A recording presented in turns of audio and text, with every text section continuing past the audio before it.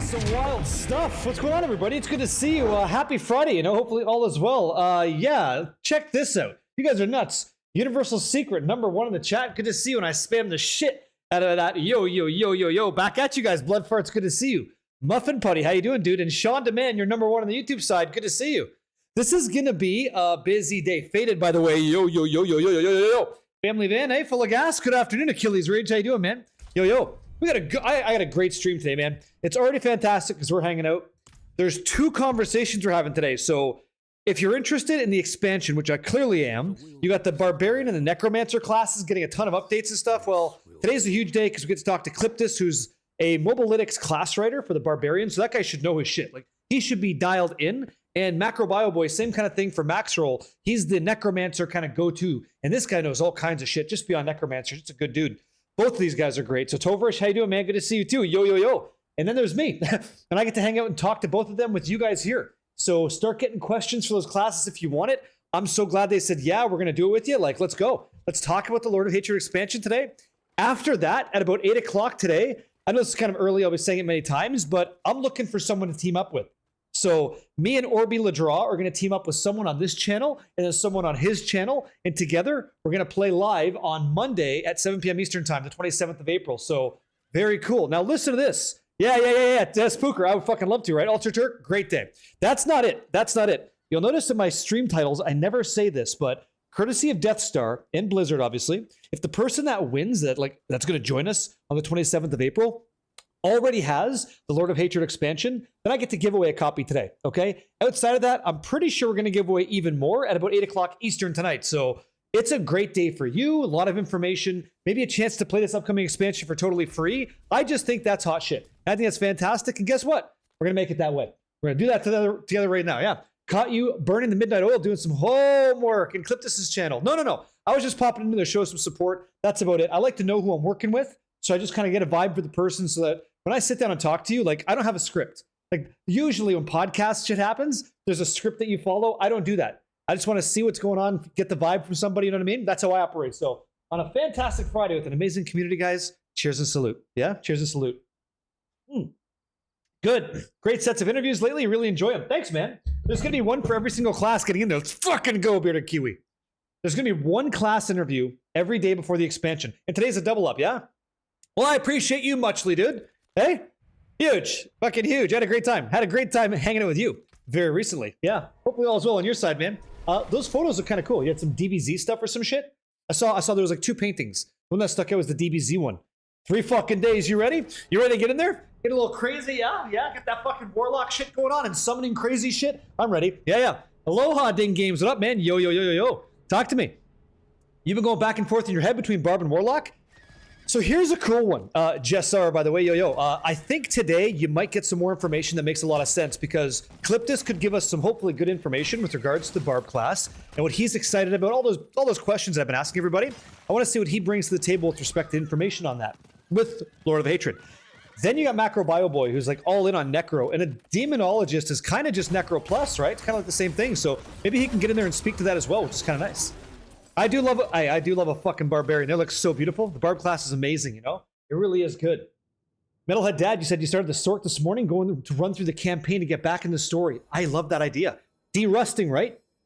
Crouching, standing up. I picture you as, oh, here we go. What's going on, dude? Yo. Yes. Yeah. Big old Barb. Okay, hit, push, easy hit. This is going kind of good. Our build's decent. Like, it's okay. And Sakiri, normal. play on normal difficulty. It's all we gotta do. Just get in there and smack these guys with that blue orb. That's right. And our wings do all the work. It's just so sick. Oh yeah. Hello, what's going on, man? CJB Zilla. What's up, man? Yo. Good to see you, dude. Happy Friday. Good day today. Good day. Can't wait. Too late? I'm just saying. I'm just saying. I'm on hard mode because the quest XP and the monster XP, well, more importantly, the quest XP is not scaling with the difficulty. So if you're doing all those blue quests, like, you're good, right? Let's hit this again. Pop, push, hit. Done deal. I gotta find a couple more legendaries. This guy comes online, I think, for leveling very good. Oh, Tovarish, how do you not believe in Sakiri, right? You gotta be nuts. She's amazing. So is anybody else in that mod team. Sinister doing the Lord's work. We got a lot of cool shit going on. So it's a busy channel, and we like it that way. But there's stuff going on you guys don't even know about, and I'm excited to share that with you too. Hey, Spectre. Spectre, what's up, man? Go hard, stay wet, stay hard, stay strong. Escape, how you doing, man? Hey, yo. Talk to me, Yahtzee. Said, been watching for almost 3 years. Discovered your channel shortly after Diablo 4 launched. Yeah, awesome to see you back in the game after a long hiatus. I cannot believe how long it's been since I was back in this game. That's the scary thing, dude. Time goes on, you start playing video games, and you kind of forget that we had 20 guilds inside of Diablo 4. You forget about all these things that we were doing because I start focusing on other things. It's like, it's crazy, you know? There's only one life and so many video games we get to play together. What's impressive, Yahtzee, and thank you for saying that, but what's impressive to me is that we've stuck through as a community through all the games across time. That speaks volumes to this group of individuals, right? And the community is just growing. Yeah, hey, what's going on, Just612? Yo, Summerin, sick. Hey, dude. Welcome, welcome. Sure, I don't care. Whatever you want. This should be like auto AFK almost, yeah? Yeah, hi. Yo, Project Coma. Yo. Hey, what's up, dude? Is that... Oh, it's Kakata Rinsei. What's up, man? Hope all is well. I hope the drops are great, too. Hope all is well for you as well. In addition to. Yeah? What did you say? Llama bullshit, Riker bullshit. Hey, Kenneth Ward. Happy Friday. Welcome into the room. I have no idea what you're talking about. Do you want to describe to me what you're saying, dude? I don't even know what you're talking about. I don't think that we've talked before. Are you you wear glasses too? Yeah, look at you. Fantastic. What's up, man? How goes? D-Rock 808. Aloha, dude. Good to see you. Happy Friday. Hopefully you're doing well. What are you talking about, dude? I'd love to learn more. I love you too, man. You never know. You never know what you're gonna get. Fantastic. So, 19 more minutes. 19 minutes. Specifically talking to another guy about all things Barb for about an hour. Kind of stoked. Can't wait to learn. Told you the wings. I know the wings. Hey, the wings are good. You're not wrong. Thank you for 100 watch streak, man. You guys know those triple digits, man. Spooker you, it's crazy. I appreciate it, man. As you guys know, I appreciate it. Okay, big level, yeah? Level 50. Okay. So, if memory serves, we want to grab like a bunch of this stuff, right? Crit strike damage chance against weakened enemies. We weaken them all the time. Critical strike. What's this? Grants you damage reduction. That's fantastic. And then extra damage against healthy targets. So, this all just works for me. We'll grab it all. They get to test and change what they don't like in the game? What are you talking about, man? What do you mean? They get to test... Okay, first of all, you're coming in hot and heavy, and my day is fantastic. So I'm up here, right? I think you're coming in down here. I want to get you here. I want to bring you up here with that positive energy, yeah? I've done what these guys do, Kenneth. So, like, I've tested the game before you ever played it as a person because Blizzard flew me out. Because this community allowed me to become a Diablo partner, man. And so all we do when we go there is we give them our feedback as people that basically have a job playing this game or games similar to it. And we try to give them advice when things are kind of bad. Like, this skill does way too much damage. It's just going to erode the rest of the game. There's not a lot of legs there. Fix that, balance that. If you want to, we give opinions. They ultimately like hit that gavel of pain. You know what I mean? So as someone reading the comment, right? Potions are just listen to what I'm telling you, please and thank you, or hit the back button on your browser. We just try to make it better for you. And the best thing you can do is have a good feedback for us to take to them. Because we're just kind of like an intermediate, you know? So I wouldn't be hating somebody because of the job they do. I just wouldn't watch their stuff. Like probably what you're about to do with me, you know? And I'm okay with that. But I'll call it straight. I'll just tell you how it is, you know? Yeah. There's no I don't know what you're talking about with potions. Potions are here right now, but we can talk about it. Yeah. Death Star, how you doing, man? Cheers to the weekend, my friend. Hey, by the way, look what I got for you. That's for you right there. Little Star Wars tang, right? Cheers and salute. I never played Grim Dawn. Yeah. Never did. Oh my god. Solist Guardian, I'm disgusting. I turned that off, dude. My apologies. I turned that off for the conversations that we have, man. I'm doing really good, and thank you for the 6 months. Thank you, and welcome to the BBC, the Blue Badge Club. Appreciate it. Hopefully you enjoy that blue badge. I enjoyed making it for you, okay? Simply amazing. Death Star, thank you so much. I think those copies of games are going out today, which is kind of fun. For anybody that doesn't have it, that wants to get in the expansion for free, a lot of that's you today, man. So just be aware. Thank you very much. Yeah, there you go. I should definitely, what's that? Grim Dawn, I should play it when I get a chance? Yeah, maybe. I mean, there's a lot of other games coming out too, right? Like, you got Path of Exile 0.5 coming out end of April. You've got Diablo 2 Resurrected with a new, maybe a new season coming up with changes that looks exciting. Who knows? Tons of stuff, dude. Yeah. It's just crazy, man. I'm stoked. There's so many great games to play. Tons of games. But Grim Dawn, I've never played. I never have. Yeah, I don't got even Hammer Toss, although it feels good to do. Here we go. Yep. Okay, here we go. So Kenneth on the YouTube side says, again, all these gamers get to see stuff and change bugs in the game. Keep in mind, bugs can be fun. Hey man, here's what I tell you to do. Kenneth, I would challenge you, and I hope you take me up on this challenge, okay? Because I've done it. I've done this challenge. If you don't like the way it's going, start streaming, make a community, connect with people, listen to the feedback like we do already. And if you think you could somehow, and I hope that you do, get a chance to get feedback from individuals that you can take to the publisher making the game you enjoy, then you can actually maybe see what that's like on the inside. Because I'll tell you, it's not what you're making it out to be. And I think that your weekend's starting off the wrong way. So let me get a moist towelette. I'll get that forehead for you. Just calm down. It's all good. And your life is nice, right? Don't worry about that. It's okay. All these streamers, we're just people, man. We're just people like you. It's all good. Me and you take a deuce. Me and you drop Diablo 2 druids like anybody else. You know what I mean? It's all good. So I would not worry about that. It's all clean work. Yeah, it's all good. Here we go. Let's defeat this man. Perfect. Boom, slap, and go. Too good. Yeah. Incredible. And easy jokes. Security, I gotta get you here. I gotta get you doing this. Just get those hammers ready. Plant the leg. Boom, right? Then hammers up. And send that guy through with all those wings and stuff, yeah? Should be good. Incredible. Have any of the rest of you players been invited? I haven't. Okay. So it's not all about this guy. Have a nice time, man. See you later. Bye, Kenneth. Hope Kenneth has a great life, but Kenneth's out of mind now. Okay. All good. Bye-bye. All good. Sin, is you playing something else? What are you playing? What's he got you? 200 gig. I know. Crazy. 200 gigabits. It's tons. Super crazy. Woo, mama. Okay, so what are we doing? Return to the Tree of Whispers. Okay, and okay, so we have to go over here to Estuar, and I think we go down, right? We press T? I think T is gay. Cool, we got it. What's that, Scott? Anyone have issues with the Amazon Prime sub? I don't know. It should be there for you, man. I know I turned it off when I was talking with these guys. That was about it. Yeah. You go, oh, the Oridon. Oh, yeah. Yeah, okay, so I think you guys are doing this then, if you're on Oridon, right? I'm starting to learn. So you guys are doing Holy Light Aura, right? I think is what it is. So you start channeling all this holy damage and stuff? Yeah? Yeah, yeah. Oh! Oh, look at this! Death Star, for some reason it doesn't work again. Thank you for gifting 3 months. You're killing everybody out here, man. Thank you for everything that you do. I don't think a thank you's enough, man.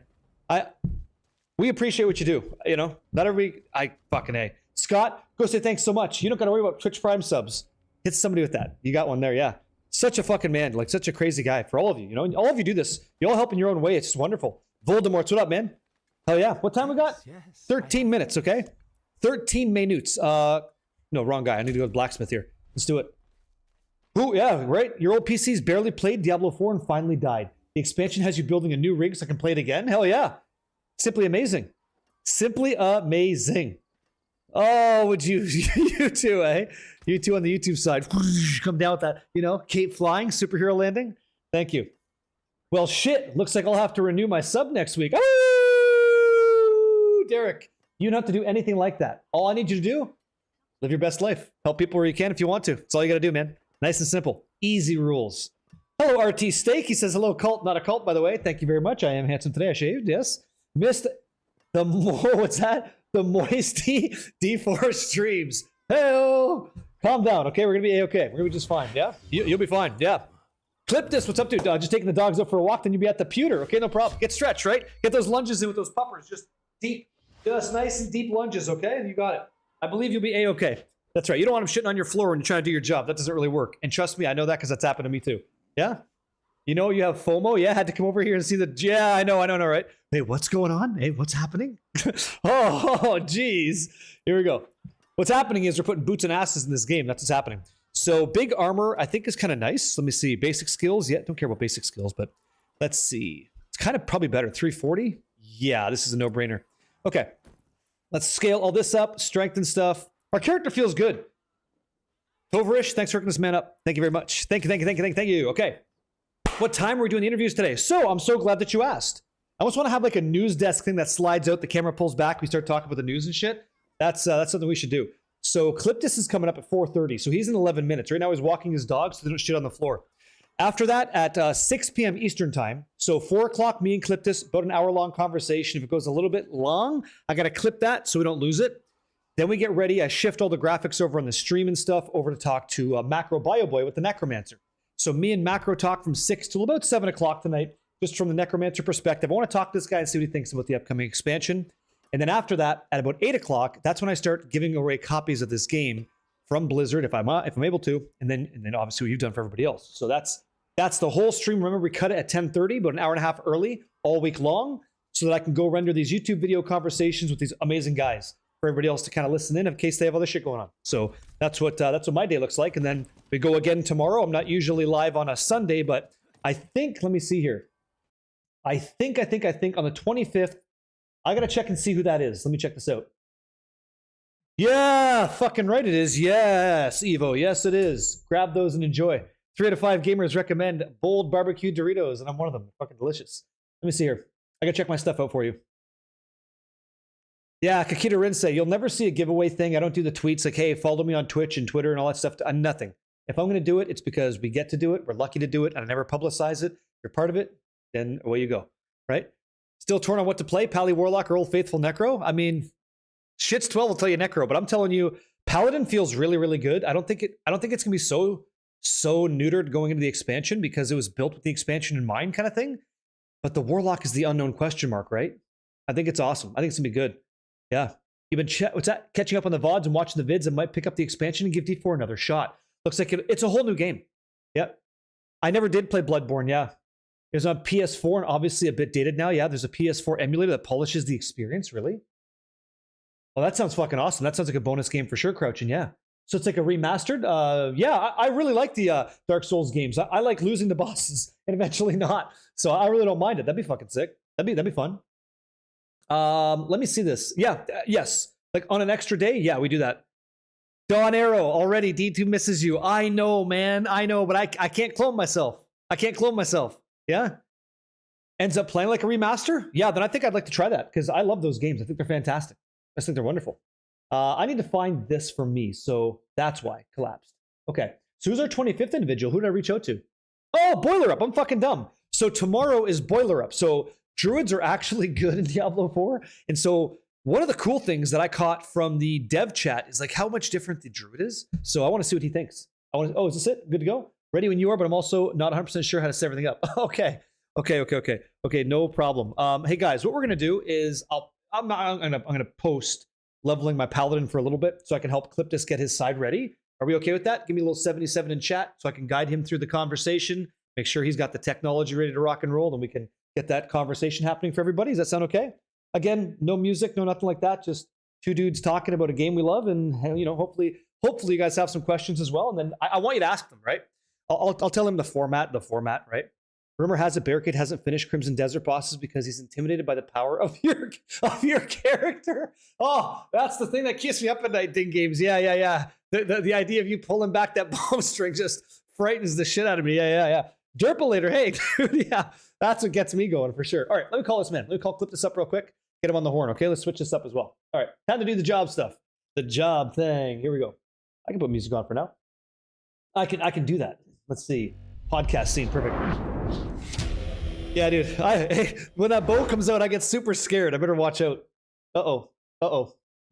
Hey, Cliptus, are we talking? Oh, I don't hear Cliptus. You guys can you hear me? Hey, yo, I can hear you. Yeah. Can you guys hear him okay? Let me see if I can't moderate your audio. Let's see. Hot Rod, how you doing, man?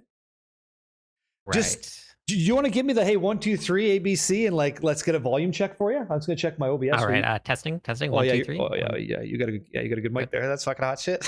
Okay. All right. Good. We are good.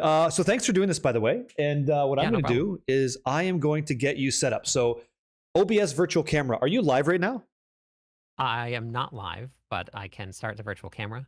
Okay, good. Yeah, like you don't have any plans on like going live while we're doing this. We're just taking your free time, right? That's what's going on? Yeah, I'm not going to be live for it.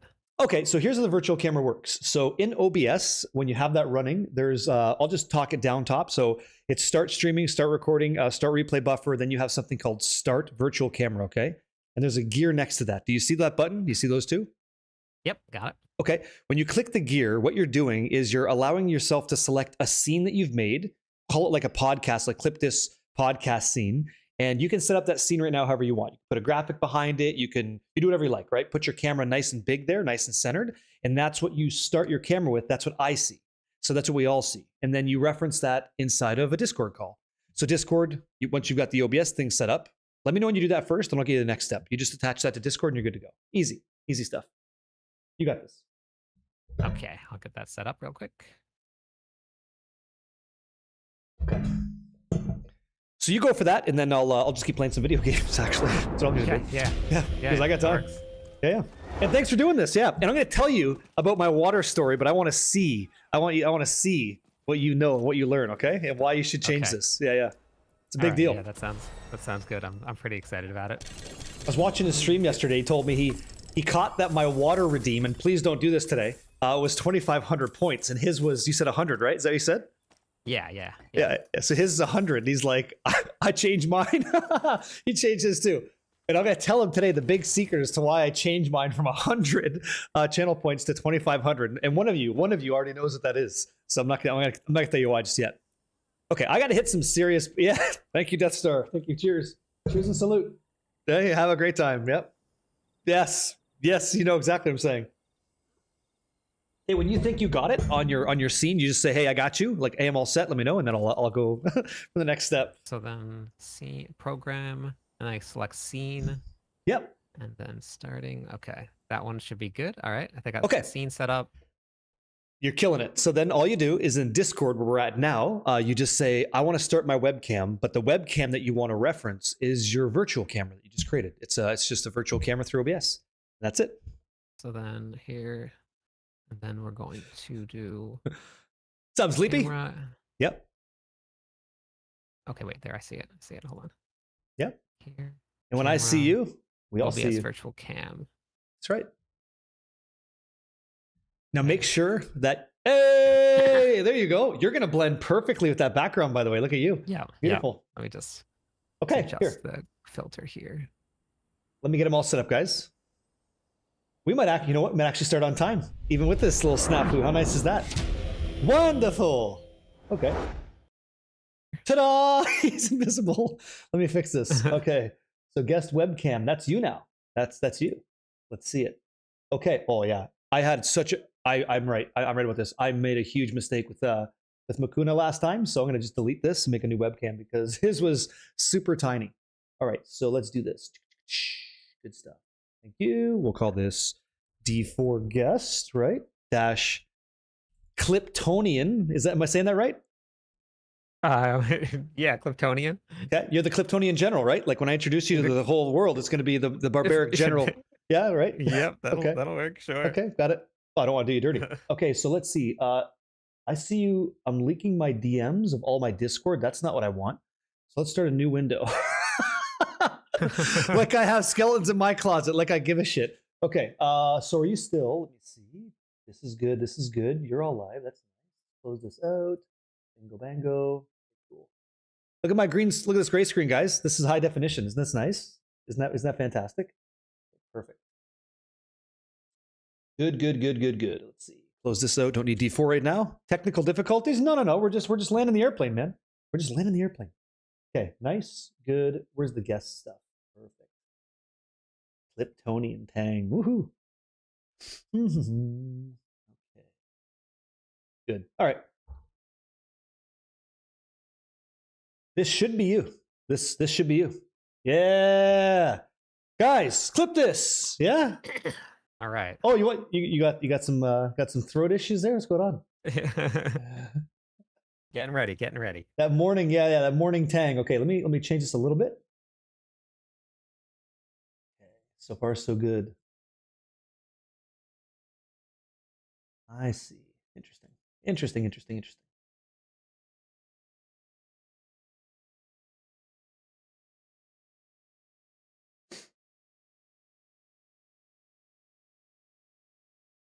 Welcome to the behind the scenes stuff, everybody. This is the good shit.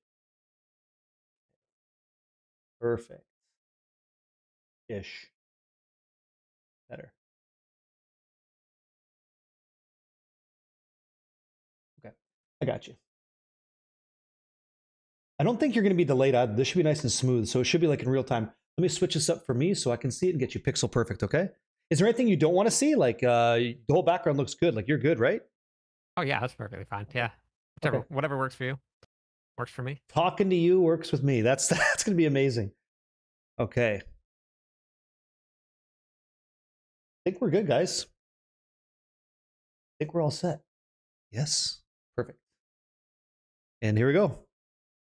Yay! Now your head, I kind of got your head zoomed in a bunch. Is that? That's on me. I might be able to cheat. Yeah. He's like, he's clipping his head because he actually has hair. He's rude. Let's see. I'll go this way. I'd rather not clip your head. You know, I'd rather not do that for you. Okay, let's try this. No black bars. Okay. Good. All right, man. Well, first of all, thanks for doing this. I don't do podcast like a script and stuff. I just talk to the guy. I talk to the girl. I talk to whoever it is. I don't care. I just want to see what's going on and meet that person and see what you think about video games. That's what I do. Yeah. So that's me. Okay, I'll pause it up and I will record in about 2 seconds. But before I do, the reason I switched my water redemption amount. All right, here we go.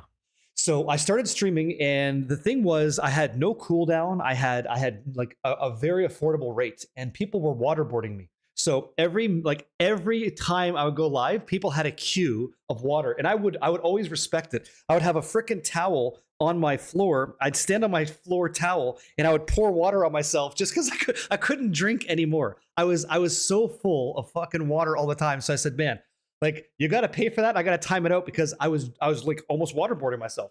That's what was going on.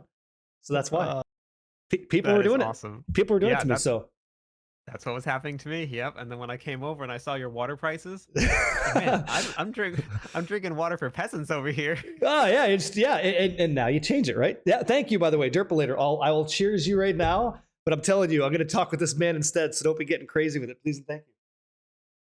Okay, I got some stuff. All set for us today. Some secret things that you don't even know, but it's not a huge deal. I'm ready to go if you are. You good to go? Yep, I'm ready to go. So he's ready to go. We're recording right now. We're live. So first of all, Cliptus, thanks for doing this. Why don't we start things off by you introducing yourself to the room? I know you as Cliptus, but some people might know you as the Cliptonian, the barbaric general, the Mobalytics guide writer, but also pretty awesome guy from everything I hear. So go for it. Thank you. Thanks for doing this with me. It's very exciting. For everybody out there, I'm Cliptus.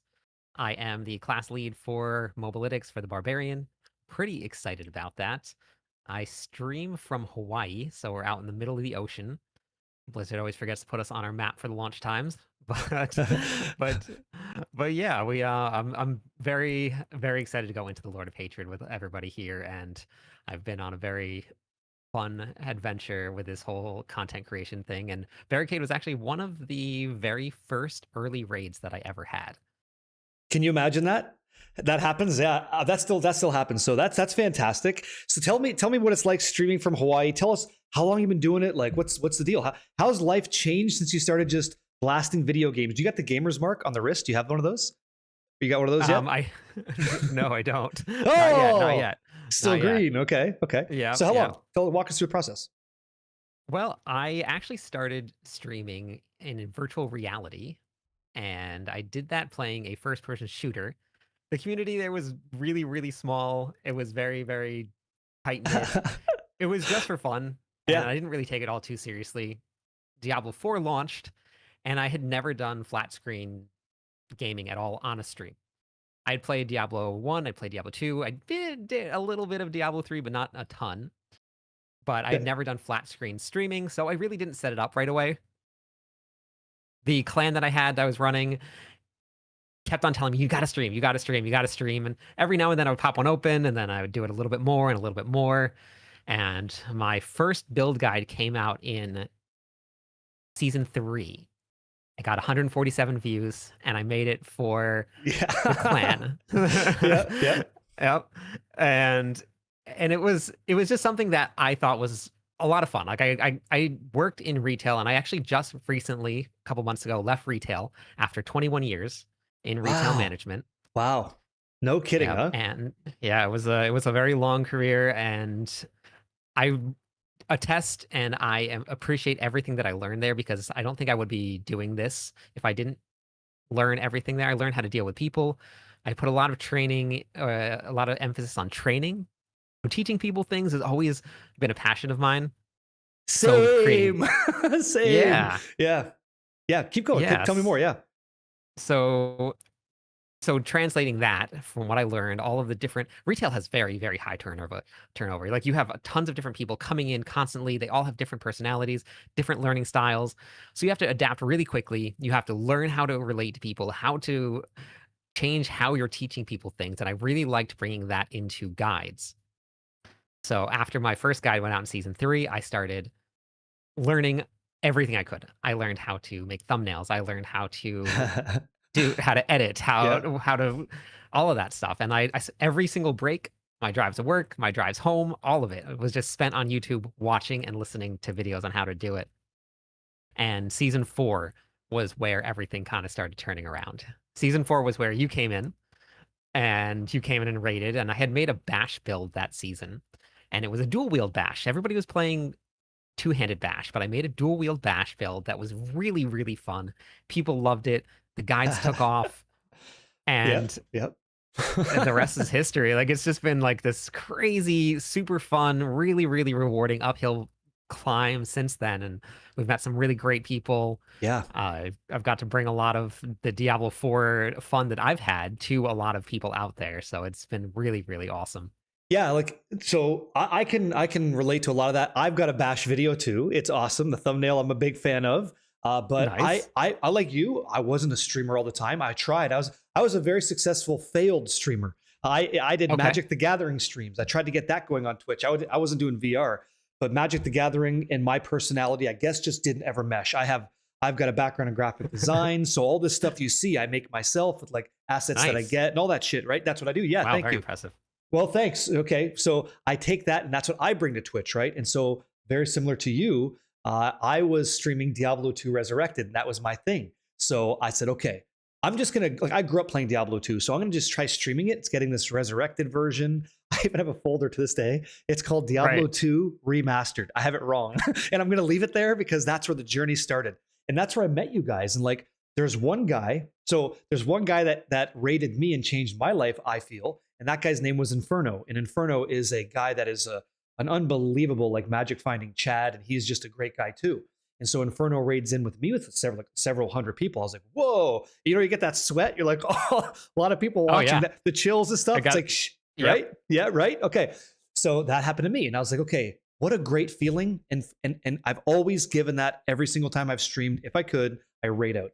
And one of those raids led to you. And then look Yeah. what happens. Who knows? Who knows? I think I was lucky to have rated you then, and I get to talk to you now. So the pleasure is all mine, right?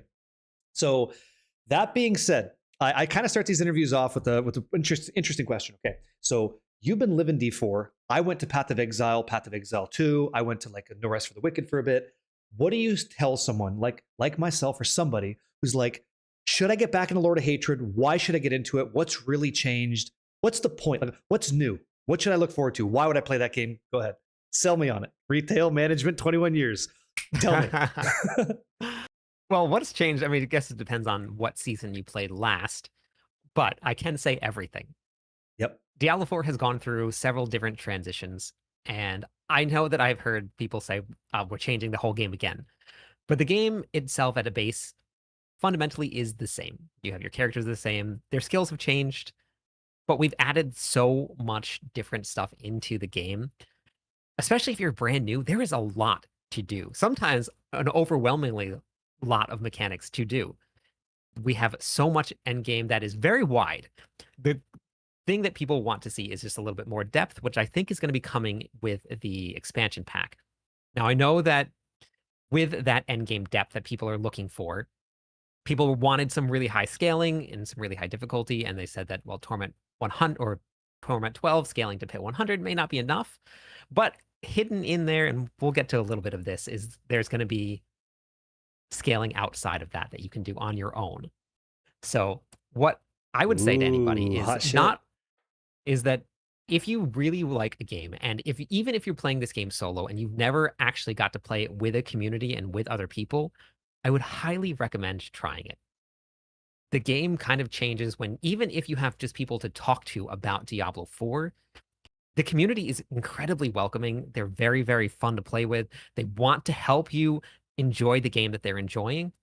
So if you're out there and you're trying to just grind this out solo and you're getting frustrated and it just feels like nothing's ever going to progress and nothing's going to happen, hop into a server with somebody, hop into Barricade server, ask some questions, join a Twitch stream, because the game is really, really fun. And that's what keeps me playing, is that I get to play with people that I get to play with every single season. They keep on coming back and they keep on playing.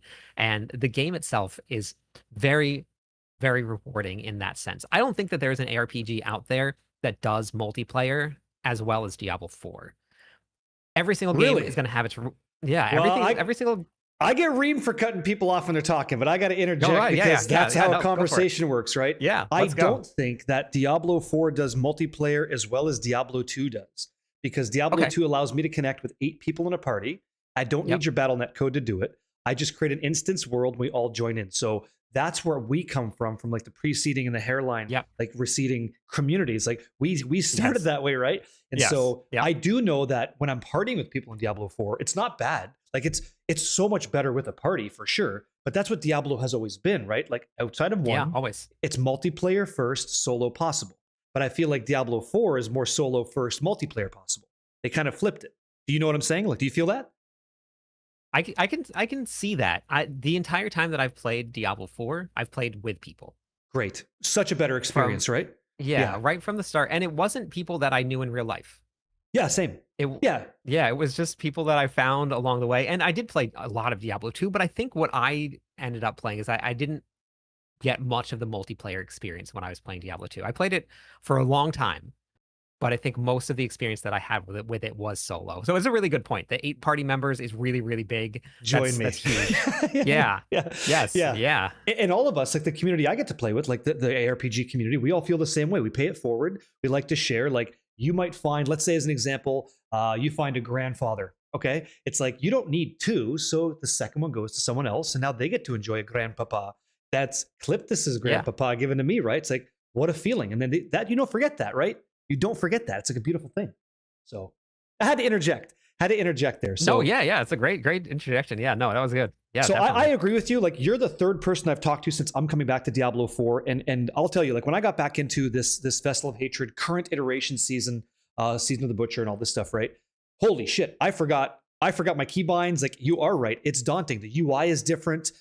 There's all kinds of things that have been changing to make the game better. And I've been telling people like, I'm enjoying the Paladin. It actually feels kind of nice to bless hammers and, send them in the sky and throw that in the new world. It's just, how does that Paladin I grew up with feel in the modern game? It feels good. It's like, I'm not minding it. Probably going to play a Warlock though. We'll get to that in this conversation later, I'm sure. But I love the Barb too. It's just, the game is doing things right. If there's 3 classes before I've even played that expansion that I want to play. Right? Yeah, I agree. And a lot has changed. And I'm pretty excited to see what's coming in the future. Well, I got to say, Quality of life is yeah, quality of life. Yeah, like you've done a great job digging into the barbarian. So what I'm trying to do is I want to talk to people that have a passion for the class and are good at it and excel at it. So somebody returning to Lord of Hatred could listen to a video like this or partake in a live stream like this and go, hey, let me glean some information from these guys. So you're my guy for that. You're the person that I'm going, okay, he knows this stuff. And I'm so happy to tune into your streams and you're breaking down the stuff and you're writing it out so you map it to memory like I do. And I was like, he gets it. Yeah. He's trying. And so let's talk about, for the barbarian, we'll talk about quality of life and stuff like Project Cube and all that stuff, because there's lots to talk about. The game is changing fundamentally. But barbarian class, okay? I died to frickin' Lilith in Season 0 600 times because I wanted to ethically cleanse that area without stagger cheese. So I'm talking about like Hoda backwards to hit forward kind of stuff, that stuff. And I finally got her. I learned the dance and we were great. Now you're the barbarian guy. We're going to Lord of Hatred. What does the Barb Nation get to appreciate in Scovos, do you think? What are we looking at now? Like what's great? What's bad? Walk us through the Barb, please. This is you. I've been pouring over every little bit of information I can. And I'm pretty excited to say that it looks like there is a lot of work that has gone into Spin to Win. Ooh. And this has been something that people have been asking for since like Season 0. They want a pure Whirlwind build, and it looks like it's coming. I'm very excited about that. They've added in a ton of different mobility options too. So the Barbarian looks like they're going to kind of bounce around. It looks like they're going. Go ahead. If I interject with you, are you cool with that? Because like as you talk about shit, I'm a spin to win. Okay. Yeah. So you say pure spin to win. We're talking no NATOs, no earthquake, no sizzle. Just I'm a spin to win guy. That's possible now. That's awesome. That's what it's looking like. Okay. Nothing, no frills, no nothing. And you can talk over me all day. I'm cool with it. And then you said mobility stuff, bounce around. We talking leap? Like leap whirlwind, leap whirlwind? What do you mean? So they just added in one of my favorite builds in the game right now. It is not the best build. It's not the strongest build. It's not the fastest build, but it is a charge kick leap ground stomp build. They Okay, added okay. in some new pants a couple seasons ago, which block off your ability to use a brawling skill after you use it until you've used every single brawling skill on your bar completely. Okay, You got it. cannot use it, but as soon as you use everyone, all cooldowns reset. The Okay. pants are very, very widely used. They're awesome. If you run this build with a rotation, you can eventually you have to use it in a very specific rotation or it doesn't work, but it all leads up to a giant kick. I And love you it. kick enemies, and it was doing hundreds of billions of damage, and it was super fun and challenging to play. Well, they took kick and they turned it with one of the modifiers into a mobility skill. Okay, got So you. you can now bounce around with kick. So Kick will teleport two monsters. You do this flying kick across the map.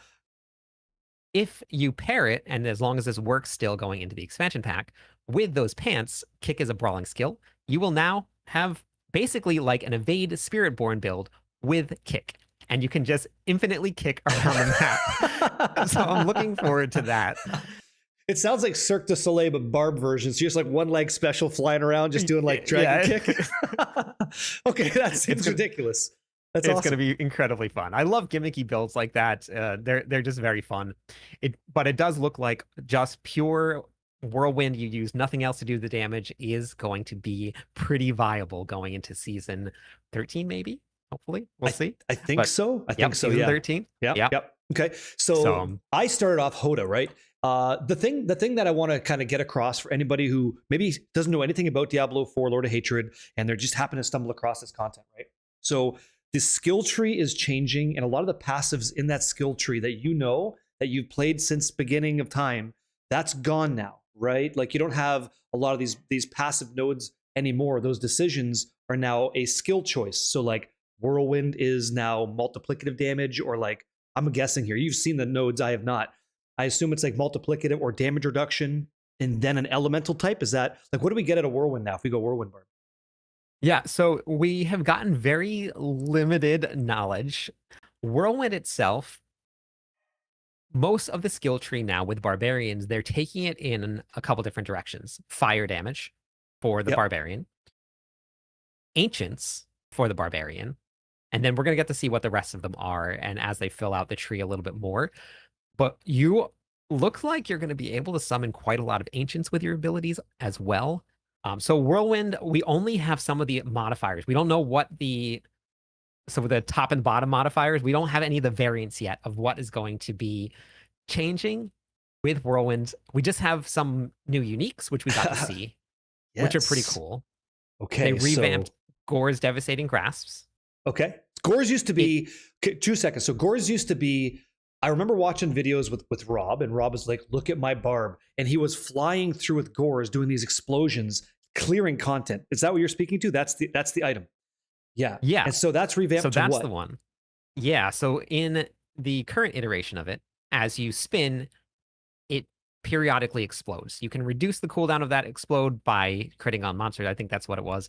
But it still wasn't Whirlwind. It was Gore's doing the damage. Yes. So it was just explosions that were going off every so often. It has now been revamped that it is giving a big, gigantic multiplier to just Whirlwind damage.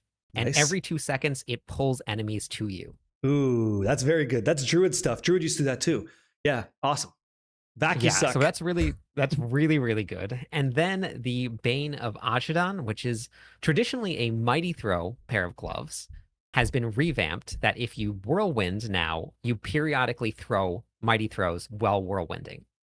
Interesting. So that's just weapons coming out. That you could consider that like a tornado thing too. Like it's an effect on a whirlwind, Yes. right? Same kind of thing. So I don't know if this is what you're speaking to, but since we're going through itemization right now, I have a couple things for the stream I can show. And this is the first barb item. So it's the Bane of Ajaden. You kind of spoke on that, but this is it. So you've got 4 affixes on the unique. While channeling Whirlwind, you now periodically hurl out a Mighty Throw that deals, and this is the data points that we see, 75% multiplicative damage, up to 90% increased damage. So that's the Bane of Ajaden. That's a glove item. So in Diablo 4's new lens, though, like me and you would be like, okay, that's my glove slot. So then let's build around that. But now that could actually be extracted and put into our talisman system. Yes. And now we're starting to get little like new build diversity. So for someone like you and I, those gloves and that talisman system, that makes our job way crazier, but so much more fun because guess what? I have a glove slot now, right? Right? Like it's so cool. Yeah, dude. Yeah. So very, very nice. Now you also mentioned that the Barb's getting a bunch of, and you don't know everything yet because we don't know, right? The Barb's getting a bunch of ancients. So the Cliptonian Legion grows and its commander, battlefield ready, charges in, making all those blue friends slap in the room. I've seen that. That was in the dev campfire chat, right? Where the guy was like, produce. Yeah. And so we know a little bit. Now, again, I happen to pop in your streams and I'm like, I see what you're doing. He's going through, if I can for a second, he's been going through all of the nodes, meticulously writing them out, trying to understand how every skill breaks down. That's who I want to talk to. That's what I want to talk. That's what I want to talk about. Like when you have that library of wealth, like you're like me, we're mapping it to our mind. We're starting to apply that to like what else exists, items, talismans, the game's content. How does this character fit in the world, right? You have to do that job. And so Whirlwind, a big fan. Ancients. What are we doing with the ancients? That sounds kind of nice. What do you like? A couple of seasons ago, there was this crazy ancients build. It only lasted one season. Okay. They left it in the game for the whole season, but you could just continuously cast and you would fill the room with ancients. Really? No kidding. Okay. I missed that. It was hilarious and it was fun and it did tons and tons of damage and people loved it. So they removed it. So actually, as you do. It was really overpowered and it was like probably crashing servers at some point somewhere because there was so many ancients out there. It was filling the whole room. But they're making it so that now there is an option for everything to cast and summon ancients. They're going to do different functions. They're going to give you different buffs. And you can buff all of those ancients through your Call of the Ancients, which makes sense, which is the ultimate skill. Yeah. So you can summon them through shouts. You can summon them through your regular core skill abilities. And there's even ways to buff your core skills by summoning ancients. Ooh. So there's going to be some, so you can have an army of ancients. And people like to call this a pet build. I would think of that as a druid. I like to think of these as a summoning build because you're summoning the ancients. These ancient warriors are being summoned to fight by your side. So I like to think of these as some summoning builds for the barbarian. Interesting. And I know there's necromancers out there that like to summon things, but like when I think of summons, I think of skeletons and golems, and like things that actually persist in the world, and they do my bidding on my behest, and I'm like, I'm cool. But I would think this is more like I didn't even know how to describe that because it'd be a limited summon range, and then it's almost like I have my crew watching me kick you in the face with my core skill. It's like a crowd, it's like boom, and then they go away, and then it kind of like dissipates, right? So I didn't know about that build. I never played that. Again, I was big on Hoda when I played. It was really, really fun. And so speaking of like builds and stuff like that, so as a guy that writes them and tries to produce them, and then also enjoys them, I've always found that the build enjoyment has to be number one. If you're chasing the meta damage, it just gets boring. Like you don't hit that triple, tempered anything. Like it's not great. And if you're not hitting those ranges, you don't really get to feel the apex predator moment. And so I think it's important that you try to look at having fun, but also, enjoying like the bevy of options because you have a clue of what they are by looking at like content like maybe this or whatever you're writing for folks, right? Like you got to know what's up. So outside of Whirlwind and Ancients, is there anything else that you've caught that's like, okay, what can Barbs do going forward? What do you think? Well, we only got a couple sneak peeks through some of the items, the new uniques that we're seeing. Yeah. But a fan favorite is Deathblow. People really want Deathblow to work. So good. But it's always been traditionally on the bad end. There's a couple seasons here where it was all right. But the Hellhammer, drawing a blank on the name of it now. It's okay. It's all right. The barbarian, the Deathblow hammer. Yeah. Which will come to me eventually. It's okay. That one got a huge buff. Okay. It used to not increase the damage of Deathblow. It just gave it just a range. Now it's giving it gigantic multiplicative increase to damage, which is going to be huge. So I'm pretty excited to see where Deathblow is going to land on this. And I want to see where it's going to hit with some of the other core skills too. Because I really like playing Double Swing. Double Swing is very fun. It's very, very fast. Overkill is the thing that I was trying to say. That's what I was trying to say. Yeah, we got there. Yeah, good stuff. Yeah. I remember. So Deathblow is a skill because again, I'm returning after a while. Like I remember Yeah. Death Blow being a build where I would, if I kill someone with Death Blow, it resets the cooldown of Death Blow. Am I making this up? So it used to be, and then they made some Ah, really, really crazy okay. changes, which this is also getting buffed. So this is going to make Deathblow even more appeal to a lot more people because the third blade was entered into the game. The third Yes. blade takes your weapon mastery skills, which is what Deathblow is, and now it converts it into a core skill. Yes. Yep. So it takes away all of the cooldown. So you don't have to worry. You can actually now just spam Deathblow. Yes. Yep. And Deathblow has one of the fastest barbarian animations out there for attacking. And it is and it's like a wood chopper. You're coming straight down over your head. And Hell yeah. it's so much fun to watch because you can get so fast attack speed. I absolutely love that. So I'm looking forward to seeing where Deathblow kind of falls on the map. And then something else that I think a lot of people have been waiting for a really long time that I'm incredibly excited about is going to be Bleed. Yes. Yes. Bleed, everything I'm seeing, like I have another Barb unique item here we'll show maybe after this component, but Bleed has been crazy, and scaling up Bleed or damage over time in general has always been like a fun challenge for me when I'm making guides for folks. It's like, what's the range on that? Because like a poison rogue, holy crap, like that poison damage over time was stacking huge. And if we can get a Bleed Barb that's in that range, oh my God, you look amazing. You're like huge. You have no neck. You're swole as hell, and everything just dies to your bleed. Like it's amazing. So let's talk about Bleed. Go for it. Tell me about this. Yeah. So there's a brand new amulet that's been put in, and remember, we can take most uniques and put them into a charm. Yes. So with barbarians, most of what we do is going to be resource stacking. So having the Melted Heart of Selig on, in most cases, we'll have to see if it's changed, because in the current season, as it is kind of broken, but it works really well. We'll have to see where the amulets land. But there is a new amulet that when you inflict damage over time, if you have a 100% critical strike chance, you gain a 135% increased damage to that bleed. Is that the open eye of Gorgora? Is that the item you're talking about? The one. Oh, wow. Yes, there it is. That is the one. Look at that. Weird. Look at that. Amazing. Yep. Done. Yeah. Amazing. Very good. So I'm pretty excited about that because that's going to be huge increases. But not only that, we now have multipliers instead of additive damage on all of our gear. Yes. And the multipliers to damage over time on your gear is pretty big. Yeah, so let's talk about that for a second. Like, you never know what someone knows watching this stuff, right? So you try to I want to make sure that when we're talking about concepts, people get it, and like we can apply that knowledge forward in a good way.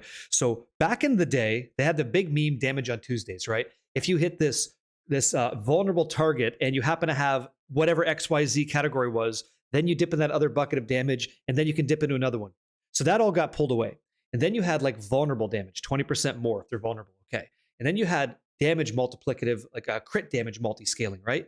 And so now what you're speaking to is an itemization, not going to call it overhaul because that's not true, but I'd say a refinement where it's like, if you see the word critical damage multiplier, every other instance of that, they add together to give you that multiplier, correct? Is that what you know to be true? Correct. Okay. Yep. So that's what we're looking for. So when you're making a build like we're about to speak to, maybe you want to try to get damage over time multi and scale that up, if that's a thing, or crit damage multi. Okay. So looking for that specific attribute, that's what we're trying to go for. So how do we do that as a barbarian? What kind of tools do we have? Well, I mean, the Heraldric Cube is going to play a huge role in how we do things. But legendaries are going to be your deterministic thing now. They've kind of flipped the script. We used to know exactly what you're going to get on a unique, and all you had to do was go find that unique, and your only hunt was greater affixes. That was it. Yep. You wanted a good aspect, and you wanted greater affixes, but we knew exactly what we were getting. Now, the uniques are going to have the random affix rolls, and your legendary gear is going to be what you make to be exactly what you want. So if you're looking for something like Bleed to build a Bleed build, you're going to put on your increases to bleed or damage over time. It'll probably say damage over time multiplier. Yep. Main stat, damage over time multi. Yep. Yeah. So let's talk about that for a second. Like, we're just two guys having a good conversation with a game we love. What do you think about finding that freaking unique? And you're like, oh, I got it. And then all the affixes are poop. And you're like, oh man, now I got to put this in my Heraldric Cube and re-roll those affixes to make it like kind of usable now. Do you see that as a positive? I do, but I know that it's not so cookie cutter anymore. I like that. I like it, What do you think? And then we'll break into maybe why. So I actually answered this question last night on stream, and I pulled up. I Excuse went me. line by line. No. Not that. Yeah. But like what I meant is I have gone line by line through the Herodric cube because people were asking, and because I want to know about this because this is a huge change. This Kind is of big, yeah. Everybody's used to their uniques. They know what they're going to get. They get that, then they Yep. hunt for the legendaries. Yep. So this is a big change. So I went line by line through the Herodric cube, and I broke it all down. And what I didn't see was the ability to reroll affixes for unique items. I don't have, because like the way we're structured doing this, I don't have a 7th monitor to like go check it out. Yeah, but I believe there's a chaos affix, and if a chaos affix, and I'm gonna because I don't know how much Path of Exile have you played. I got about 500 hours into PoE 2, but that's about it. I didn't play 1. So chaos orb changing an affix, putting a new one in. Yeah. I'm assuming that works on uniques. I'm thinking that happens. So are you telling me you don't think so? No, when I pulled it up last night to double check, Yeah. it said it requires a magic, a rare, or a legendary item. Okay. Maybe things are going to change when it goes live, or maybe we're going to be able to reroll somehow. But well, there is a line you would have read, right, which is a 3-to-1. So you could take 3 not so good amulets and then remake a new one. So that's correct, 3. Yes. That's 3 amulets you got to find, but you can't change it line by line. Okay. All right. But you can change the legendary or the unique power on it. Yes. So if you find a really, really good one, but the power is really bad.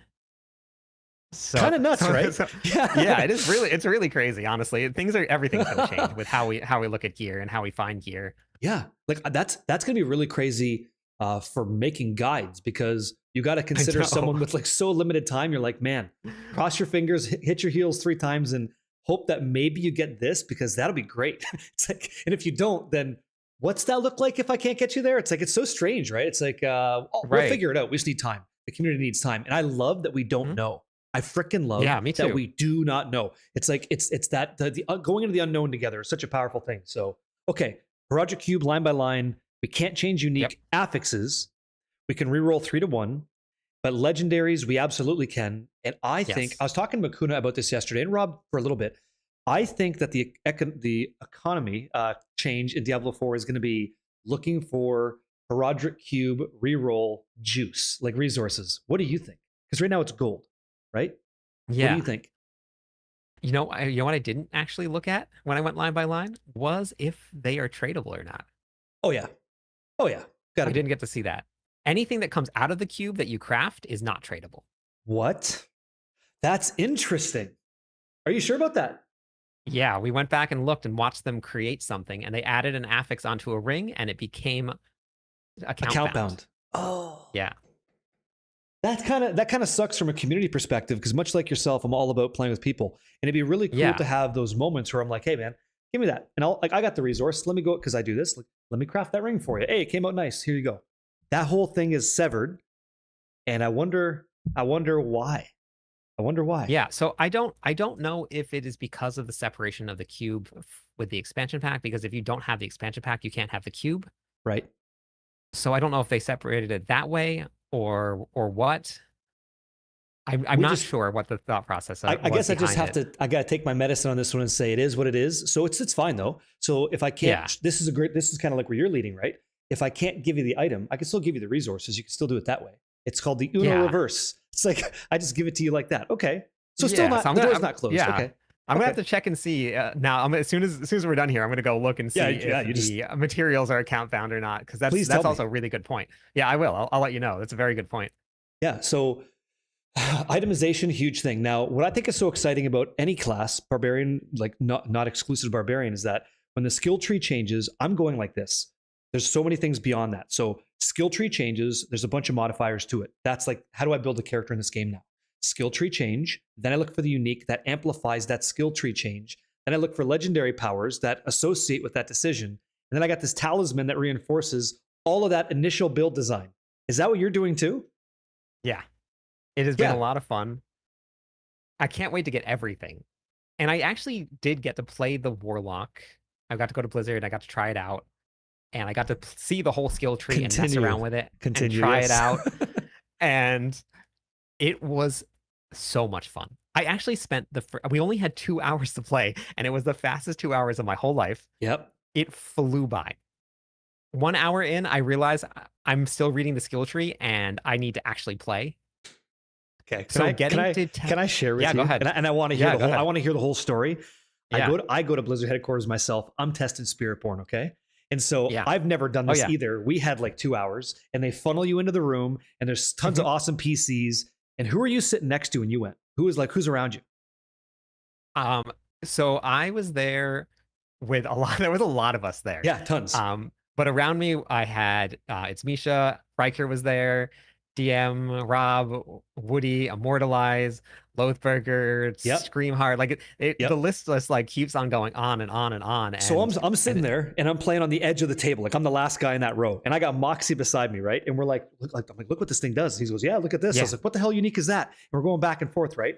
And then I notice like everybody else is like scrolling over the nodes because you get to record the video gameplay, right? They're all recording all the skill tree. I'm like, holy shit, that's genius. I need to do that too. So after you get in the game, I was like scrolling all the stuff, even though it's going to change the stuff. Did you do the same? Did you start doing that? Okay. So tell me. Again. Go. Again, yeah, this is I was in the same boat. This is the first time I'd ever done anything like this. I didn't know what to expect or what to do. And I know I need to record. So I know I need to get the skill tree. I know I need to try out some skills. I know I need to try and do it like some sort of build or something like that. And I was so all over the place that I went back through my footage and realized that I only recorded most of the skill tree. I didn't quite make it through all of it. Yes. Yeah. And then I went to go try some stuff in the training grounds, and then I didn't try all of it. I went and I did one build, and then I hopped onto another class, and then another one, and another one.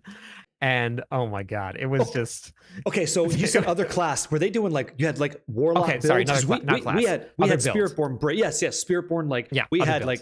like Centipede, Gorilla, Eagle, Jaguar, Go, and it's like wow, Nahantu's beautiful. But you guys didn't go to Scovos, from what I understand. That didn't happen. No. We were only level 40. Yeah, that's right. Yeah, same with us. Like I couldn't tell you the end game because, and I think it's smart. Yeah. Like, can you imagine if you go and you're like, I agree. Here's Mephisto. You're like, okay, like what about everything else? Right? Yeah. Okay. Yeah. So they let you play the Warlock builds. Okay. So talk me through this. I want to hear all this. Go ahead. So the very first thing that I did was obviously they had your pre-built characters, you have 4 of them because there's 4 different Warlock builds. Your Vanguard, your Ritualist, and all of those. And I logged into the game on the Vanguard because they had given us a presentation already. We kind of knew what the different things were. And I wanted to play the Vanguard because it's up close, personal, tanky, barbarian-ish, right, is what I'm thinking. I log in and I click a couple buttons and I was already blown away. Immediately. It was so much fun. The skills were good. The way that the Warlock felt, just moving it around, casting, the way the abilities interacted with you, I was like, wow, like this is awesome. Okay, and so I'm going to interject, and I want you to continue. Go for it. So I go there, I'm playing Spiritborn, and I was like, okay, they'd made a monk mixed with a witch doctor. That's how it felt initially.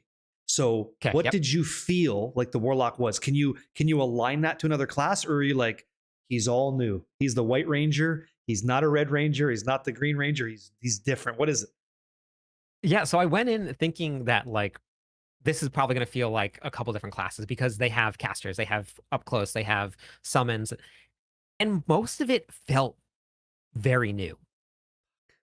I wish you didn't say that. Okay. Most of it felt very new. And I didn't get to play the Demon Hunter with the dual resource spec, but when I was playing dual resources here, I was able to find my way around not really having too many resource issues. So I was a little concerned initially about that, but that was okay. Even this one, one of the builds I built had a leap. And even the leap itself felt different than the barbarian. I mean, in the animation style, you're still leaping, right?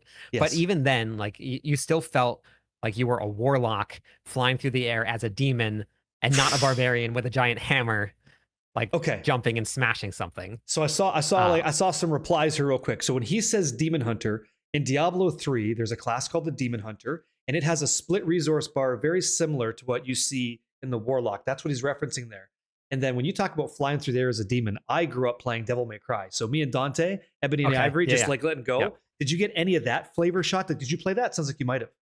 I played a little bit, yeah, and Okay. I think it kind of relates to a little bit of that feeling. Like you turn into this demon, and like with the barbarian, you jump, you have your hammer up behind you, and then you're just slamming the ground. With this one, you light up as this demon, and you like fly through the air, and then you just pound. Like it's a different kind of feeling. The Warlock didn't feel like it was taking the spotlight from any other classes. The Ritualist didn't feel like you're going to be a Sork. The Summoner didn't feel like you're stealing spotlight from the Necromancer, because like you're controlling those demons to go die. They're not fighting for you. You're literally sending them out to their deaths. Like it felt different. Yeah. So in Diablo 2, it's like same thing. Like the Warlock was complementary to the rest of the cast. It wasn't like, it had some similarities. Like I might bind the soul of a demon, and that guy, he can carry me through the next difficulty, but that's just an overtune. Like the skills didn't feel borrowed. It was fresh. So yeah. So you're saying the same thing. Yeah. And I got to play the D2 Warlock, and I got to, like I said, play the D4 Warlock. And what is really, really cool is that you feel the time lapse. You feel like D2, you feel like they're getting their footing. They know what they want to be and what they want to do, but they're testing things. They're trying to bind these demons to them, and like they get these like strong ones. But in D4, they figured it out. That's have it crazy down. To hear. That's you're masters. Talking crazy to me now. you're talking crazy to me now. Yeah, okay, that's awesome. Huh. It is really, really cool to feel the difference between the two. And I went backwards. I went back to from the D4 Warlock to the D2 Warlock, because it came out after I got to play it. But like now you have control over these like gigantic demons that are always there. You can bring them when you want. You don't have to bind anything. Like, and there's like these giant hulking things that will follow you around if you want to. It's pretty cool. Okay, yeah, like I actually don't know a whole lot about the Warlock, because I'm trying, like I will get to making like guides and getting the content very, very good. Yeah. But I'm waiting because I want that enjoyment too. Like I enjoy Of course, yeah. So like when I see those cinematics, I hope there's some more. When I get to use these skills, I hope I'm like, holy shit, like I love this, and now I have to stay up for 17 hours now, like, right? Uh-huh. Yeah. Yep. So okay. That's cool to hear, man, because I have not played it yet. I've only been watching, and you had your hands on it. It's so fucking good. So good to hear. And so it was fun. Let me ask you this, because I don't know if I could appreciate this in my limited game testing, and maybe you can. When you were playing the Warlock, could you envision how that feels in a multiplayer game? Is it going to be the floor is all purple, I can't see shit, or everybody's dropping fire everywhere, I can't even see ground effects? Like, I imagine it's going to be visually dense with like, we're almost going to create the Death Star. Every demon comes up with like rays and just like, shoot. Is that real? Or am I imagining like a fictitious like future? Go for it. What do you think it might feel like in multiplayer? So I'm not too sure, because I don't really know. Because we were actually running around sometimes next to people. Yes. And I remember when I was showing off the gameplay footage when I was allowed to on stream, there were people that were asking, because I was standing in town at one part, and there were just little demons, like explosive demons, all over the whole town, because everybody was AFK looking at the skill tree, right? But it didn't feel like the screen was just completely cluttered there. We weren't in the end game. We didn't have all the super big flashy things going on, but I don't know how much they're gonna scale back the graphics when you're in a party and what's going to be shown or not. But some of them were big and flashy. Yeah, they look big and flashy. That's why I ask. I'm like in Path of Exile, this is Path of Exile 2. I love that game. But unfortunately in the multiplayer experience, there's so many visual flashbangs that it's like, holy shit, I can't play with party members too much because I'm dying to effects. I can't see the game. Mm-hmm. And that's where I think Diablo 2 absolutely nails it.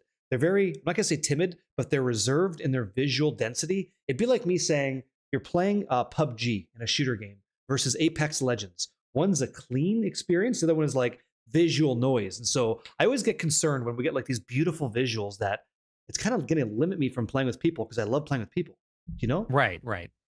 That balance, I don't know. It's tough to find. I feel. It is. It definitely is tough to find. Yeah. I know a lot of people have been asking for a long time just to have an option to just turn off VFX for other players.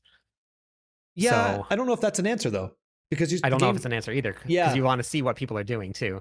I have to know so I can react to it, right?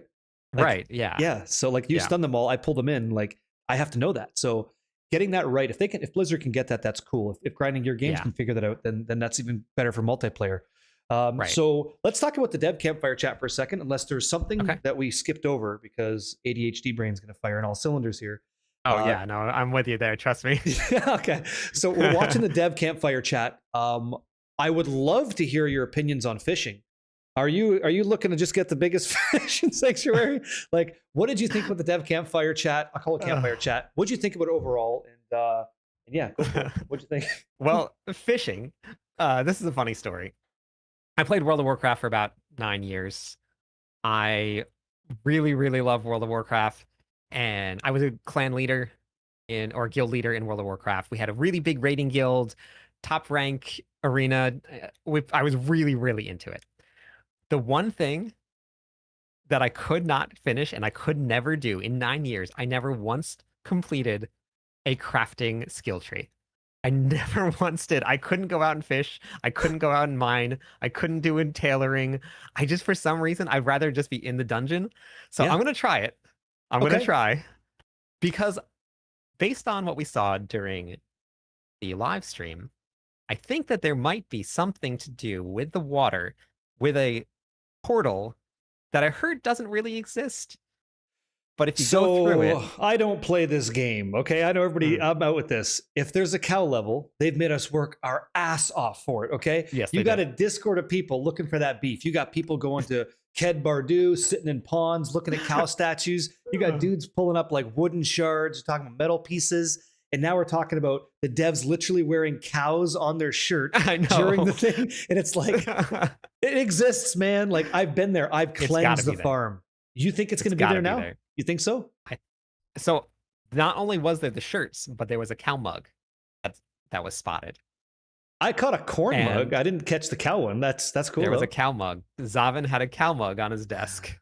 This guy. So I think Big B finally made its way into Diablo and bought its way into the portal.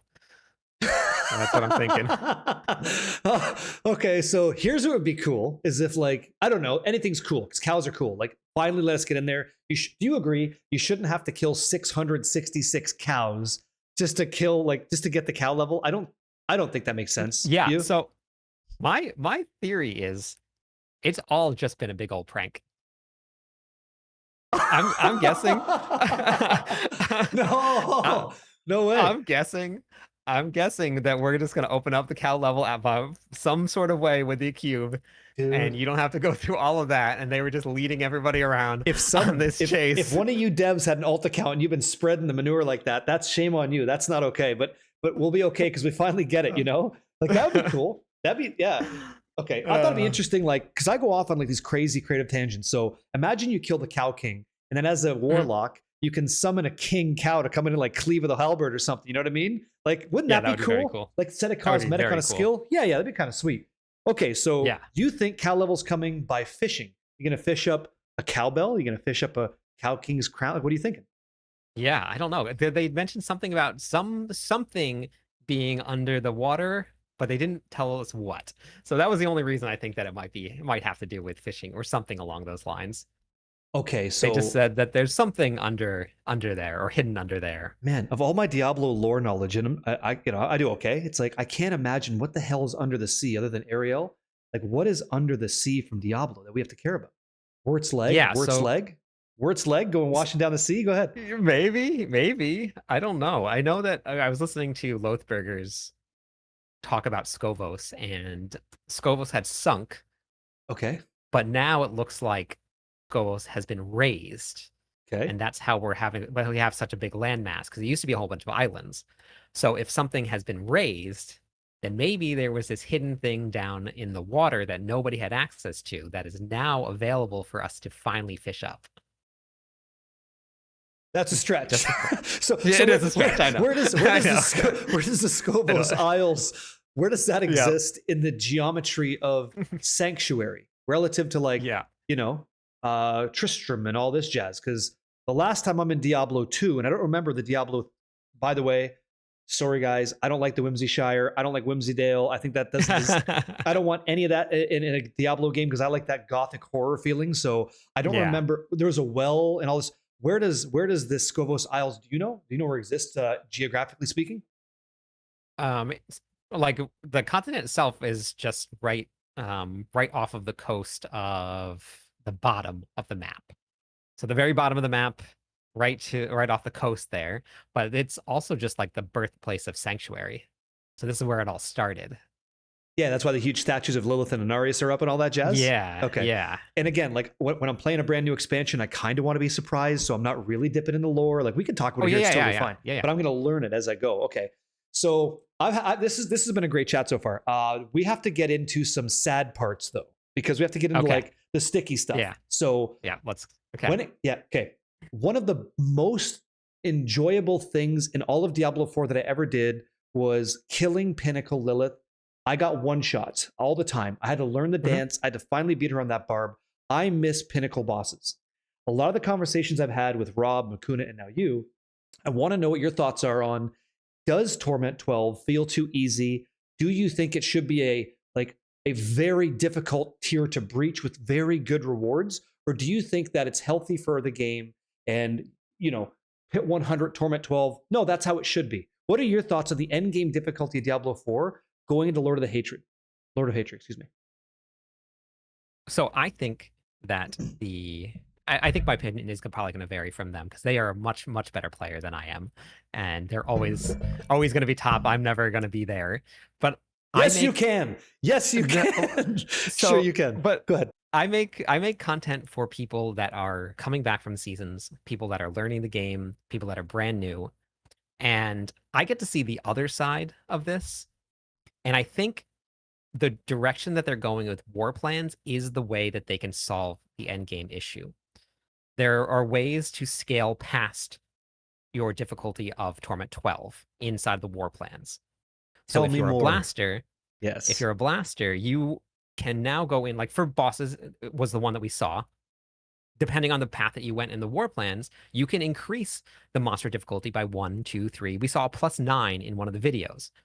Now you are of tier 12 or Torment 12 +9.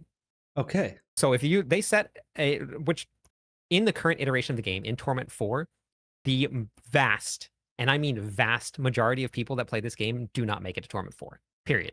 Ever. And so if scaling up to Pit 100 now is putting this well beyond the huge base of players that play this game, that love the game. So I think that for the blasters, if you give them an option that you don't have to scale into, then I think that will help with this difficulty scaling, the challenge that they want. And I think that it will give people that can now learn the game and people that start to look up build guides and start to learn a little bit more through watching things, a goal to reach. Because most people's goal has been, I want to get to Pit 100. That's it. Like I really just want to get to that Pit 100 mark. And I'll be happy with the season. I'll be happy with that. So now if that's what they're going to go to scale and to farm, as something where you're going to be farming in, I think that is going to be okay. I do see the flip side of it where people get these characters that they fly through Pit 100 in like they're doing Pit 100 in a minute and a half. 2 minutes. So right. So they want something that's going to give their characters challenge. So they want something outside of the pits. So having that, I think the war plans, it's just the start. They can build off of war plans, and I think that can be the solution. Now, in terms of Lilith, I was incredibly bummed when they changed her. Okay, you mean nerfed her, right? Yes, when they nerfed her. Yes, hardcore nerfed her. I did the same thing as you. Season 1, I died and died and died and died and died. But I loved it, and I loved learning it. And every time I got a little bit further, it was so rewarding. And I started, I would do challenges. I killed Lilith with only yellow gear on because it's the only place that I could go and get that type of challenge. So I like doing things like that. But again, with seeing both sides of it, like that's something that I can do because I've played games for my entire life and I put a lot of time and effort into learning how to build characters and how they work. But somebody that gets to play very often, that doesn't get to play very often, and they want to try and kill Lilith, they just don't have that time to put into it to learn it. So I don't know. I would not. And wanna I be in would the say dev's for that shoes. person, like you've described, like there's a person that gets to just play the game and that's fun. And there's a huge difficulty curve for someone who doesn't Mhm. live this life and just plays casually. That's fine. Like casually, you play 4 hours a week. Okay, like great, that's awesome. Glad you enjoy that game too. That's cool. And Yep. and like you're right, you might have that person that eventually hits 100. And then maybe they get to Lilith and they're like, whoa, right? Like what happened Yeah. here? Like A what the lot of hell? moments like that. Yeah, she's a wall, she's a brick house, right? And Yep. so that person then transitions to the enthusiast phase, or they're like, Mhm. what's YouTube guides tell me how to do? Oh, there's live Right. streamers doing this. Hey, how do I do this? Or they watch and they ask, and we do it for them live so that we teach them, right? And then they become experts and they start doing Lilith carries and they're like they're in the mix. So for a gentleman like myself, I Yeah. don't know that the war plans solve the problem that I want, which is I can get the gear anywhere that I want to go. The war plans sound to me like they're going to bolster the amount of loot that I get, subsequently enhancing how fast my character's progression curve improves. So I'm concerned that in the end game loop, it's still Diablo 4, and that I will cap out my character, and then I have nothing to challenge that character's prowess. I'm hoping the Right. guy above your head and behind your head is that guy. I hope that Uh-huh. guy breaks me in That would half. be very cool. I Yes. want that echo version of that guy, and I don't know what he is. I've never seen him to like make life hell for me. I want that to be the case, and I hope that the dev team does that, because both camps of people deserve to have some challenging aspirational I content agree, to yeah. enjoy. And so, with all these multiplicative damage buckets going up, and the rehash of the skill tree and the legendary applications and the talisman construction and the world that we get to enjoy, that's a crazy new experience. So that alone is fulfilling. But I just want to see if there's an end game there that keeps me around, for a long time. And like, I'm not going to say that it won't, but something that challenges me consistently, so that I wake up at 4 o'clock in the morning going like, oh baby, maybe now I can actually beat him. I think I solved it in my head. One of those. Yeah.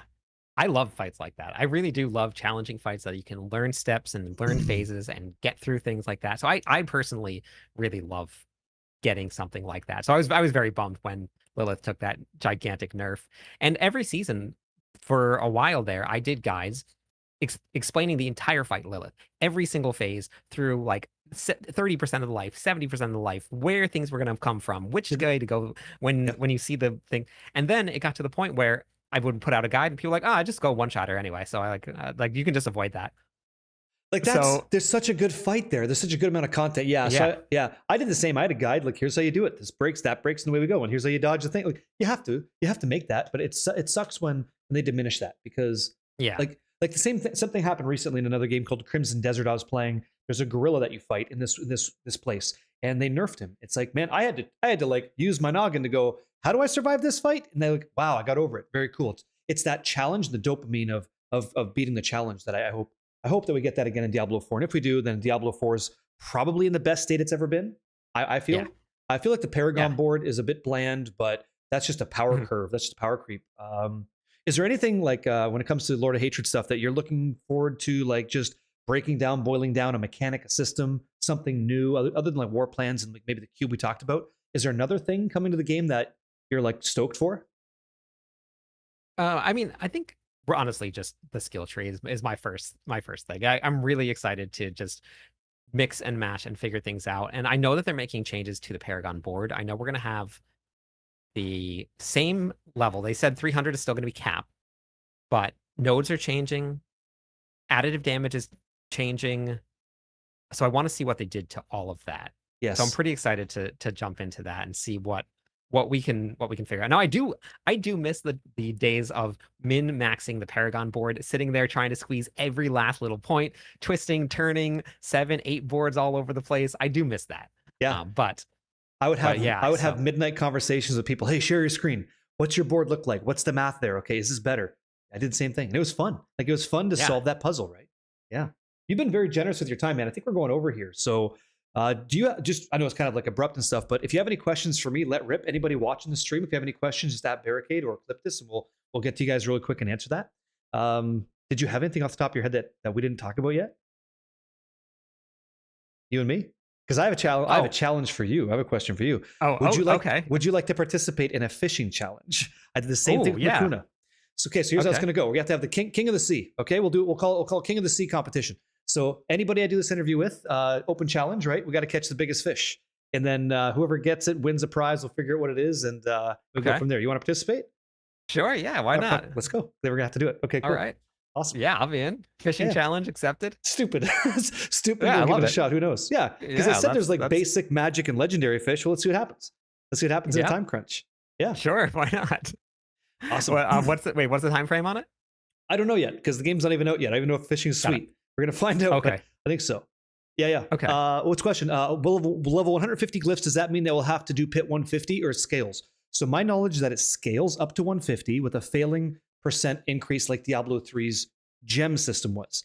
Right? Is that what you know too, Cliptus?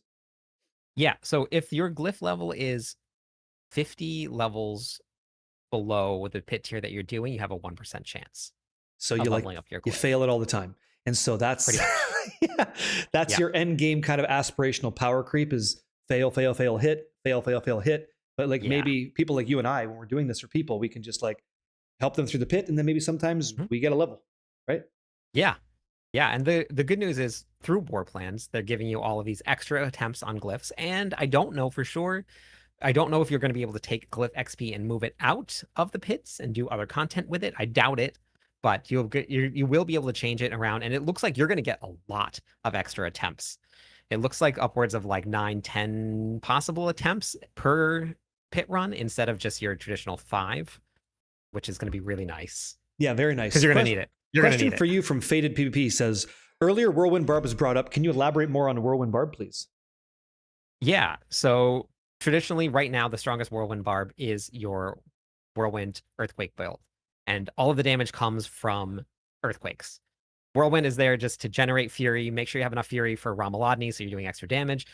They're switching it so that all of the damage now that you're getting from all of your scaling, all your multipliers, and all of your aspects are going to Whirlwind damage itself. And with the new gloves, it's going to solve that issue of not being able to hit everything by pulling in automatically for you, which traditionally now we have a lot of different pulls, but this is just going to add it in. So all of the damage is getting converted to pure whirlwind damage.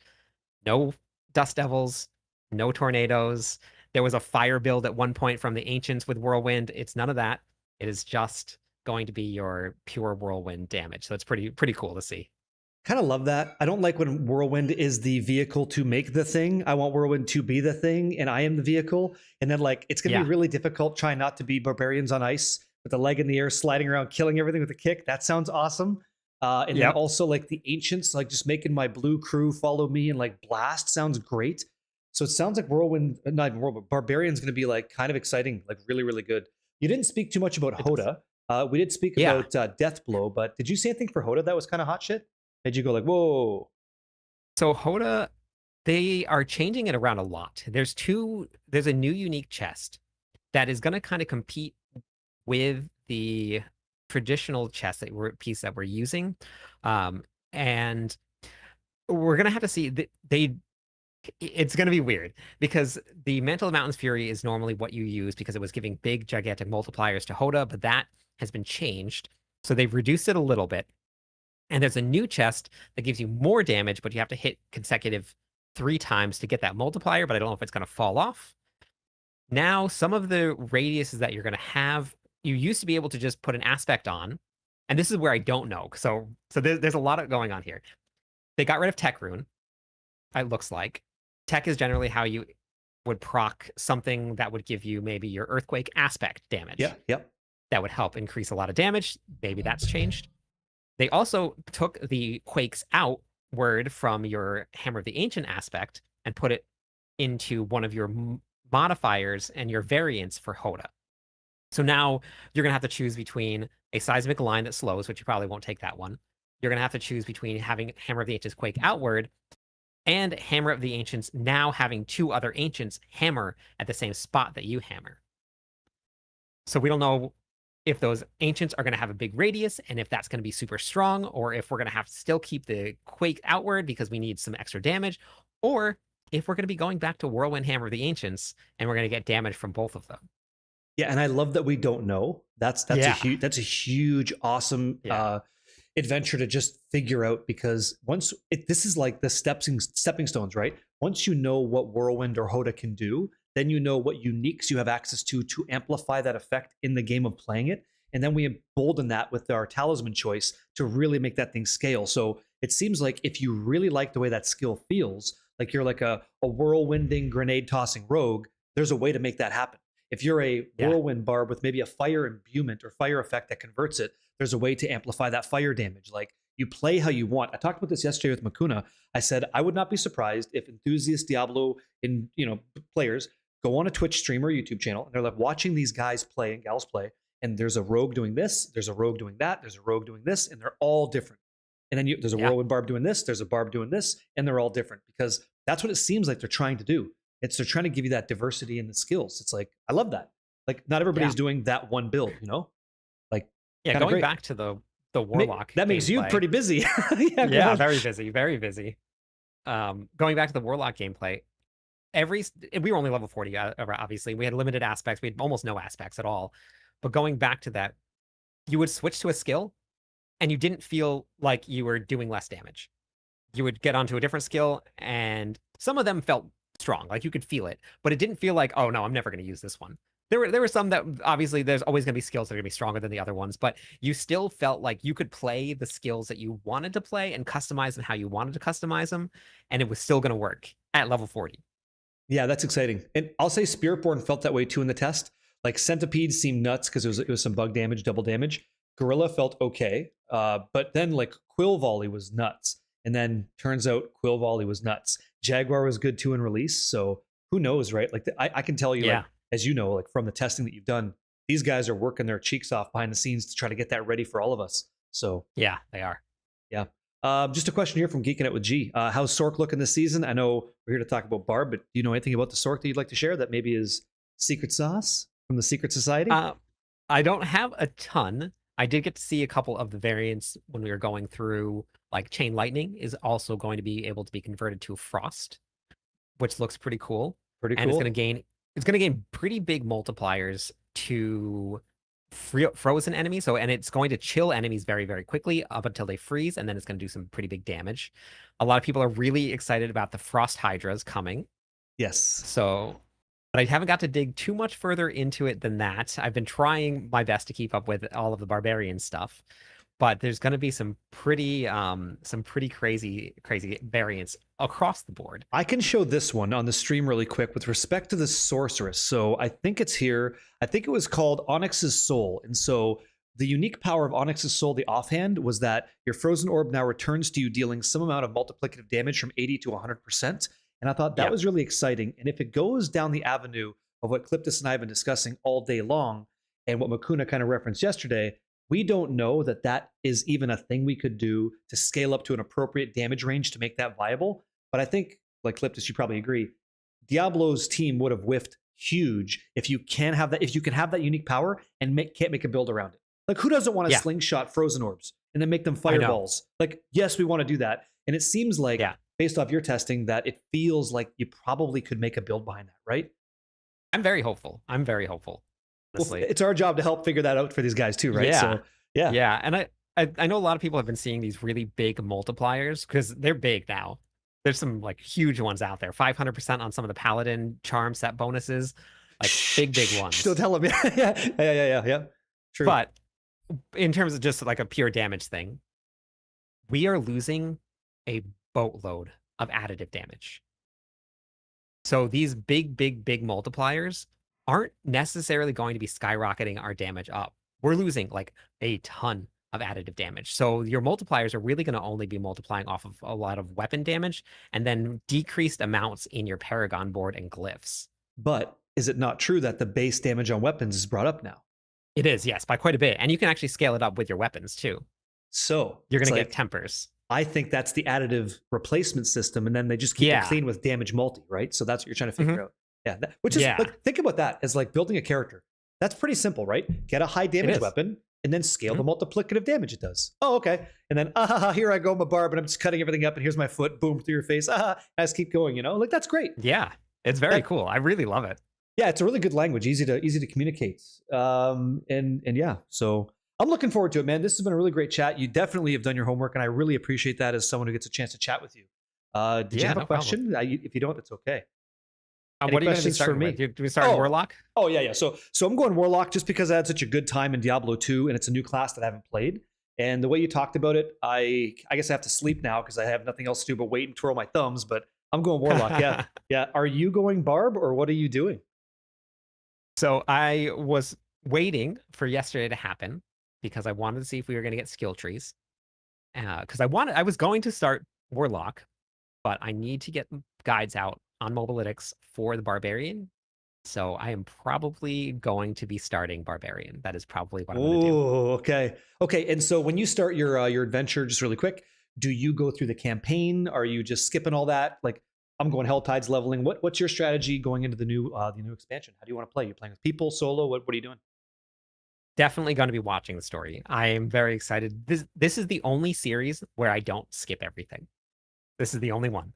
I've skipped through everything else in every other game I've played because I want to get to the end game and I want to blast. Yeah. But Diablo just hits it differently. So I will be probably just running solo for the campaign just to take my time. I'm probably going to read through some of the skills just to make sure I have everything right and set up, and I don't want to hold anybody up as I'm exploring. So I think the first little bit is going to be just a lot of just enjoying the experience. Yeah, because like part of the job, right? Part of the job is getting to the end game, knowing what the ceiling looks like, and building something formidable for people to enjoy. But you're a guy too. Play the game, enjoy it. Take this day or two to just live in Sanctuary like an adventurer does. Then we become the journalist, right? Yeah. Are you gonna skip, or are you gonna enjoy the campaign? I will have sushi right here. I'll have Folgers right there. I'll have energy drinks behind me, and I'm gonna watch everything. And I'm gonna take it all in, and hopefully I'm not fighting a frickin' dog again. And I'll be like, sick. Time to give that guy his medicine because he dodged me last time in Vessel of Hatred. So yeah. I love that. That's what I'm doing. That is awesome. So I guess with that, man, unless there's another question, I want to say thanks, and I'll wrap it up here. And I look forward to fishing against you, right? And getting after it. So all right, yeah, I'm excited about it. This was a lot of fun. Thank you. Thank you, man. Sorry to cut you off again. I'm just terrible at that. Sorry for having me here. You're very welcome. A little bit of lag there on your side. Cliptus does a lot of Mobalytics content creation. Yep, he's the Barbarian writer. So part of his job is learning that class in and out. And what a better guy to talk to. And just a good-hearted guy. He's out there in Hawaii, So when the camera freezes, I get concerned, but you're doing okay. So I will, with that, I will wrap it up and say thank you so much, and let's do it again sometime. Yeah, absolutely. I agree. Thank you very much. Thank you everybody for listening. I appreciate it. Awesome. GG's. All right, sir. I think I have that recorded. So thanks for taking the fucking time. I appreciate that. Oh yeah. Yeah, no problem. Awesome. Yeah, I get to talk to Macro Bioboy about Warlock and Necronex. So that's really, really exciting. But you're just great, man. Thank you so much. And you said nothing but nice things. So yeah, appreciate it. I appreciate that. Thank you very much. Having a lot of fun. I definitely want to do it again. We will. We should do a follow-up to see, hey, now that everything's out here, what's the landscape really look like, right? And like maybe work towards a goal or something. And I actually have my own podcast, so I would love to have you on at some point. I don't do podcasts. I'm just kidding. Fuck yeah, let's do it. Yeah, put you around. Yeah, go for it. I don't mind. I'm always available. Okay. Thank you, sir. That'd be awesome. All right. Catch you on the next one, man. GG's. All right. Bye. Adios. Bye-bye. Good dude right there. Really good dude. I think I cut him off too much, guys. I think I cut him off way too much. I don't know what to tell you. I don't do this for a living, so yeah. Yeah, awesome. Tell me how your dogs play. What are you asking, huge fan? What do you want to know? Guys, is that okay? You guys have a good time with Cliptus? I'm so rude. Lothlorian, what do I do? I don't know. I can't stop myself, Yeah. I just love it. Dude, what he doesn't, maybe he knows, maybe he doesn't. I lived that barbarian lifestyle forever. And so talking to another guy that's just as passionate about that Haragoth, huge swole Chad is just something I want to do. Like I love talking to people that love the game, And I gotta say, it's always nice when you have a guest on that you're talking with that's put in the work and gets it. Like just trying to break down that enigma. You know what I mean? Not Ja Ithbur. Yeah.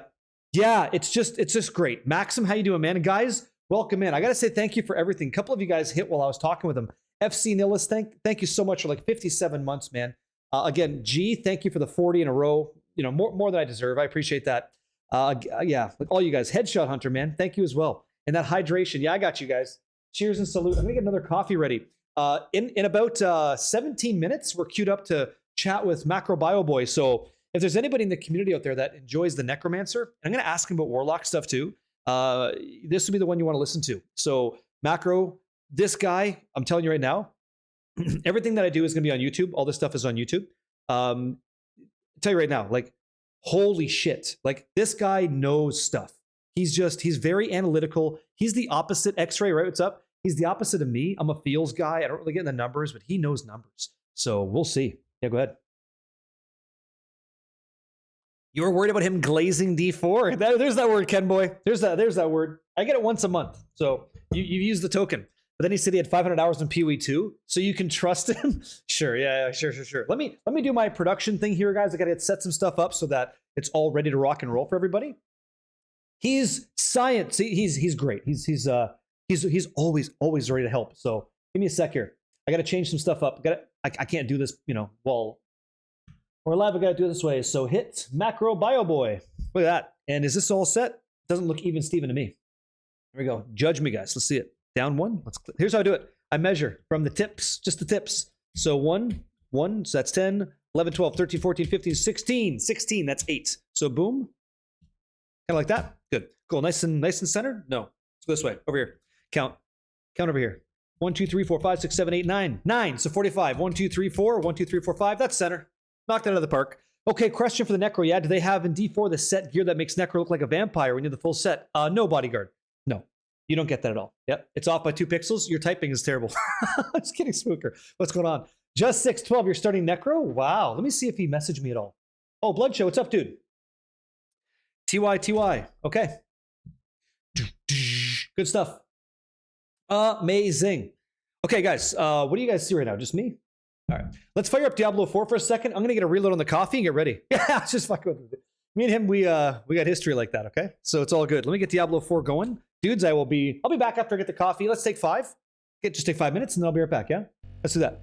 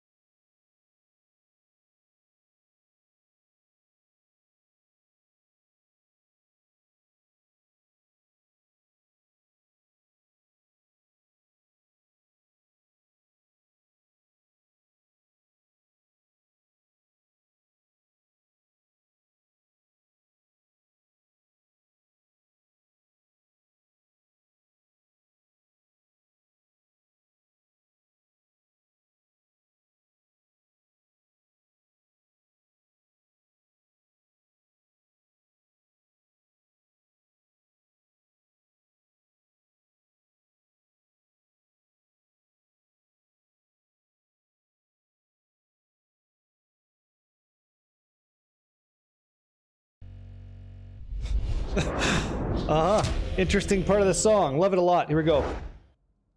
Okay, so let's play some Paladin for like all of 5 minutes. Get in there with Macro Bio Boy, yeah? Insane. Jordan, silly question. Greetings, Club Base. How you doing, guys? Dunder, good to see you. Yo. Happy Friday. I gotta apologize. Yeah, Turbo, cheers, man. Here. I'm gonna miss conversations in our chat when I'm talking to him. I think it's rude to like stop our conversation. That's why I want to get the Q&A stuff with all of us. Like, let's ask these guys some questions and we're going through it. If something comes up and hits, just at Barricade a couple times. You can track that and get those questions brought out to these guys. Escape, I do okay, yeah? Yeah. Squire Watts, thank you for the Prime for the 2nd month, man. Hopefully you're having a good time. Thank you. So one thing that's interesting, like when you look at gear and stuff, right? Stuff like you don't really see it here, but stuff like, I guess the affixes we'd be looking at for Lord of Hatred is going to be damage like multipliers of a certain type, plus flat damage scaling on weapons, particularly like crit strike damage will be like crit strike multi, and that all adds together, which is cool. The damage per second, we're talking about damage per second on that weapon. This is a 96 DPS weapon. I guess in Lord of Hatred, it's going to be much higher. And the reason that's much higher being like significant, I guess, another way of saying it, is because in our skill tree, a lot of these are gone. A lot of this additive damage is out. So wherever you're getting that, it doesn't exist anymore.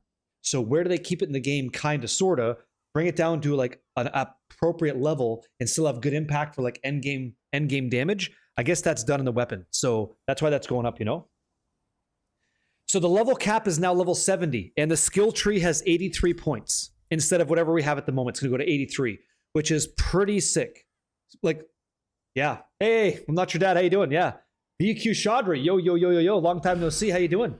Oh, thank you, Clubface. Thanks for that T1 on the YouTube side, man. Thank you very much. Yeah, yeah. Mang song. You hit a Mang song? You lucky SOB. Oh, congratulations. Congratulations on many songs, eh? Shrudo, Saijin, yo, yo. So pretty exciting stuff. Oh, man. Insane, insane, insane, insane. So I got to tell you, like, we should be going through a lot of this stuff in between these conversations, but I'm just lucky to even have them, you know? Bimmerbot, am I accidentally in the Diablo 4 category? I'm sorry. It's 71 currently, Joe. So you go to 83. If I'm in Diablo 4, that's a mistake. I mean to be playing Diablo 4 right now, so you should be watching Diablo 4. Because that's what I'm playing, man. What's going on? How you doing? Did you know it's Friday? What do we got going on here? That's Sacred Arms, yes? Don't care about this. Let me see. Yes. Gain 18% critical damage while fortified. That's always, yeah. Maybe change it to D4. Okay, sounds good. I'll do that, yeah. It's Friday. You took the day off. Did you really? Well, thank you for spending your day off with us, man. That's very kind. I'm just talking to a couple people today. The first individual was Cliptus. You guys just listened to that for the last little while. The next one's going to be Macro Bio Boy. And then don't spill the beans or anything, but here's the deal. If you guys want some inside baseball. So I want to play with anybody on League launch or on the expansion launch, okay, in Diablo 4. So what I'm going to do at 8 o'clock after we're done chatting it up with Macro, whenever that happens around 8 o'clock, I want to invite anybody to come play. And so if you want to come play Lord of Hatred, I'm going to have everybody kind of sign up. Just once I get a list of individuals that are interested in playing. If you don't have the game, I'll buy it for you or I'll give you a copy so you can play as well. That's at 8 o'clock, okay? So you can predict and plan on April 27th at 7 p.m. Eastern time to come play. And join the team. Me and Orby Lee, Yeehaw Ladra, Orby Ladra are going to team up. One individual from this chat live, one individual from his chat live. And if you don't have the game and you win, we'll give you the copy to come play for free. So you have it, try it, see if you enjoy it, have a good time. And there's other copies going out as well, okay? Yeah. He's just good energy, right? Yeah. Yeah, it'll be a blast. Sounds cool. Yeah, Barricade. Yes. I'm duplicating myself. Thank you so much, right? Should be good. 2 seconds here. I want to check this out. Thank you. Okay. Okay. Got it. So here's the deal. Outside of giving, this is coming in from Death Star, one of our community amazing guys members. He gave enough cash yesterday to buy 4 copies of the game for you guys. So at 8 o'clock after Macro's conversation, we're gonna do some raffling. I'm gonna let you know how the process works, but I have 4 other copies to give out for free, and that comes from a community member, not me. You know, so that means 5 copies are going out, but it's actually 6. 1 for me, 1 for Orby, and 4 for you guys here tonight. So the deal is, when it comes to getting the game and playing it on Battle.net PC, what's going to happen is I have to be friends with you guys for 3 days. So that's why we're doing it today. Because Friday, Saturday, Sunday, me and you'll be friends. I then give you a copy of the game. You install it. And can somebody tell me the size again? It was pretty huge, right? That's what she said. We don't talk about it. It was 240 gigs or something. So make sure you have that kind of hard drive space for this new expansion. And you might be able to like mess that number up a little bit if you don't go for high definition files, I think, is how you can get that number down. But that's today, all right? Stoked for it. Yeah. Yo, Aviator. Yo. How you doing, man? Good chatting with you. Happy Friday. Make sure you measure from the tip to get an accurate number. Thank you. Yeah. 147, you think? Okay. 147 gigabits. So get ready for that. Are you going to friend request by raffle? What I'm going to do is I'm going to start off like a raffle kind of thing. And then if you win, you give me your Battle.net friend code. I take that, and that's what I add on my battle list friends, my Battle.net friends list. Then we're good. Then it's 36 hours. That's bad math. 72 hours, then we go. Yep. If you enter it and perchance win, would I be allowed to gift it to somebody? Yes, that works too. As long as that somebody's a friend of mine and I have them today. If your friend can't get me that Battle.net code today, it's going to be an issue because they're going to then be behind on the launch of the game. So you want to make sure that whoever that is, you're texting them, even if they're on the porcelain throne. Yo, you need to get that Battle.net code so we can get you that game ASAP, okay? It's a friend system here. Got to make it work. What's up, Navron? Side note, he says, how's the weather? Oh, here we go. Weather's fine. It's been cold. Now it's all hot. So it's getting nice. Yeah. 36 hours in metric. Thank you. If I had a Mang song, I could do the lesson. Be great. Should you try to knock out the campaign and shrine stuff before the patch? Yes. I think you should. Like all these altars of Lilith and stuff, see all these gray statues? You're going to want to get this because that's account power. And I don't know that that's changed. Okay? What if somebody already has the base game? Then you're going to get what I'm giving you is the standard version of the game. So that's actually a good question. Let me see here if I can't show you something just briefly. That is not TOS. Let me show you real quick. Stand by. So Lord of Hatred, Diablo 4. This is what we're talking about, okay? Let's talk English here for a second. Let's figure this out. Okay, so 100%. So this is the website. Make sure you guys can see everything A-okay. Beautiful. All right. So scrolling down all the information with the gifted copies today, the standard version here, okay? Pre-purchase standard. What you're going to get is Lord of Hatred, available on April 27th. Don't read that. At 7 p.m. Eastern, okay? You're going to get the Vessel of Hatred expansion. So you get the Vessel of Hatred and Lord of Hatred. You get both of those. You're going to get a pony. Not pony. You get the Paladin class. No ponies on this one yet. You get an extra stash tab, 2 additional character slots, and 3 World of Warcraft decor items. So if you're enjoying that, wow, then have a nice time. But I'm not, but you can. That's what standard version is going to give you, okay? Because I could give you guys a better version of it, but then less people get to win. I'm okay with all of us having less if more of us get to play. So that's kind of my mindset there, okay? Yep. Gotta love them. Hey, I don't need that. I don't need that stuff, but it's there if you need it. Your current Diablo 4 install without the 3.0 patch is just under 94 gig. No quality assets. So Charm Chaos, thank you. I think you're going to be at 100 and, would you say 74? 174, something like this. So plan for that, okay? And again, anybody that doesn't have it, you might want to wait until the stream's over today, or like visit other channels on Twitch if anybody else is doing that, and see if you can't get your hands on one without paying the upfront cost, okay? Like, why not? Yo, what's up, dude? Ice Gaming. Well, I'll tell you what today's stream is. I'll go over it again, and I'm happy to share. So we just had an interview with Cliptus talking all things Barbarian, Lord of Hatred. Coming up next is going to be Macro Bio Boy in all of about 4 minutes right now. He's going to talk all things Warlock, the Vessel of Hatred, the Campfire discussion called Campfire, the developer stream. You talk to him about that. Then just after that, around 8 o'clock, I'd like to share an opportunity to play with someone going into April 27th at 7 p.m. So I have a copy of the game, a code I'd like to give you, and you guys get to come play for free on me. And then also 4 other people behind that are going to get a chance to play as well. Rolex, that's what's up. That sound okay? All the more expensive versions are just cosmetics. You can't spend on cosmetics. Does that make me old? No, it just means you choose not to, Jordan. Yep. What's going on, Fisk? You said Diablo 4 is dead? So interesting fact. Diablo 4 has never been more alive. There's a brand new version of the game coming out called Lord of Hatred, Fisk. So it might be dead in your household, but it is vibrant. And do you see the lightning? That's energy. It's good things over here. So it may not be your thing, but it's certainly going to be mine for at least the next 2 weeks. Also realize your friend is on Xbox? Fantastic. Play with your friend. It's crossplay. Wouldn't it be crazy if you won the raffle? It'd be great. Hey, whoever wants to play can for sure. For sure, come play. Don't mind. What do we got here? Let me check and see. Hey there. Just checking to see if you're good. Let me take a peek.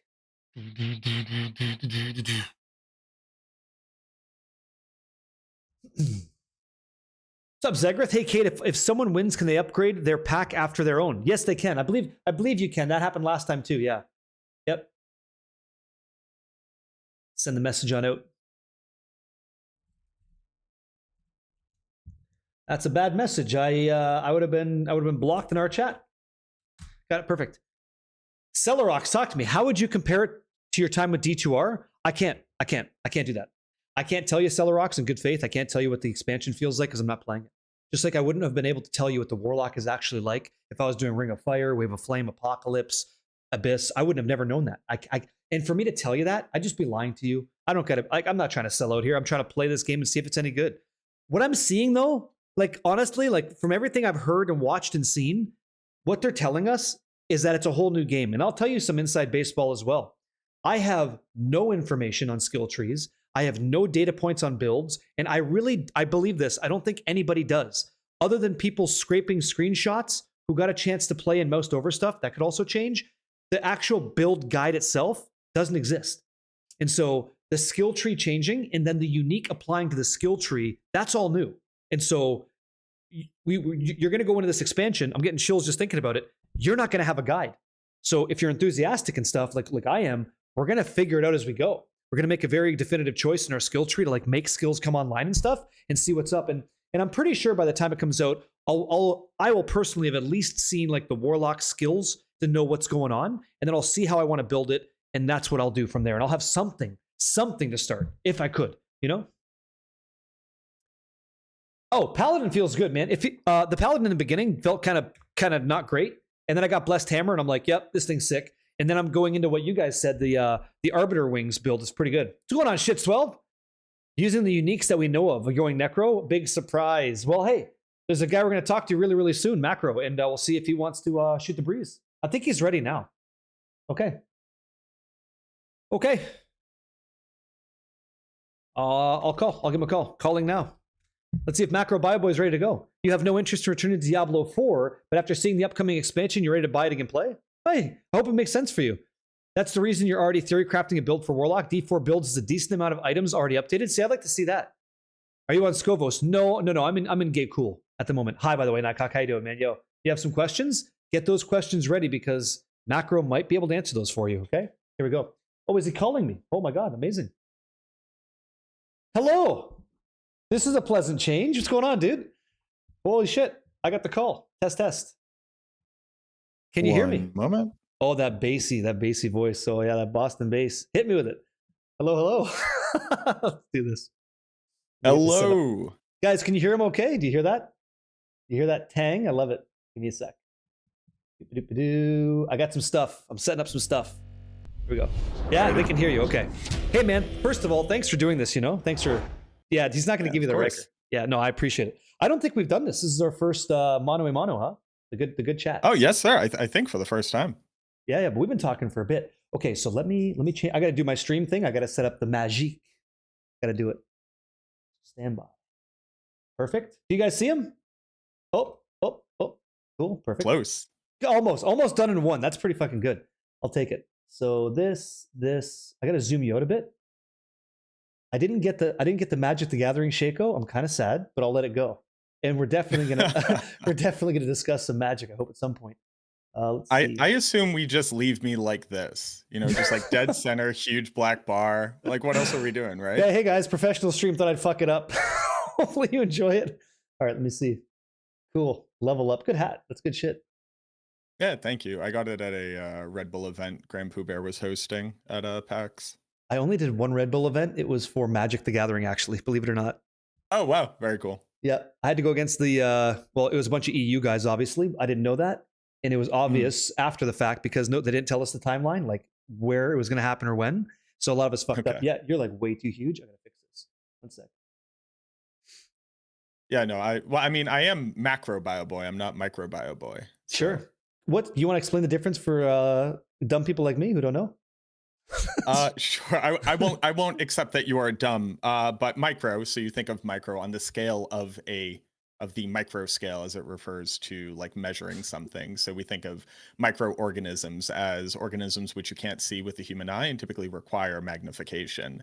Macro means on the visible scale with the human eye. So humans are on the macro scale. We're going to have a great chat today. I'll tell you that right now. Two things before we go, because I do this, I'm learning. I don't really do a lot of this stuff, but I interrupt people constantly when you say something that really excites me. So are you cool with me just like getting in there? I will try my best. If I'm pissing you off, be like, oh, let me finish my point. Like, you're not letting me finish my point. Just tell me and I got you. And you can always do that back to me. The ADHD is going to fire on all cylinders and I just won't know. So feel free, okay? And so my method with these, I'm going to start recording right now. If that's cool, I just go. I just talk to you. I just chat with you. The top of your camera's coming through, so that's going to bother me, and we're good now. So ladies and gentlemen, boys and girls, children of all ages, we've got not Cliptus anymore. The second interview today is Macro Bio Boy. So I've known Macro for a little bit in Diablo 2. And I haven't had a chance to talk to them like this. So this is really nice for me and really great for you. If you like the Warlock, I think you know some stuff about that Macro. And if you love the Necro, I sincerely don't know another human being on planet Earth that knows more about a necromancer than this man. And so thank you for taking the time. Other than that, would you like to introduce yourself? Tell them all about you. Let rip. Yeah, sure. Thank you very much. And that was very kind of you to say. Yeah, I'm Macro Bio Boy. I am the max roll guide lead for both the Warlock and the Necromancer. I'm also a content lead on the Diablo 2 Resurrected site. So if you've been playing the most recent DLC and been playing the Warlock there, you might have seen my build guides. I kind of took all of them, to be honest with you. So I'm called Macrobio Boy because I was a microbiologist. That didn't work out. I went into pharmacy. That didn't work out. I ended up a streamer, and now I'm a Blizzard shill. I've been playing Diablo since I built my first computer when I was 8 with my dad, and I just kind of never stopped, and that's how we got here. Yeah, and it looks like behind you, you're not a fan of Diablo either, actually, right? No apparel at all. That's good. No, nothing. No, they just here's one of the weird things about being a Blizzard chill, and Barricade can tell you, they just keep sending you plastic shit. Like they just never stop. They're like, hey, how much more plastic stuff do you want? And I'm like, I mean, I like plastic stuff for sure. Yeah, Absolutely. they're cool. They send you a bunch of stuff, but I'll tell you some inside baseball. I didn't receive anything recently. I didn't get a damn thing. And I think that's because I didn't play Diablo 4 for a while. So I kind of moved to Path of Exile 1 and 2. And I get it, right? Like you don't send the guy the plastic stuff if he's not playing the digital stuff. I understand. So, but they do send you cool shit. So I'll give you that. Mm-hmm. So the reason I wanted to talk to you is obviously you got a way with words that I can't do myself, and I think it's lovely. You have such an intimate knowledge of certain classes in the game that I grew up playing, and there's this expansion coming up, and I wanted to. There's nobody else I could think of for Necromancer that knew more than you, and it's not even close. And so enough gaslighting here, but like you know your shit. So I want to talk to people returning to Lord of Hatred that know their shit. And so I've given you DMs, right? Or I'm like, dude, you're amazing. Like, fuck yeah, thanks for you. Thanks for existing. Like, yeah. Go for it. I'm positive. Hey, chat. Here's a little secret. I'm positive there's an ulterior motive. Barricade is just like overwhelmingly nice, but with no provocation. It'll just be like Thursday, and Barricade will be like, "Here's 3 things I love about you," and then just leave. And it's like, nice. Yep. Thanks. That was nice to hear. Because it's true. Because it's true. And like, I think he deserves to hear it. So here's some stuff. I think we're going to have some disagreements throughout this conversation today. And I'm looking forward to those. So let's talk about the Necromancer. Okay. Mm-hmm. Walking into Lord of Hatred. Let's say you love Vessel of Hatred Necromancer. Maybe it didn't really hit it at the end of all things. Got kind of burnt out. As a returning player, maybe from a Necromancer lens, why should I be excited about Lord of Hatred? What the hell? It's just the same game, right? What's your seller's pitch? Go for. Why should I play? So if you showed up, especially if you played the Necromancer in Diablo 4, you had the worst time that Diablo 4 could have possibly have offered you. I'm not being like the devs know how I feel, and I now have 5,000 hours on the class, right? Like I never abandoned my boy. But I feel like the Necromancer was the least baked out of all the classes in the release of the game. You can kind of tell their skill tree really didn't make sense. They had a cool class mechanic, but to use it, you ended up just sacrificing all your minions, and that's kind of the opposite of a Necromancer, right? And while I don't have behind the scenes knowledge of what we exactly should expect on the Necromancer, 1, there's been a ton of review press out there. 2, I do know a lot of people. And that's not a weird flex. It's just to like give some validity to this. Just looking at what is available in the Necromancer skill tree right now, it looks like you couldn't make a good build that isn't using multiple minions to automate multiple things, and you can have 28 plus skeletons on the ground now. If you've been waiting to have the Diablo 2 minion experience, I saw a screenshot with 28, and that's not even the upper bound of how many you can have. That's sick. It seems like the developers are very aware of all the problems the Necromancer has had. And they basically just said, well, we have an expansion coming up, and everything's getting completely redone in the expansion. That's where we'll put it all. And people like me, who have just kind of been suffering along playing the class since then, have finally gotten the answer to why didn't we see these things sooner? And it's because it kind of required a full rework of how the game actually functions to deliver the Necromancer we've been looking for. And this is why I sent you the Thursday message, because this is the guy that'll be like, and I can't spoil NDA, but he'll break your balls. He'll be like, listen, logically, this doesn't make any sense. Like, why the hell are we doing this when this is clearly better? And like, there's no answer. I'm like, love this man, never change. Please keep their feet to the fire. Because, dude, sure. I got into Diablo 2 with a bunch of hair back in the day. And the first class I made was that fucking Necromancer, because I played Dungeons and Dragons, right? And I love the idea of raising a corpse because I'm the man, and you're gonna do my work, and like you're gonna go kill that guy, so I don't have to. I'm gonna have like a Slurpee over here and a pizza over here, and watch you break his face. I love that fantasy. It was great. And then somewhere down the road in Diablo 4, I was like, that ain't it. That doesn't feel the same anymore, and it was weird. Yeah. It has been the funny part about it, especially coming from Diablo 2. So So quite frankly, if somebody were to try to put my name to a build in Diablo 2, it is actually the summon necromancer. I spent like 2 or 3 months doing nothing but like real-time tests, like trying to break down what the meta of a summoner was and whether or not we've been doing it right for 25 years. And Yeah. the funniest part is I don't care. I actually don't care about minions at all. Like I'm not actually the minions guy. I ended up as the minions guy because there needed to be a minions guy. So Love it. this entire time people have been like, what the hell? I'm just an emo sorceress. Like, why don't I have my undead? And I'm like, Yeah, have you yeah. ever played a game with undead? They suck. The only game that's gotten it right is Last Epoch, and that game came out recently. So Huh, interesting. Yeah, I've, okay. I've a little bit been a hater of minion builds kind of this entire time, which if I can give myself a little bit of credit, made me that much more invested in constantly lobbying for what the people are actually asking for. I don't want it at all, but enough people in the community all look at you and say, "Hey, you're the necro guy." Make them fix minions, and you go, "I need to do right by these people." Yeah, you try. Right? Yeah, So, you have to try. Like, same thing with me. People, one of the biggest challenges I had in Diablo 4 was, and you'll get this when you stream, right? Is you meet Mm. some amazing person. He goes, Sork doesn't work anymore, not viable. It sucks. F tier. I was like, you know what? I fucking love a good challenge. So I'm going to take my conjuration. I'm Sure. going to make this thing beat Lilith. I'm going to show you that it's actually possible. And the take is wild, right? So I'm there with you. And sure enough, I'll beat her with just a wand. It's like, because you said I couldn't. That's the fire under my ass. So I love that. Yeah, totally get it. Yeah.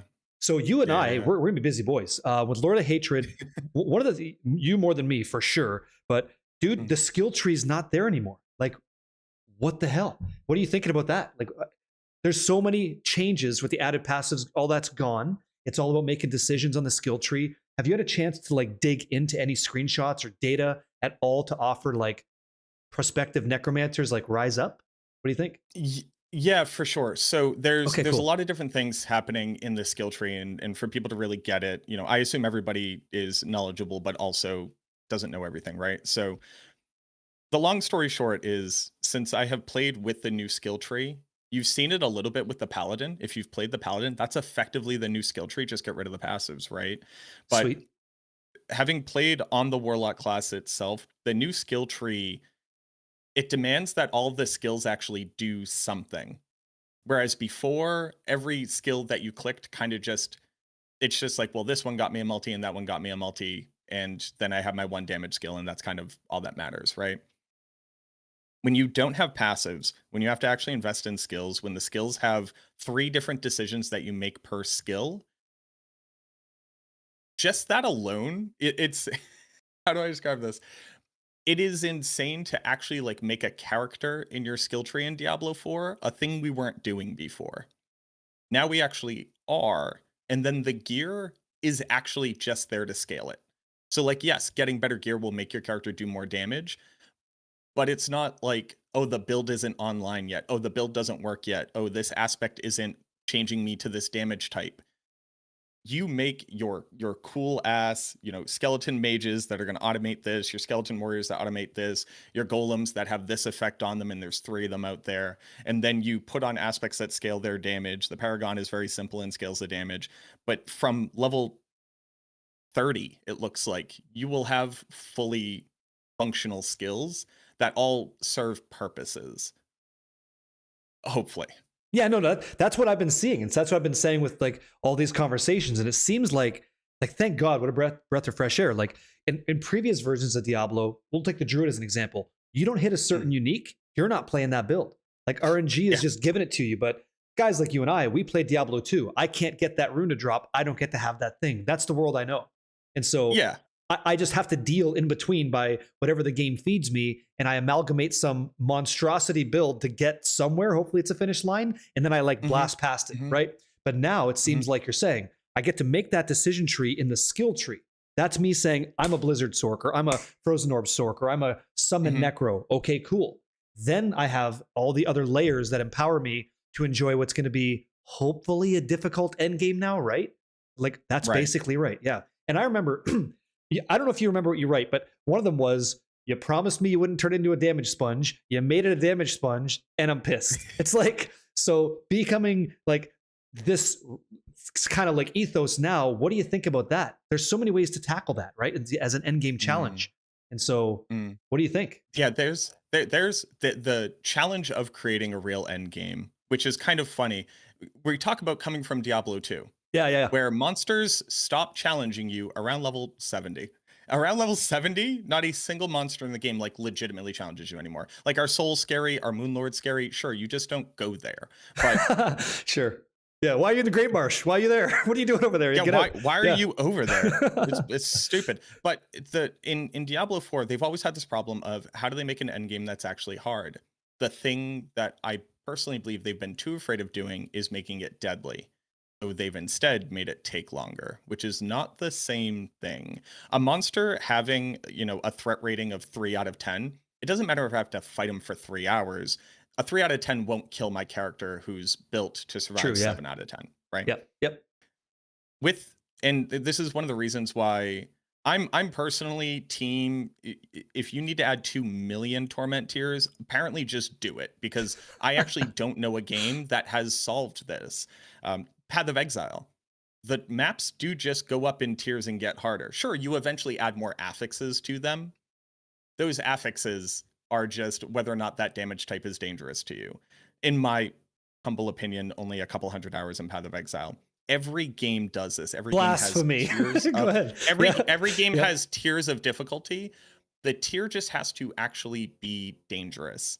And if they have tiers, the 2 top tiers, tiers 11 and 12, that are actually purely inspirational, like it's not you unlock anything anymore, then they can just reserve those for people who actually want to get their ass kicked by demons, where your gear does just have to be better to be able to get your ass kicked, to get the nominal increase in like rewards that you get. That's been the weird line. There wasn't enough end games, so everybody just wanted to be able to do a pit tier 100, but why does it matter if you do a pit tier 100? But it does matter because it's there and you can do it. It's like there's a psychological barrier they've needed to crack So through. let me take a swing at the bat here. Here's why you and me Sure. would be enthusiastically ready to completely give our ass on a silver platter for the most difficult experience, because there's a reward that it only exists if you can get that. If you become King Arthur and pull Excalibur out of the stone, that's why, because you want to be that necromancer that has a golden crown on his head, and then everybody else is all wreathed in gold, because guess what? You were able to overcome that, whether it's a cosmetic or an actual item that you can like acquire power to help other people achieve that too. Seems kind of like a slippery slope there, but without a pinnacle challenge, I don't need to become a pinnacle apex predator in Sanctuary. I don't. And so that's my resolution there. And you see that in Path of Exile in some ways, right? Like they have a boss, an Uber variant, and if you can overcome that, good gameplay, good gear, you get the prize. Sometimes still RNG. What do you think about that? Yeah, I agree. Okay. But so I agree. That is what I would like. That's what would make me the happiest while playing the game. I am now too developer pilled. No, sincerely, I've realized I think too much like a developer attempting to make a game which will be enjoyed by the majority. And I say out loud, I'm actually fine with the people who like need the pinnacle accomplishment to just be able to say they did it and not get a cosmetic, not get a title. Sure. I think being able to do it if other people can't do it is already the prestige. We have this now with the leaderboards. Like if I can do T12 content and I can stomp everything, I will be higher on the leaderboard. I'm fine with other people not feeling like the game has somehow gate kept them from something because there isn't a cosmetic at the end of it, but they get up to T10 and they feel like badasses. Does that make sense? I hear you. I know hear what you. I want. Yeah. I also know what I would prefer the game to look like, Yes. so that people will stop complaining. Okay, I hear you. Yeah, I get it. And so like your developer pill brain, I understand completely. And I think part of that synapse, like firing that way, it would be like you actually have to write guides for people that don't have any footing in this genre. And then you have to take them by the hand and bring them up that staircase of success. So you and I both know there's going to be achievable ranges, and then there's going to be that ridiculous layer, and then there's that one we're talking about. And so as a developer, I don't really have to worry about like 12 people. I'd rather focus on everybody else so that I have a good game. And what I've been promoting the whole Right. time was let's make the best game that we can, period. And you either like it or you don't. And so Mm, again, the conversation from Hakuna was like, he's like, yeah, but you got to sell the game. And I'm like, yeah, fine. It's also marketing. It's also business. Sure. But as a sure, yeah. person, I try like, There's go ahead. Good. Cut me off. yeah, I don't I mind. Go guess for it. yeah. What my question is, which game has succeeded at that thing Path of in Exile. your Path of opinion? Exile 1 and No Rest for the Wicked have. I actually had Thomas Mailer from No Rest for the No Wicked, Moon Rest for the Studios. Wicked has? He came into my chat and he goes, hey, I bet you can't kill my Echo Knight on a Pestilence 4 difficulty. I said, oh yeah? He goes, you're not a man until you do it. He's just like, he knows how to stoke my fire. I was like, let's fucking go. First thing I did is I went through his game and I beat his boss on that. He goes, okay, now do it on hardcore. I was like, that's actually hard to do. So No Rest for the Wicked, tough game. Really tough game to do. And the reward would be, I don't know. I never got anything for it other than told you so. So No Rest for the Wicked. Okay, so Sure, go ahead. well, I guess so that's my exact thing though. There wasn't a reward tied to it, This is right? my It was thing. just your ego. It was an ego reward from him. But in Path of Exile Yeah. 1, where it is Mm. true, is if I go beat a pinnacle boss, I get access to a subset of loot that only exists off that boss. That's who did it right. I don't think Path of Exile 2 is doing that yet, but I'd imagine that that's the right way to go. So it's kind of like this, right? Let's imagine, like imagination caps on. We kill Echo of Lilith. We get a shard of the World Stone Shard South. We kill Echo of hopefully Mephisto, not the dog. We get World Stone North. Put them together. That's an item you crush to go into a world to kill this demon, like whoever the big bad is, whatever beyond like these primevals. That's who you fight. You get one shot. And if you lose, go farm these guys again, get the material, go fight that boss again. You beat that guy, cosmetic reward. That's all I need. That's what I'm talking. That's where I'm going. If Diablo 4 did that, oof, I'm good. And I think you'd be good too. I think original. So here's the thing that I really liked. Two different things. I liked when Lilith kicked your ass and you had to fight her 500 Yes, times. 600 times. Right? Yep. Right. And I liked that a lot. I didn't need to do that the next season. Sure. I didn't need to do that a year and a half later. So I think there's only so much that Pinnacle content can do and can carry. And the idea that it is required for the game to be the best version of itself, I'm not sure it holds water just because of how little. I guess in PoE you continue to get loot from it, right? Yes. But even just going and killing the Pinnacle boss actually isn't even the thing, because there's like, you can increase boss level and there are builds that trivialize it and there are builds that don't. So really, if you have a hard time against the boss, it's just whether or not you played in the market and you're playing the meta build. That's my understanding. I'm not minimizing the value of it, but that's my understanding of it. Yeah, and as we're having this dialogue, like I'm okay with either. Like I live in the world where both exist, so it's fine. So to your point though, and I'm not trying to like debate, but sometimes that happens. Every season is that reinvigoration of my game experience. Lord of Hatred, we'll call it Sizzle Sticks, the second one. So we know you guys in the Pinnacle content really kicked the shit out of this guy before, but now we've got this guy. And it's like Varshan John comes up and he's got like new designer jeans and he's like, you want these pants? Come get them. You got to like beat them up. That didn't exist before. That's why I log back in. That's why we sell that game, because people want new jeans. Like that's how you make it interesting, you know? I've never heard you say Varshan John. That is the best. That is the smartest joke. I love that so much. Varshan John is very good. You're welcome. So yeah, and before any PoE fans think I'm just a hater, I love PoE. I legitimately love PoE. I don't have enough time to be able to make content like I do, but I play every single patch in PoE 2. And the only reason why I stopped playing PoE 1 is because PoE 2 came out, and there's a amount of quality of life that I personally can't go back. But before people think I'm just like some kind of like Diablo bitch boy, I'm not. I sincerely love the genre, and quite frankly, if I could be doing what I was doing, I'd be playing original EverQuest right now and not doing any of this. Regardless, though,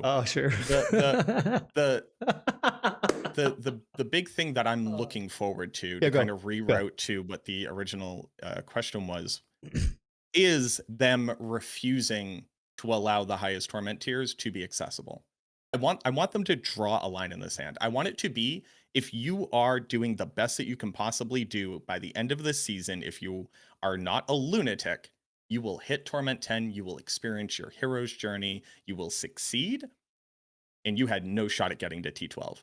I only want lunatics to get to T12 because Yeah. ARPGs at the end of the day are a combination of about 65% incredibly casual players, not demeaningly, just casual as in do not play it every single day, do not play multiple hour sessions, and about 20% people who play every single season, and then the remaining 15% are lunatics, and the lunatics need something to hype the game about. That's my hope. Okay, and I understand that, and I've lived a life which speaks to that through video games and a game that we both enjoy, Magic the Gathering. A massive amount of magic is really cool to open up a pack of cards, crack the wax, Yes. and go, man, look at that artwork and that fresh pack smell. You're like, that's all that person wanted. They just want to see some cool, vivid fantasy stuff. And that's great. Yep. And then there was me who was like, now I want to see if I'm better than you in this game. So I'm willing to pay money to go to tournaments and lose to find out why. And then I would travel and I would see where that journey went for me. But that's not everybody. And I understand that. And so I totally resonate with that. I don't think you're being a bitch boy. You're just a guy that's telling me what you think about things. And that's why I want to talk to you, because I fucking love it and you have a good perspective. So let's talk specifically about where you kill me. And that is your analytical breakdown and knowledge of the necromancer class in this expansion. So what, as a necromancer, are you looking forward to that you didn't have before in Diablo 4? Go for it. Is it a build that you're like, now we got it? And I've got a few uniques that were spoiled that we can share as you talk about it. So if you want to reference those, I got them on the stream. So what are you thinking? What are you getting hot and bothered under the collar about? What's keeping you up at night? So what's keeping me up at night? I would like to play a build that uses 2 different skills to do damage. How boring of an answer is that? But no, sincerely. So when I'm gonna harken back to Diablo 2. You think about Diablo 2, you're playing a Blizzard sorceress, you come up against Lord DeSace, he's immune to cold. What do? You telekinesis him down and then you spam, or I'm sorry, you static him down, then you spam telekinesis while your merc kills him. You have an alternative path to be able to kill things that your build otherwise can't kill or isn't good at killing. Yep. Until you get a Sunder Charm. Now, in Diablo 4, what has been the major issue the entire time is twofold. One, they eventually added the temper skill deals double damage. Yes. And they had aspects that said this skill now does 50% more damage. You take those 2 things together, nothing else on your character can matter if one of your skills does 3x damage and the rest of them doesn't. Mathematically, it doesn't work out. It doesn't matter how strong the other skill is. You can't do single target and you can't do AoE. While there are a lot of uniques that are speaking to particular skills, there are just as many uniques that are speaking to ideas. And as far as we've seen of aspects, there are just as many aspects that are speaking to ideas as opposed to skills. It's no longer Bone Spear now shoots out additional shards and applies vulnerable and does extra damage. It is bone skills, care that you have maximum resource. In that way, I can spec into Bone Spirit to be my single target close range damage skill. I can spec into Bone Spear to be my long range trash killing skill. That's if they could just thread that needle, I don't care if they touch nothing else about the game moving forward. Like, I want solo self-found, but if they manage to do this, I don't give a shit about solo self-found. Like, I want a game where every skill on my skill bar legitimately matters, because that's what I think ARPGs are at their core. A toolkit for you to whip out when you need it. Do you feel like you're getting that then? Like in D4, have you seen anything that speaks to exactly what you're beckoning for?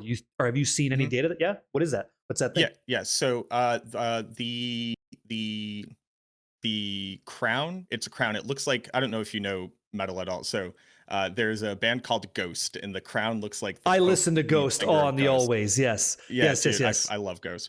So the crown says you gain additional skeleton warriors and additional skeleton mages. When you activate your skeleton warriors, your mages now target. Let me take a peek for a second on the stream here. Let me see. I might have a graphic for you. Necro item. It looks like it's maybe lagged. Let me see here. So you're talking about the undead crown. Okay. So it says the undercrown. Yeah. This is it. Undercrown. I wish I could read. That's why you're better. The maximum number of skeleton warriors and skeleton mages is increased by a range of 2 to 4, and whenever you command your skeleton warriors, it also causes skeleton mages to focus the same target for 5 seconds. So this is what he's talking about. It's the undercrown, okay? So there it is. Now they can see it. Just great segue. Tell me more about why that's exciting. Great segue. So here's why it's so exciting. The minion enjoyers, one, haven't really had minion builds for a while, but there was basically two different ways of playing minions. There was proactive minions and AFK minions. Mhm. Everybody loves a minion build because you stand there and your skeletons go crazy and they kill stuff. The issue being that if you set it up to be fully automated, you lacked damage and you didn't have the ability to really swap between the two of them. For a long time, we were tied to the Ring of Mendel. Then we weren't even using the Ring of Mendel anymore because mages were so strong. Then we got Golem. The Grave Bloom, which is now the scepter of King Leoric or whatever. Grave Bloom was a super proactive way of playing minions. You were literally clicking the Golem activation button more than once a second, and they were constantly jumping and they were going, bleh, and everybody hated it. I loved it. Everybody hated it, but I play Warcry Barbarian, so I guess, I'm a sadist at heart. Sure. And the issue between these two things is that if you're playing a golem build and you never click the golem button, they sucked. They sucked the moon out of the sky. They didn't do anything. if you're playing a mage minion build, sure, you didn't have to click anything. But the moment that there was a suppressor field, they literally wouldn't walk in and go fight them. There was no real happy middle ground. Yeah, never. Yeah, and yeah, because of this, and you also had to sacrifice all of your minions if you're using either one of them because it was just strictly better. This crown says quite literally the best of both worlds. You just get more minions straight off the bat. So already, if you're playing a minion build, it's just strictly good. Just adding 4 more on top of it. I'm not going to do the math for you. It's probably not always mathematically better than error prediction, but it's just more, and more is better. More is good. Then, okay, got you. Yep. More is good. Then you can infer from the fact that activating skeleton warriors makes your mages target that your mages don't typically target. And what does that mean? They are built to be AFK automated kind of, turrets. They kind of automatons, shoot their yes. stuff. Yep. And skeleton warriors are meant to be the proactive build around minion because they apparently jump through the air when you target something with them. The helmet says, hey, what if you were playing your AFK build and then you needed to get a little bit sweaty and you really wanted to be effective? Oh, it perfectly melds these two concepts together for you. And now everything is targeting. Oh, wow. Wow, how amazing is it that minions can target stuff? Again, before PoE 2 finally got around to it, I think Last Epoch was the only one that did this well, where you basically had minion skills, like you had the specters, right, that were effectively targeted minion attacks, but really they were projectiles, but they looked cool and they had sides. bringing not only targeting to the necromancer with this item and just built into the warriors themselves, but also giving you a way to integrate your warriors and your mages into a single build where this item looks at both of them. Yeah, means that you have your single target skill in your warriors and you have your AoE, you have your effective AoE damage from your mages, and now they're built into one. So I think that we're going to see this across the board. So I'm a bit of a delinquent with the necromancer. Again, I love the class, but my heart went somewhere else, right? And what I've always known is that I might have the biggest army in town, but 40% to 60, maybe even 70% of that army is watching the other 30%, 40% do the work. And so finally an item that says, hey boys, we all high five and we get after that. Like, that's great. Like, with that, now you fully appreciate the damage of your scaling build. And these guys aren't clogging up doorways and you're like, move, like, let me get through. Yes. Like, thank you. Right. And like, right. Like, anybody who knows. So that's really cool. Now let's talk about, let's be very let's be specific here. We now have a Herodric cube. We now have the talisman system. I believe we can extrapolate the unique power, toss that in a talisman, and our helmet slot's still up. So error perdition plus that unique power. Have you given any thought to like how that might scale with like a, because I'm thinking like a minion army build. Yep, that's where I'm going. What have you been cooking? So there's one restriction here. Not every unique can become a charm, is my understanding. Get out of town. Get out of town. That is, I don't, and here's the thing, we don't know which ones, and the people who do know can't tell us. But as I was getting very excited talking about stuff, I learned that from one of the people who had press release. And again, they couldn't go into specifics. Do they have kneecaps? Go ahead. They have kneecaps and they still have them. And I told them they got to get those removed because then they can't threaten you. Okay, cool. Sounds good. But I didn't know that either. Thank you. Yeah, a couple of the things, like Bloodless Scream is one of the ones for the necromancer. It says triple your damage for a darkness skill. That one is on a two-handed weapon, so when it becomes a charm, it gets cut in half because it should basically it's like an aspect that got the double bonus from being on a weapon. I think it will be similar on an amulet. Like I think the amulet values that you're looking at are effectively 50% increased values. So when you extract those ones, they'll be a little bit weaker too. Great point. What Great that point. means is Yep. that I think a lot of builds will probably just look for a generic damage multiplier, like Fists of Fate. Okay, sure. Yeah. Fist of Fate is good on every build. Why not? Just toss it on there.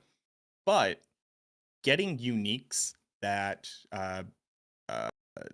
they turned Cursed Aura Aspect into a ring. It's the ring that has Rathma on it. And it's basically, it automatically applies your curses for you. Yes. Yep. That's not a powerful ring to really wear. And when you finally get a ring that you would want to replace that with, taking that and turning it into a charm and just slamming it into your talisman, oh, I get to have all of the amazing benefits of this thing that I wanted to use, and I'm not held back by losing out on that power. So that's, in my best guess, either every single talisman will run a single unique thing that is just the biggest multi that you can put on your build, or you are going to toss in your speed farming or your lazy farming or your super defensive charm and just make the game easier in that way. Not you stronger, but you experiencing the game easier.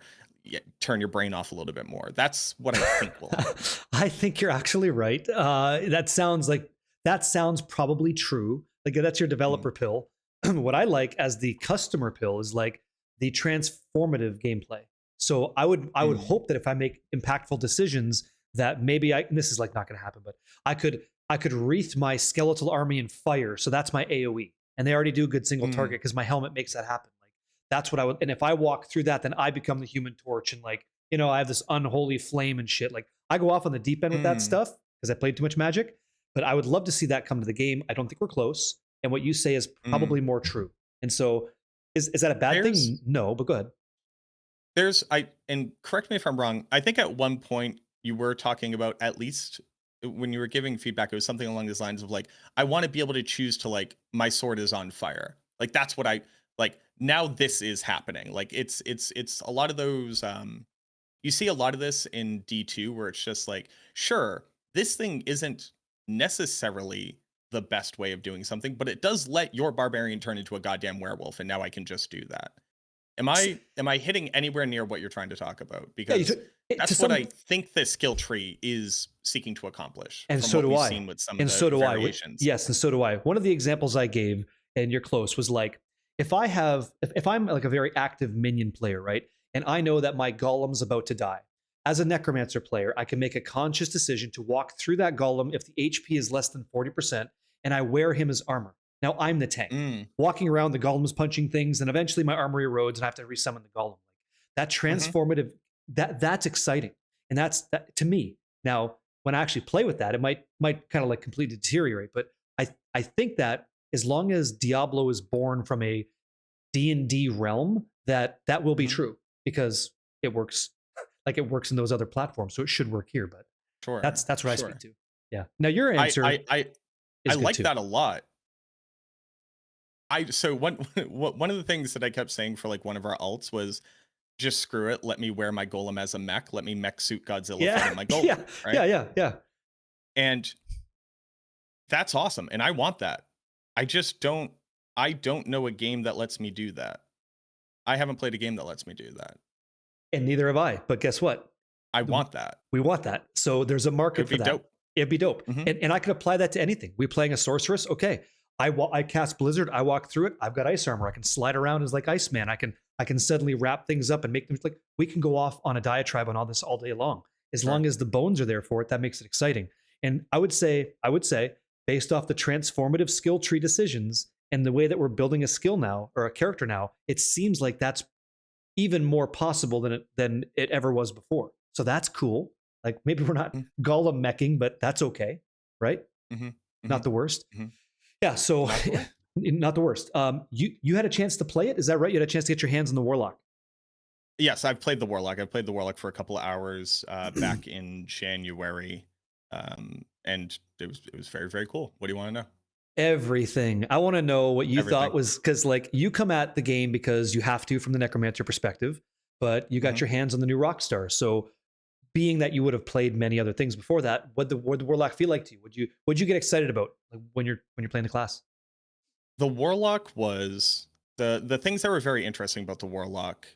First and foremost is where do you even start? So every class is like a class mechanic. The barbarian is like, I don't know, it picks a weapons style and it gets to have a bunch of weapons and you swap between them. Very like very low engagement kind of system. Sure. The class system of the Warlock as a basis is you are picking one of 4 demons. Those demons are a skill that you can either put on your skill bar, and if you do, you summon them. And not only do they do passive things, but they also do on command active attacks as well. So Agrom is like this like vile mother. It's kind of like in like Act 4. In Act 4 in Diablo 2, like the little vile spawn mothers that spit out the babies. Yeah, awesome. She's that, but she has a big ass scythe arm, and the big ass scythe arm that's whatever. It does an amount of damage, but when you click a button, she opens wide and just gushes like demon babies all over the place. Because all these demon babies are everywhere. Yeah. The Warlock, the thing that differentiates the Warlock from the necromancer, because everybody's like, oh, he's just biting the necromancer steeds. The Warlock is trying to kill its own demons as fast as possible. The Warlock hates demons. They learned demonology to be able to destroy demons. And there are a ton of systems that say killing monsters or your own demons does XYZ. Killing your own demons will fortify you. Killing your own demons will generate resources. So you have your vile spawn mother, and she's spitting out these demons, and they come into the world like, I'm ready to kill, and you just smash them into the ground and you drink their blood and you're like, hell yeah, brother, let's go. And that's just what she does as a basis. Then you pick one of 3 options. That's so sick. Yeah, go ahead. Yep. Either you pick one of them, and rather than like passively spawn these demons, or rather than proactively spawn the demons, she'll passively spawn them. But every single time something dies near you, all your demons get into a blood frenzy and they attack faster and faster and faster.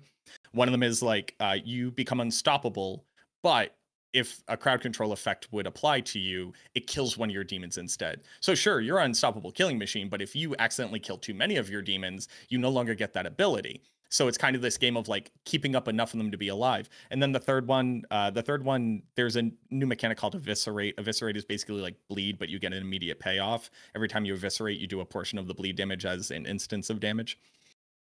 That one says basically all your demons now have a base chance to be able to eviscerate. So sure, you have like a bunch of these little demons and they're doing 10, 15 damage, but then they chunk the dude for percentages of their health by applying this bleed effect. And that's one of the 4 demons. Do you know what I mean? Like that's... Oh, I get it, yeah. Every time I looked at a new skill, every time I looked at a skill, and then I looked at one of the variants, I had to go read the entire rest of the skill tree because I had to be like, oh, hold on.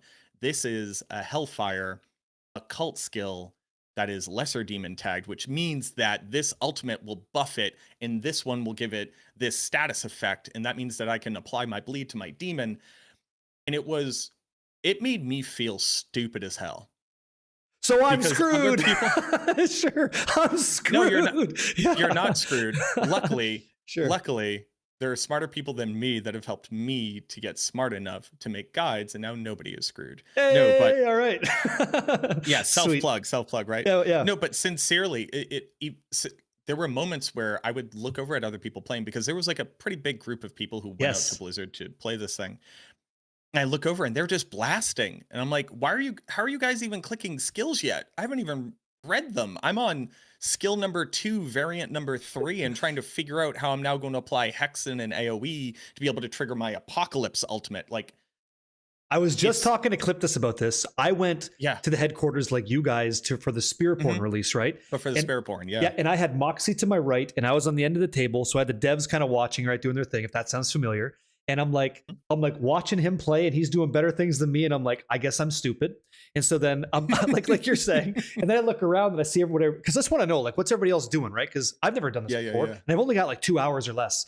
And I see this dude, and I'm like, holy shit, he's the smartest guy right now. And he's mousing over all the skills. And I was like, fuck, I need to do that too. So that when I leave, I can like, sit on my phone and like go over the data so I can memorize it and start to be impactful, right? And I'm fucking dumb. I'm like, oh my God, I need to do this because I'm going to miss out. And so I totally get it. You were smart enough to go like, okay, what does everything do? Now how can I Mhm. assault the game with that? Like, yeah, it makes sense. But I'm watching Quill Volley over here, and you know, Moxie's like, yo, look at this unique. I'm like, that thing's nuts. Like those boots are nuts. I get to like get way more mobility. So I totally get it. Right. I was lucky enough, fortunate enough to sit in that chair and be under that pressure too. So it's not like you have 20 hours. Like it's Yeah, no. a hyper moment. You're like, shit. And then did you have anybody like crash? I had people crashing around me. It's like, that Oh, sucks. no, no. So I think they learned a lot, right? Because it was because I've been to the campus before, but in much smaller batches of people. Okay. And this time going out there, it was smooth. They had like a continuous order to how they were doing things. It was like very effective. So I think y'all walked so that we could run, to be honest. It's that thing that you were talking about, just like very quickly, oh shit, I have to do that. Yeah, So yeah. I got maybe 2 or 3 minutes of footage of like each setup build that they had. I should have gotten 10 per each one of them, Yep. but I was an idiot and I was like, I don't care about playing it. I care about theory crafting it like a moron, right? And then I go, well, I have to go to the training dummy room and I have to train every single skill variant. So that was an hour and a half of what I did. Here was the problem. As I'm recording this and getting video of every single effect, right? You're like, perfect. I'll be able to make the best video after. I was too into it. So I have like 2 different menus open simultaneously. I have this much of the screen barely showing my Warlock. And it's like Command Fallen is doing stuff. So if you look at and Riz, I think I saw Riz in chat earlier. Shout outs to Riz. Yeah, good dude. Riz's complete review of all the skills is like beautiful. He had multiple angles. He had like different setups. I saw some of the editing tricks he used. You're very smart. I appreciate that. But he had so much more footage from different angles showing the thing off. And then you get to my video, because of course I'm going to make that same video, right? Of course. Yeah. And it's like I have the entire skill tree open. I click the skill one time, I immediately mouse over the skill, and now the tooltip is in front of the screen. Yeah. And I had to do a lot of very fun editing to make that a watchable video in any way, shape, or form. So I'm so stupid. You know, they have the pre-made builds. I don't know what it is with me. I'm like, you're not going to tell me how to make the build. So I restart everything, and I'm watching people play. I'm like, well, I'm dumb because now I just lost all the synergies I never even considered. I was just like, I'll learn the class, right? Because I'm going to figure it out. What a waste of time. Because like, you don't have a lot. It's like, so stupid. Like, just use what they give you. Right? Just use what they give you. But that's how I approach things, right? Like before I brought you like to the conversation today, the thing that makes this so special for me is I'm a feels guy.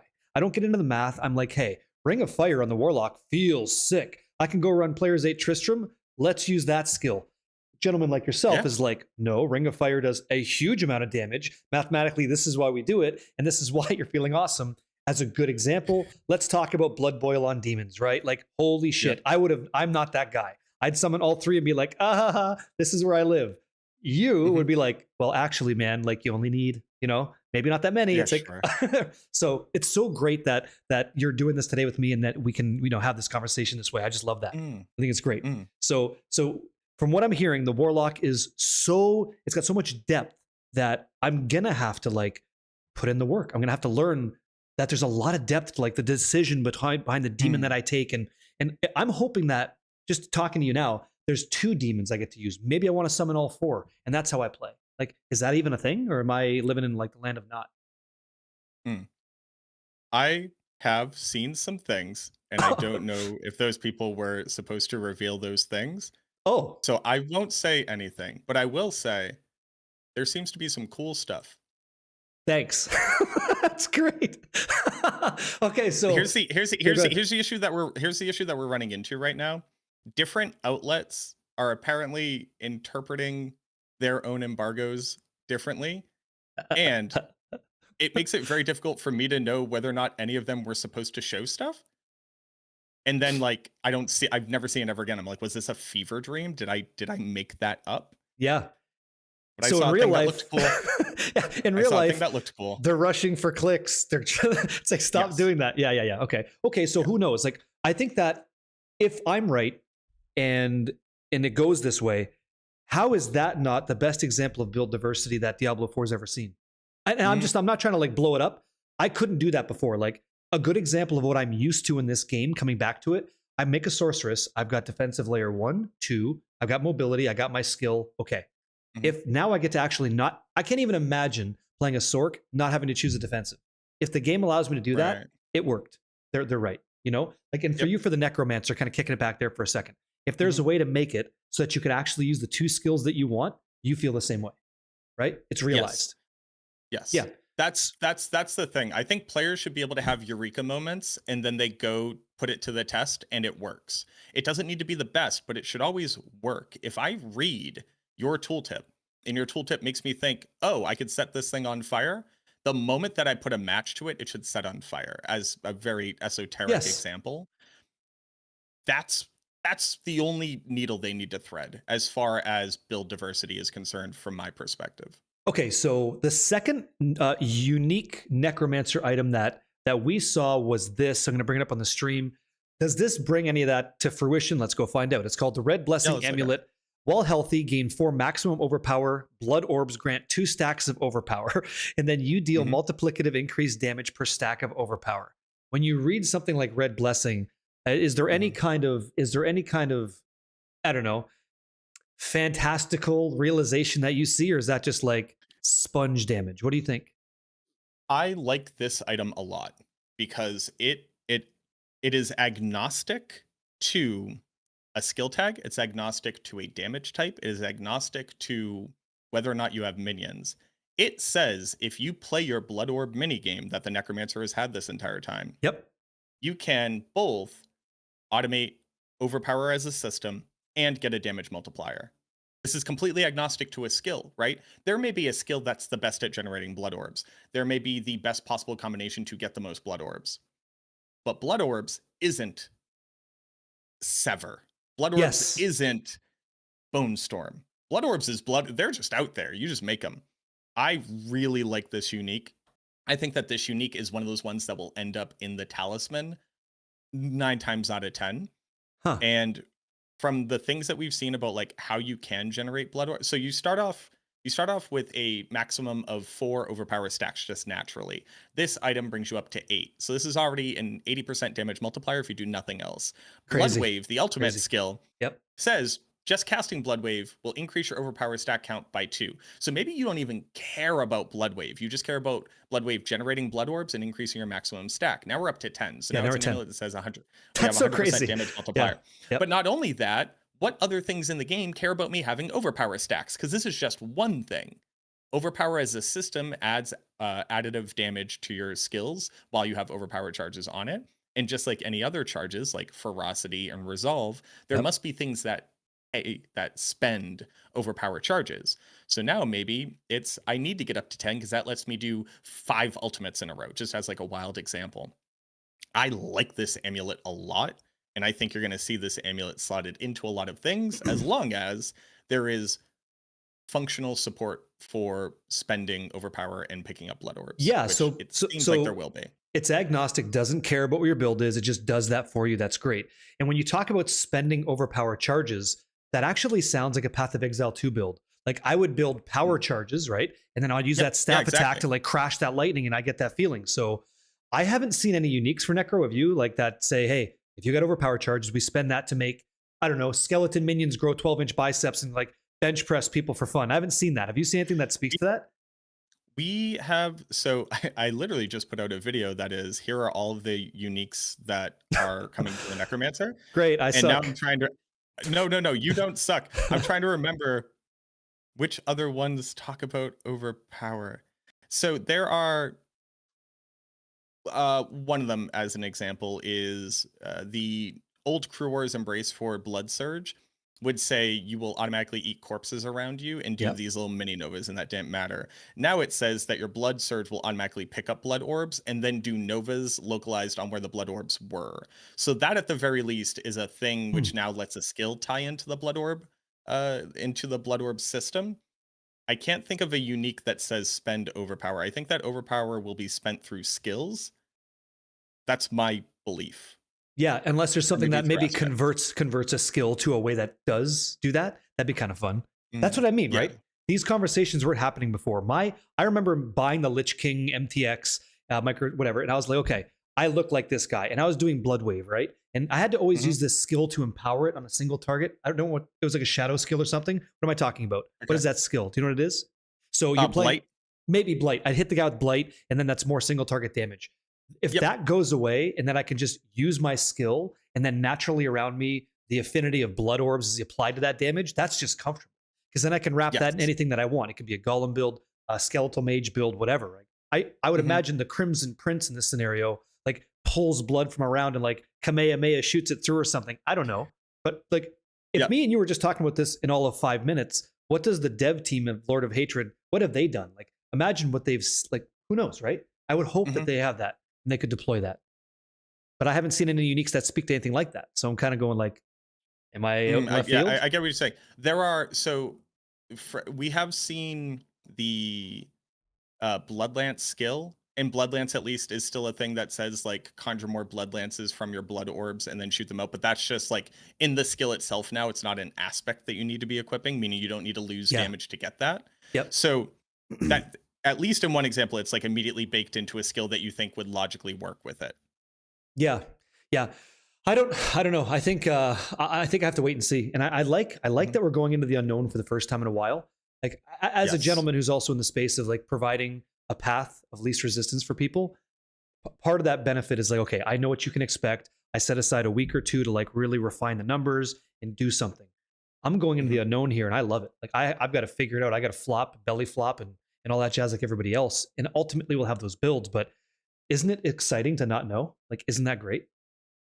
There was a Reddit thread I saw recently that I commented on. I like to poke my head into Reddit as often as I can, Yeah. and also not fight with anybody on Reddit because that's just a losing battle. But there was a really interesting thread that was like, why are the only people who got press access kind of like these like casual reviewers for like Forbes and stuff? They don't really know anything about the game. Why didn't any of like the real deep knowledge content creators and partners get access? Sure. And in Blizzard's wisdom in this moment, they let us just be fans of the game and just be excited about it. Now, that being said, we were kind of talking about the timing of this earlier, and the Yeah. reason why it kind of need to be now is from right before this call started, and then right after this call ends, I'm going to be working on build guides to the best of my ability, theory crafting with scraps of screenshots from Yeah. different stuff. And do you know how amazing that is? I don't think people can really recognize how amazing that is as a person who has, since this game came out, played at least 6 or 7 thousand hours of it and is effectively responsible for just knowing as much about it as possible. And that means that one, I'm afforded opportunities to be able to like help the developers and getting feedback and all of that ensure. And like I love the Yeah. opportunity that I have. I never get to be a fan. I never get to be surprised. I never get to not know what's coming. And now Just I before I did. talked to you, I told Cliptus the same thing. Like, we're all going to be in a similar camp, you guys more than me, but please just be a fan for once. Like, walk into Scovos and go, hey, look at this shit. Like, oh, look at my Yeah. skill. I look cool.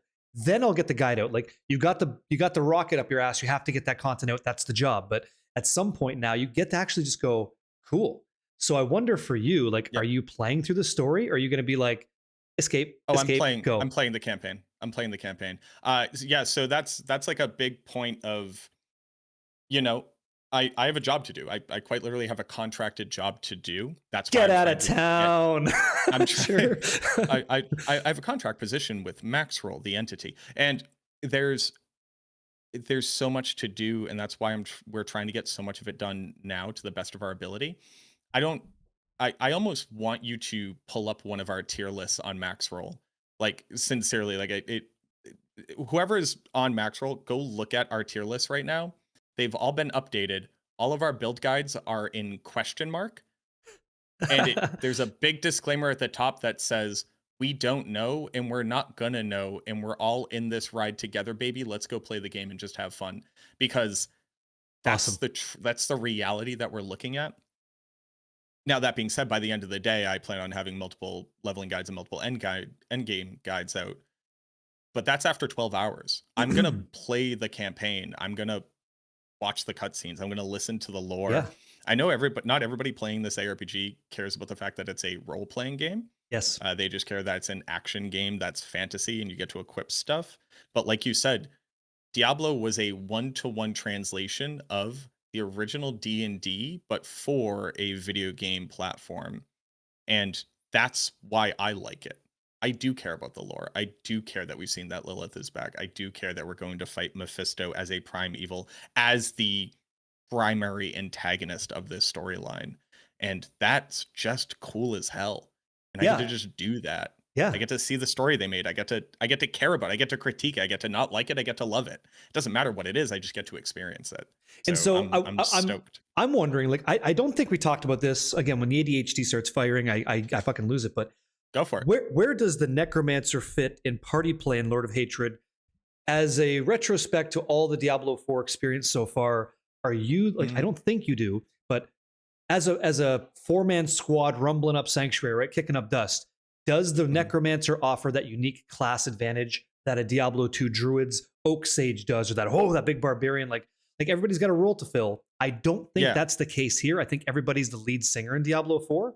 But do you think I'm wrong and necromancer's like, I want to play with one because he surrounds me with shield guys, and that's what we do? Like, what do you think the necromancer's role is in party play in Lord of Hatred? If you could. I think it will be funnier if I just do it like this. Blunt, you are wrong. We have actually seen the most party dynamic play in the most recent season than we've ever seen in the game previously. So the reason why I bring that up is because there's clearly been a refocus on the idea of the fact that people want to party and have that matter. We saw a lot of like support paladin builds and also support barbarian and support druid in the most recent, like the people who have done pit tier 150 since all the power came down. Were groups of like a barbarian and multiple paladins and all of that. Cool. But if we're talking about where do we see the necromancer in a group right now, with the fact that they finally seemingly gave us actual mobility, we can actually just teleport with a skill, which is very cool. What was it before? Teleport through a corpse? So no, we've never had that. That's Diablo 3, and that's what everybody wanted. Everybody wanted Blood Rush, which was like teleport through a corpse thing. Okay. So they're from what I've seen, I haven't seen what Blood Mist looks like. My hope is that Blood Mist does something, but they've given us you click a node and now Sever is a mobility skill that teleports you to that location. Okay. So it's going to be Sever as a primary teleport, and then you can still use Jaw Rune as a secondary teleport. But in a group play scenario, I see from like the casual perspective, like just 3 dudes just like hanging out and playing the game. The necromancer brings tanks and crowd control to the party. So golems being able to taunt, just having a 12 skeleton standing in front of you and the bad guy.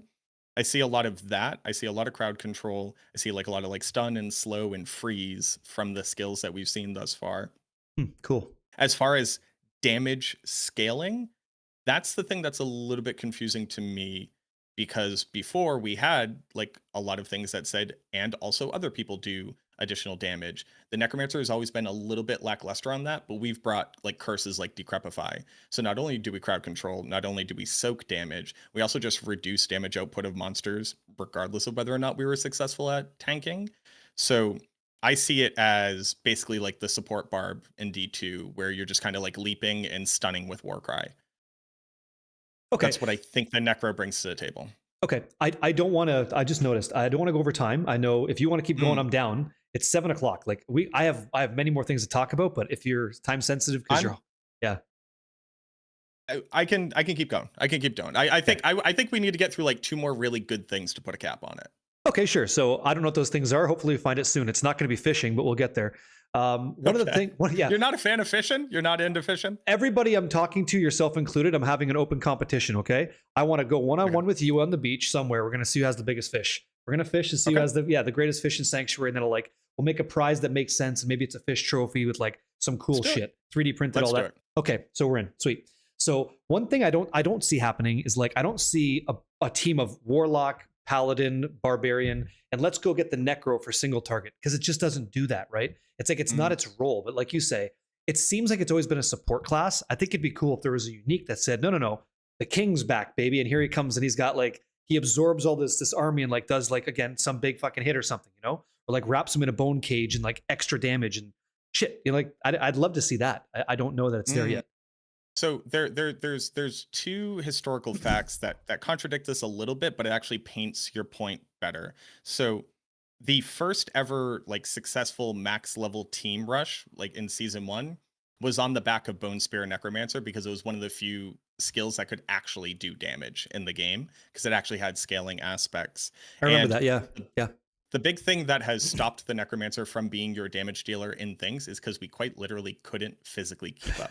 So the Necromancer, all the Necromancer does is damage in a small area and trillions of it. That's what the Necro does. That's why we kick ass in the pit and nothing else. That's why we suck in hordes. That's why we suck in Helltides. It's like you bring us to a boss and you bring us to the pit.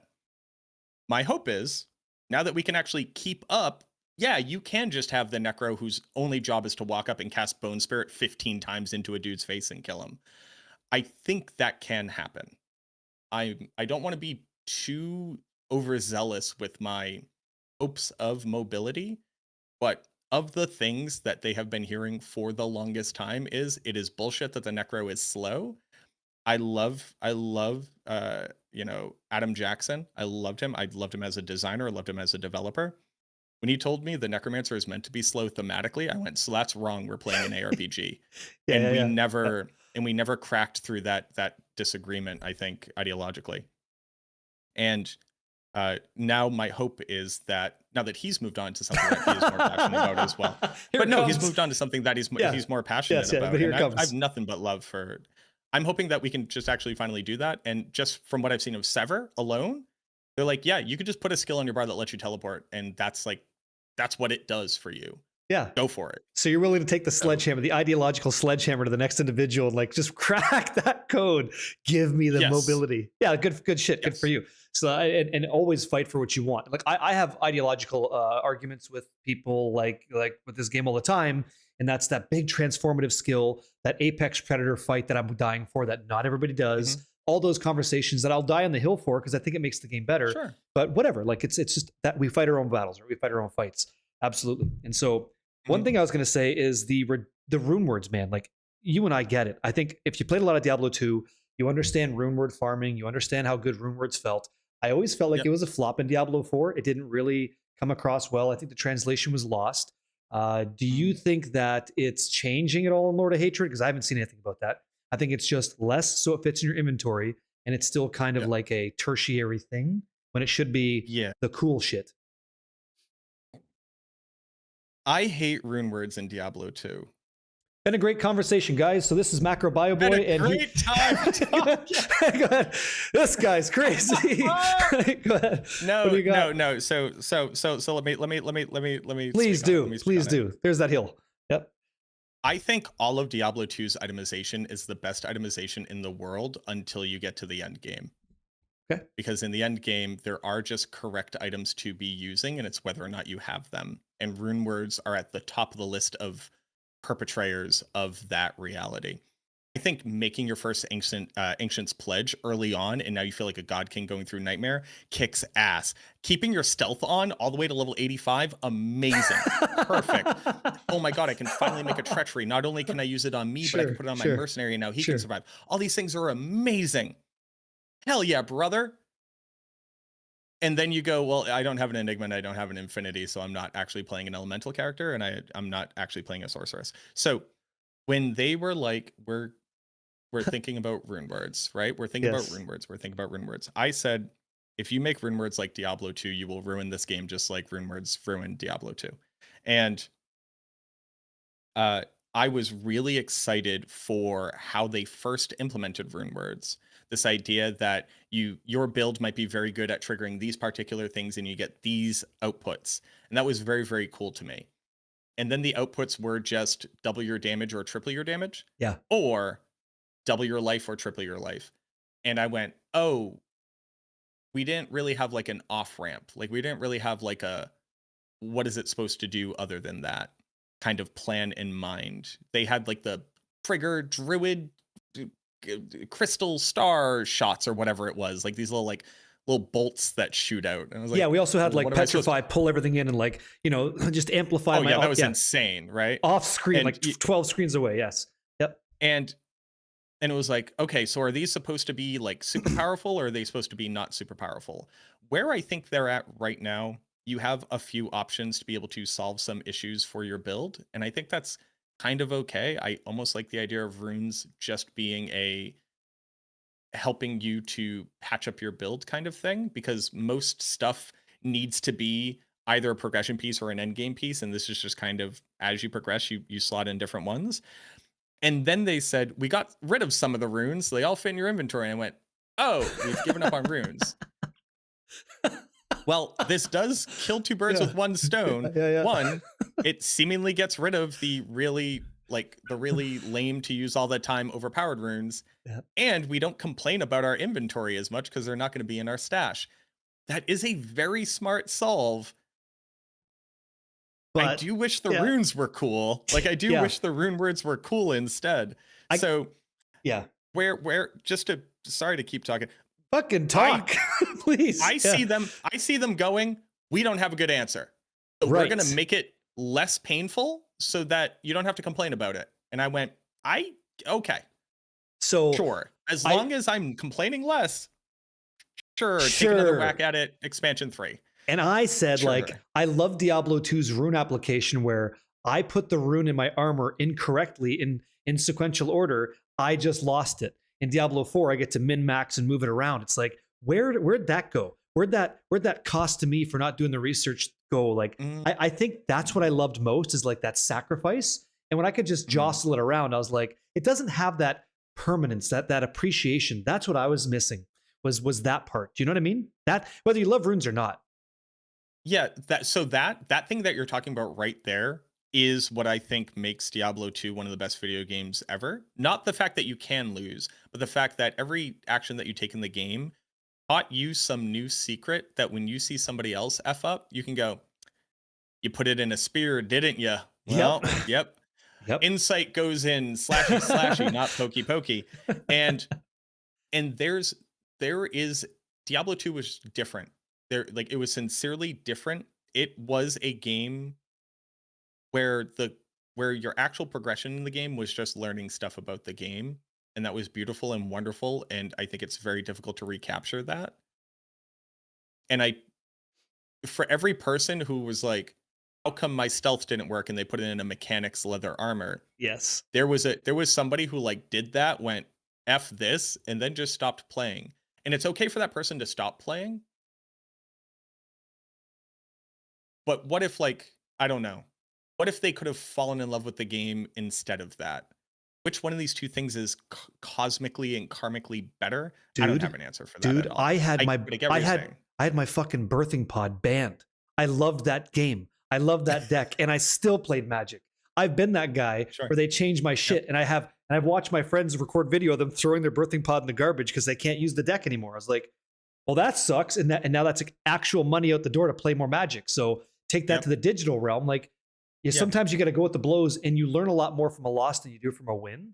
And I hear what you're saying too. And I can tell you, I know I've seen this in Path of Exile or Path of Exile 2 or even D4, more like the GGG side. When they change the build and you can no longer play it, people don't return. They're like, you fuck my build, fuck your season. They walk away. Pardon the French. I don't like. Yeah. So like, okay, I get that take too. So softening the blow heals all wounds. But like, I agree with you. That sacrifice matters, and like that learning thing is what makes it so good. And the fact that the developers originally made it that way, amazing. So yeah. One other thing was because since we're talking about itemization, sort of, I wanted to know your thoughts on the Herodric Cube coming to the game and how I've never felt like Diablo 4 did fucking rares right. I'm so passionate about this. You don't call an item rare when it drops commonly. Why is that yellow? That should be white. Like, I see it all the time, right? And so now we're crafting off of white, magical, and rare bases. Awesome. Do you feel like I feel like you've done more research into itemization at this point for the expansion than I have? Do you tell me your thoughts on that? And do you have confidence in that going forward? What do you think? I have a lot of confidence in it going forward. So there are. Okay, cool. I only have one concern. So I'll talk about the concern at the end. Okay. When they said Herodric Cube's coming to Diablo 2, I wrote books. I wrote books on books on books of here is what the Herodric Cube means in Diablo 2. Being a weird speedrunner, doing weird challenge runs, especially doing stuff like the Pacifist, the Herodric Cube is like the Herodric Cube is literally a cheat code that if you can master all of the things that it allows you to do, your character can be on a completely different level than somebody else in the exact same situation because you picked up some trash off the ground. The what the cube is currently allowing us to do, which is about 40%, I would say it's somewhere around like 30 to 40% of the crafting that's available in PoE 2. So it's basically being able to like get all the way up to it's basically being able to get all the way up to regal orbing something, right? So you find a base, you find the base and you go, okay, it's a two-handed sword. I want a two-handed sword. It rolled with plus max damage on it. That's what I was looking for. Let's hit it with a random affix. Okay, sick, it hit max life. Max life is good enough. Let's hit it with another affix. Okay, it hit core stat. We are getting there, boys. Let's absolutely do it. Let's toss on that last one. Let's make it a rare item, right? Let's toss on that last one. Huh. It hit damage over time. I don't care about damage over time, but I will let you know a 3 out of 4 stat item is good enough for me to start using. Let me toss that bad boy on. You start going, you find a couple other bases. You're like, okay, this one has some stuff I want, this one has some stuff I want, whatever. Since they added in the tuning prisms as well that allow you to target for affix pools, you can go, well, I don't want to lose the max damage, but I do need to get rid of this damage over time.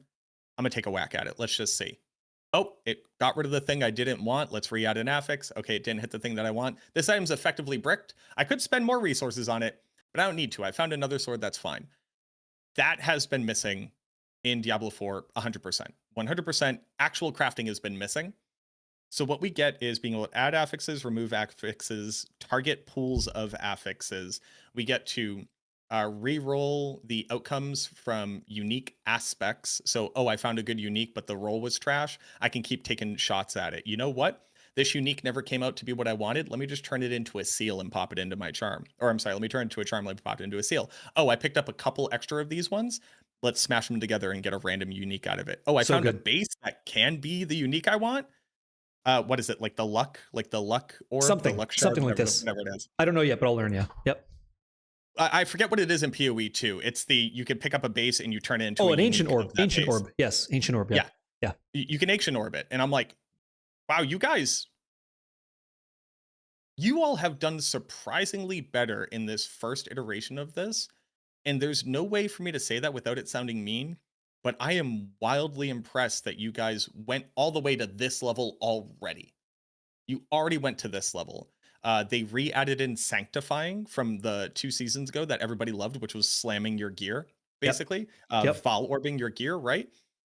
They added that back in. And not only did they add it back in, but it's like clearly explained. And there's hyper chase prisms to add on, to add an aspect to your amulet that can't brick your amulet. So there's an end game chase to get these things and then take slams on your amulet until you get to that, perfect, insane, double val, double corruption.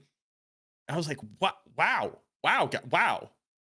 I'm just impressed. Is it everything that PoE has? No, not even close. Again, it's like 30 or 40%.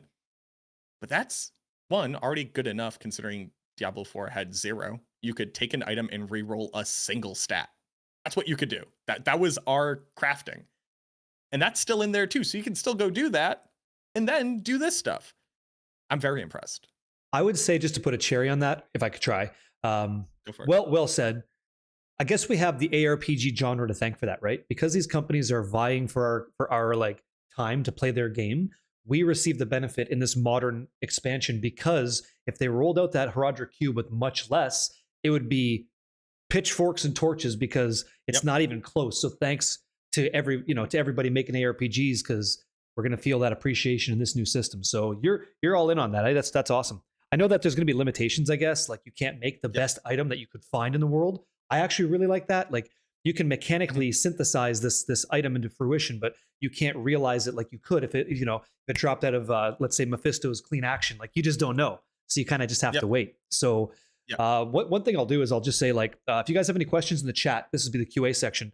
For Macro or myself, just at Barricade or at Macro BioBoy, if you're in the chat, just ask us a question so he can answer it for you. Thank you for that.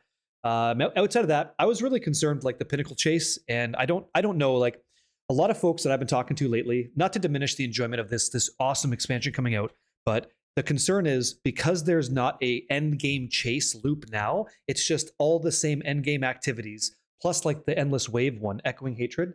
Is that enough reason for me to come back to the game? And what I've been telling them was like, hey, the skill tree is changing. The items you use are going to change based off of that, and all the things we've already talked about, that daisy chain off of the new skill tree change. So I think it's going to feel like a new game, especially Scovos. It's going to feel like I'm playing Titan Quest ish instead of Diablo. So I'm excited for that new tang as well as like the storyline stuff. And like you mentioned, the necromancer. I wasn't planning on playing a necromancer, but if I get to have a minion army again, that could be the glory days, right? Could be. Yes. Yeah. So the thing you kind of touched on there was going to be the one thing that I think it currently fails me in the Herodric Cube, which is that from what I can tell, you can't get like greater affixes You on cannot. gear. That's what, from what I can tell, you cannot. Is that Carmex? Yeah, it's Carmex. This is my fidget toy. So I don't think that the outcomes can be greater affixes, which means that naturally dropped items will always be the best bases to craft on. Beautiful. And like you just said, that's actually cool. That's good. And some people will like that. And I understand the value of that, and I don't disagree with it. The only thing that I have as an issue with it is that the Diablo 2 Herodric Cube is where you can make the best items in the game. Yes. And as an outcome, you can take an amulet and make the best amulet that could possibly exist in the game. And that's the only thing that feels like it's missing a little bit from me, is the 1 in a billion, I just toss some shit in there and hit craft. And I got an amulet that people will remember the randomized name generation for decades to come. That's the only thing that I feel like is missing. Okay, you have a couple already. So first one, I'll go with Zegarath 2. No, we don't apologize. We just get after it. So can rare or better have good as unique legendaries? Okay, so I think what his question was is, can a rare item be as good, from your knowledge, in the Herodric Cube as a unique or legendary? I think the answer is no, because you can never really replace the unique power given to you by that implicit item type or legendary. Like that's what takes you from step 1 to step 5. And so right.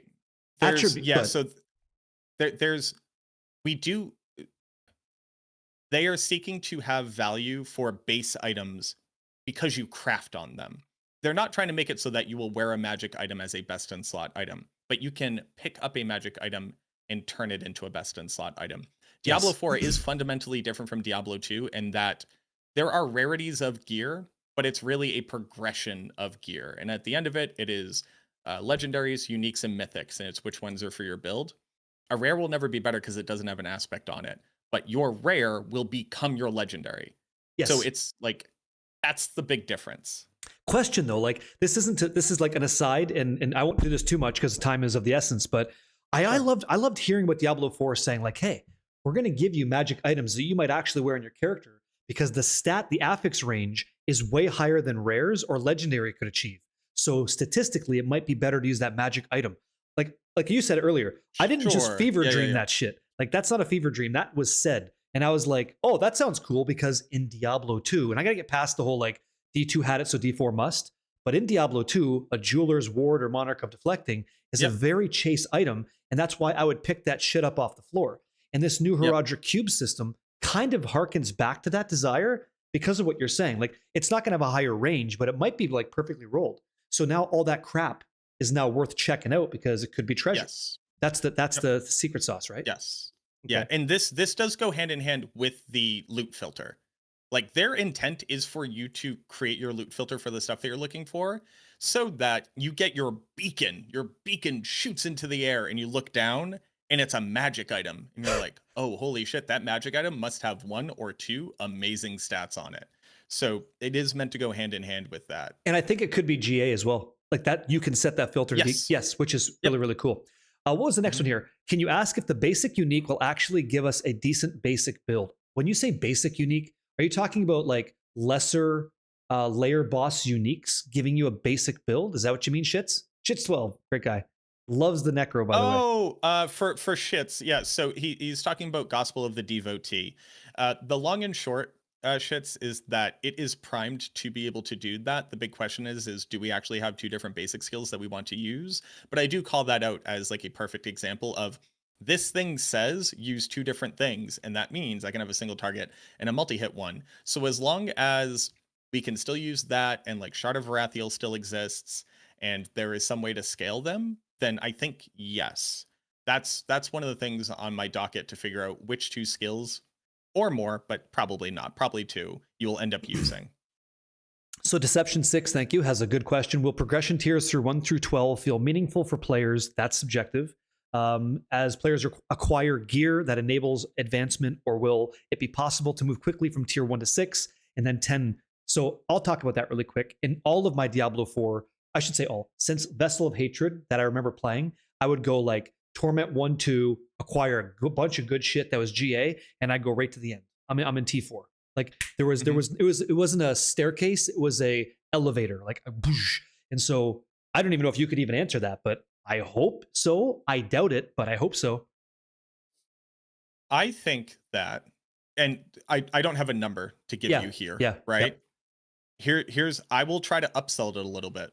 The different torment tiers are clear checkpoints of progression, because distinct systems that scale your damage are available at different tiers all the way up to 10. So you won't really see even uniques or legendaries until you hit Torment 1. Just a really level set there. I've talked to people who played through it. They were still wearing mostly rare gear as they walked into Torment 1, and they hadn't even really imprinted gear with legendary aspects. Huh. That's when you start dropping that stuff. That's when you start finding the things to scale your build. Okay, maybe you hit the jackpot. You literally kill one dude, he drops 3 legendaries for you, and that lets you skip 2 torment tiers. Okay, great. What did you now unlock? You now unlocked, you're going to start farming for your set charms, and you're going to start dropping one of the crafting materials. I forget what tier 2 drops. Sure. But you're like, okay, cool. Now I may still get a bunch of lucky drops, but the thing I know I'm looking for is I'm looking for set charms to set up my build, because I know these ones are available. Okay, now this gets me up to 4, 5, 6. At these points, I now know I can drop the material to be able to masterwork and remasterwork my gear. So I know I can start working on my gear in that way. All of that to be said, how long is it going to take me to get to Torment 12? I'll be there in 3 days. I don't know that that's a true statement, but I think I'll be at Torment 10 in 2 days, and I think I'll get to Torment 12 in 3 days. Why? Because I play the video game for 24 hours a day, meaning that in those 3 days, when you got in a couple hours, I played for 72 straight hours, right? That's, we need to get Look at you going. This is great. Fucking progression. You get in there. Progression is a direct measurement, not only of what power is available in the game, but also your knowledge of that, your preparation for what build you're going to play, and how to react to the stuff that you find. Something I think people don't necessarily have a lot of great insight into, and it's because, oddly enough, you all don't talk to literally hundreds of people at every single progression point of this game, trying to figure out how to solve their problems, because that's not your job. There are people who still haven't hit Torment 4 in the current season. They're in Torment 3.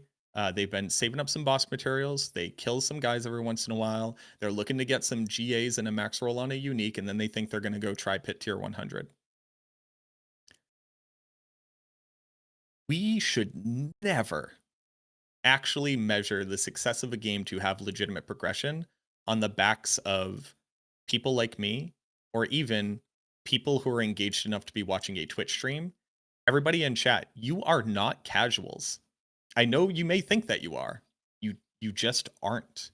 You know who's casual? My uncle through marriage, who legit is an electrician. He works 14 hours a day. He comes home, he eats dinner, he spends time with his wife and his children, and then he plays 1 to 2 hours of Spiritborn. And when that first came out and it was hyper broken, he didn't know about that, and his build wasn't broken because he doesn't check the online articles that are complaining about it. He's just playing the game. Enthusiast. Yeah. Anybody who's in like the social sphere, you're an enthusiast. You care more than the individual that you're speaking on, right? So yeah. What I would also say really quick, and just, great fucking replies, man. Like, again, there's only one macro bio boy, right?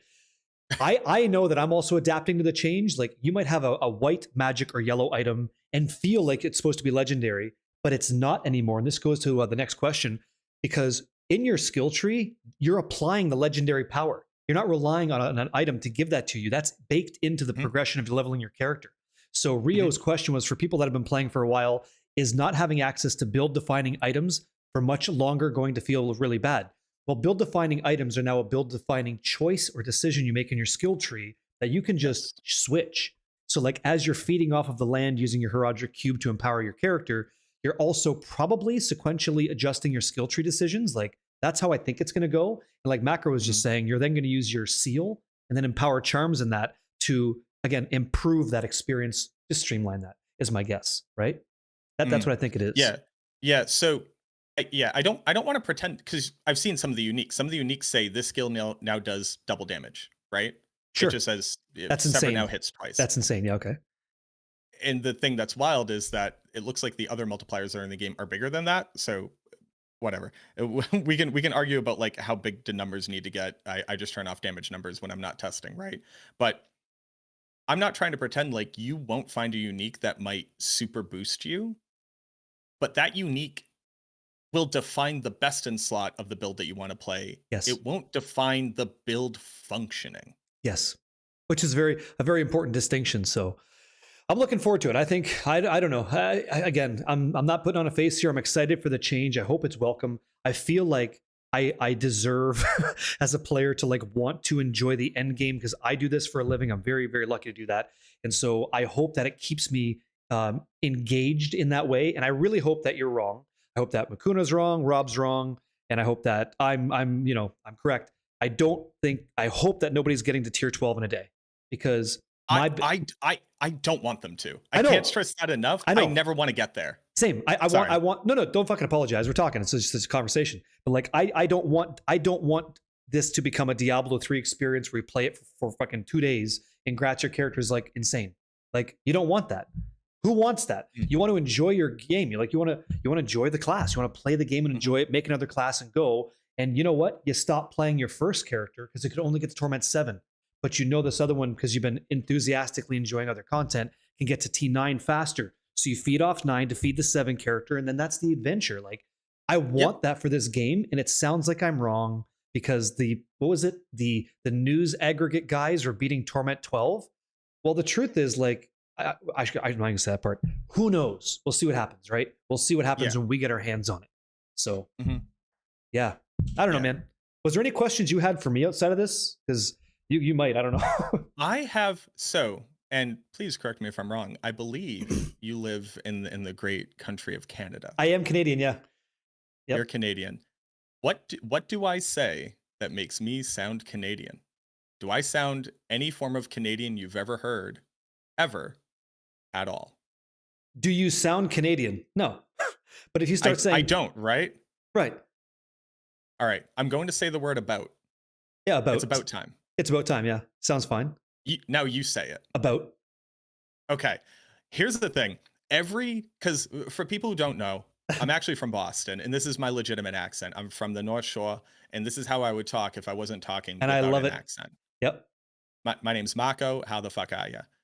No joke. This is not me putting on an accent. This is the accent of my hometown. I just don't talk like this anymore because and one, you I should. went to college and got educated. Good. Yes. I should. I do it when I get really angry or excited or inebriated, or somebody says, "Hey, say a Boston word," and then I talk like this.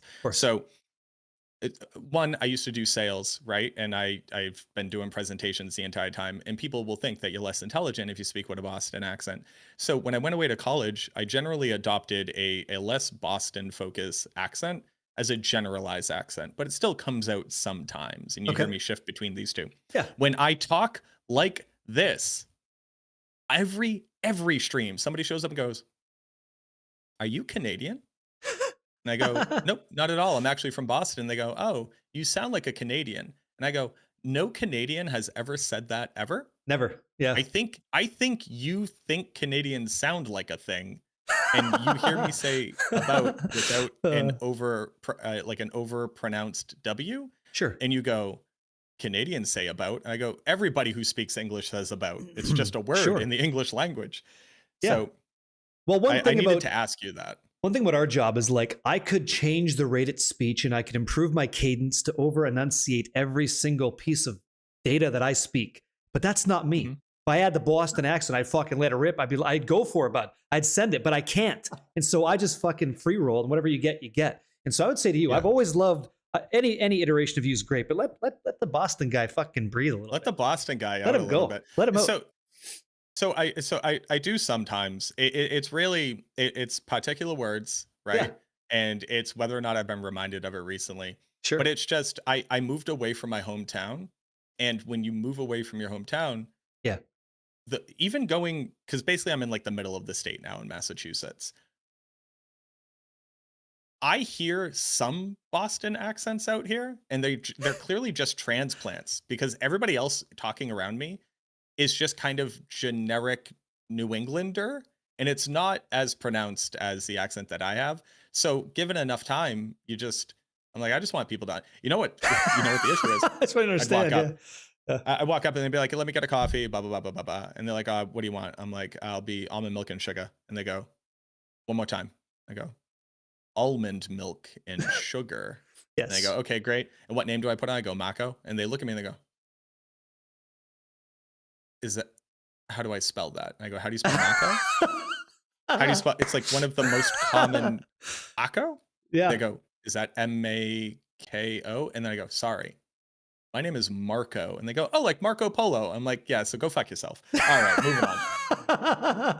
Yeah, so don't let that one barista change it for you. Fucking let Mako go. Let him go. It's fine. Like Sure. I understood everything you said. You wanted, I'd give you all the coffee you ever want, no problem, as long as it's Folgers, Thank by you, the way. But appreciate yeah, you never have a problem with that. So it sounds like someone had shit in their ears. That doesn't determine how you speak. Let them know. Let them know, because when you don't gotta like think about that shit, that cadence and shit, just fuck it. Life gets easy. I don't know. Yeah. So no, you don't sound like a Canadian. You sound like a beautiful person, dude. It's like a beautiful person that I got the pleasure of chatting with. So yeah. I don't know why. Out, Bill Burr and chat is crazy work. I don't know why it took this long, but I usually don't do these conversations with people, but maybe I'll do some more because it's a lot of fun. And I think we all learn a little bit more about the person putting in I had the a great work. time. Thanks, man. What'd you say? I couldn't understand you. Just well, one more time there, boss. Guys, boss. unless you had anything else, man. Yeah, boss. I got to say thanks, Macro, for taking the time. And if you guys had any other questions, just always at him. He sees everything, man. The guy works his ass off for everybody. And thank you for what you do. You make it look easy. So that's the skill. I appreciate that. Thank you very much, man. And thank you for having me on. I think this is a very good chat. You so often when somebody's like, hey, do you want to like do a podcast? I'll do any podcast, right? Whoever it is. Luckily, we've now had a relationship for a while, but not a lot of people are just like, hey, let's just shoot the shit chat. Yeah. And we'll end up talking about the things that we end up talking about. And I'm like, wow. Well, that's just it. Like, I don't, because I always feel like when it's all staged and shit, like if I sent you the common, like, here's the 12 things we're going to talk about, and we're going to spend 2 minutes on everything, I'm fucking rigid. Like, that's not how I want to operate my life, man. I want to talk to Macro. I want to see what he knows, and I want to fucking talk to him and introduce whatever the concepts are to everybody else, because I don't get that opportunity. So let's do that. Fucking easy peasy. Yeah. And it felt great. And I'll do it again if you want to. So yeah, are you going you going? Hell yeah, brother. You going to BlizzCon or no? You gonna go? Yes, sir. I will. I will be going to BlizzCon. Should I go? Sell me on. Okay. I'll take 5 minutes to sell you on BlizzCon. I went to what was arguably considered the worst BlizzCon of all time. Okay. Sincerely, they basically had nothing to show off except for like the expansion, like the Vessel of Hatred expansion, and I had top to bottom an absolute blast. One, everybody who is there because they have been fans of a various franchise from this company since they were kids.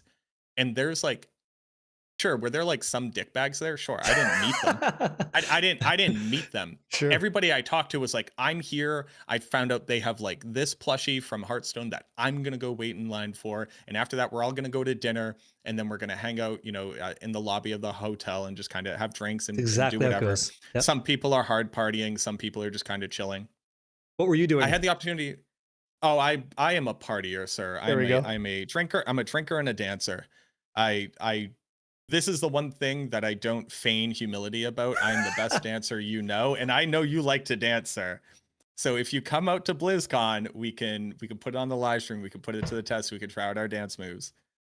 Oh shit! Hey, I would love to learn some stuff. I would love to learn some stuff. That sounds good to me. That's I you got almost you, Boo Boo. you almost put me on a fucking airplane right there. Like not as a challenge, but No, like no, as a good duo. Yeah, sure. Go ahead. Sincerely, like everybody was so infectious, everybody was so excited.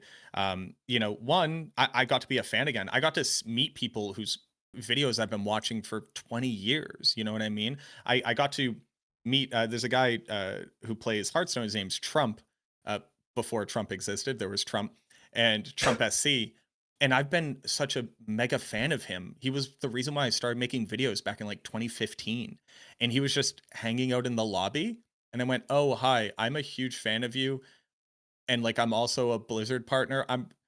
I'm cool. You're cool." And he's like, "Thank you. I'm socially awkward and I appreciate you talking to me." And I was As it like, goes. "Hell yeah, brother." Yeah. And it was just awesome. I got to meet people I'm fans of. I got to like see things I would never have seen anywhere else.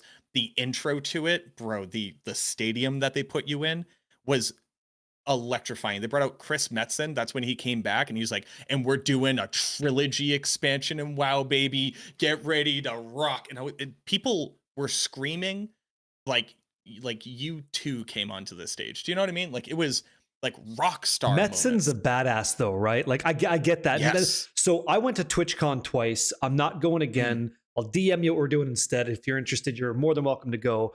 But Sure. the most fun I had was the people, right? Like the production, whatever. It was the community that I got a chance to actually meet, shake hands with, and have a good time. So if BlizzCon, like it sounds like that's what you're saying, that was the good time you had. Yep. Maybe I just go. Maybe it's like you know how it is as a stream and stuff. It's like you lose a lot by going, but you gain some other things in another way too. So it's a bit of a balancing act. But if you tell me it's that much fun, maybe I'll go. Yeah, maybe I would go. This is from what I've heard from people who may or may not know. This is the BlizzCon to go to because it should be a return to form. And considering I saw it and it was kind of like the next BlizzCon, I'm very excited. I'm over the moon excited for it. And I just like hanging out with nerds and drinking and partying. So that's pretty dope for me. Okay. I wanted to say too, this is like an aside. I'll wrap up this and we'll have a quick conversation. Thank you for doing this. That'll be the video. Again, Macro's gonna have a bunch of details in the description. You can follow his stuff. Please do. He puts in a lot of work so that you don't have to.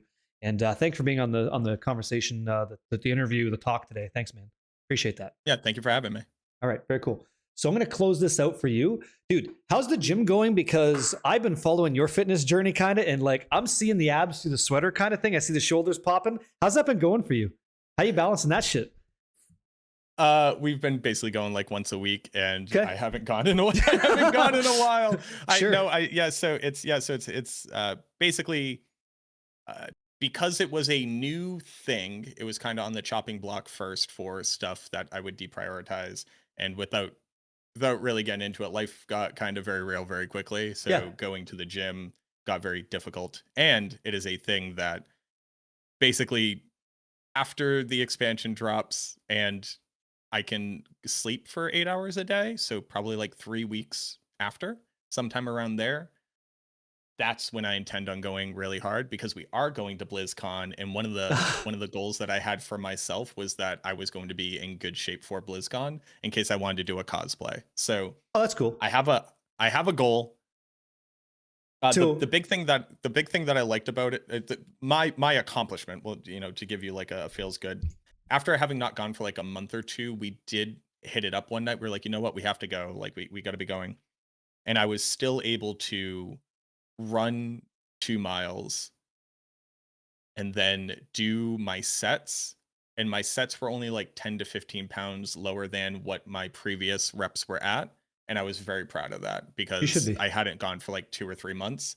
And the fact that I could still run at all was like, it sucked the next day, but I got it done. And I was very proud of that. And you should be. Yeah. I know, like, for me, I go every other day. It hasn't stopped. I didn't start going until I was 30. And so the second I see like people like yourself and others that are doing a similar kind of job, I'm like, hey, man, like, go with it. I'm going to follow that journey. If it takes me messaging you to do like 20 push-ups a day to keep you going, so you make sure that I don't miss and I make sure you don't miss, I'll fucking do it. Just so that we can get that health going. You want to go? Okay, fuck, we're going to do it. So I love that part. And I'm like, hey, macros, I'm seeing the gains, I'm seeing the lifts, I'm seeing the bench press numbers. You're growing the hair out, like the animal's arriving, right? And I'm like, this is so cool. We're trying to. But I know We're it's trying I to. know it's a fucking task, dude, because you got the job to do, you got to be live to do, like a lot of plates to balance. I just wanted to say, like, you know, we're not gonna talk about that on the chat, but good for you. Like, that's fucking awesome. Don't Thanks, stop, man. you know. And I Thanks, love man. seeing it. Yeah, So yeah, and your enthusiasm is infectious. I appreciate that. I'm gonna get you. I'm gonna get you going. Sure, but Yeah, try to no, get some no, no. sleep Please, in. please do.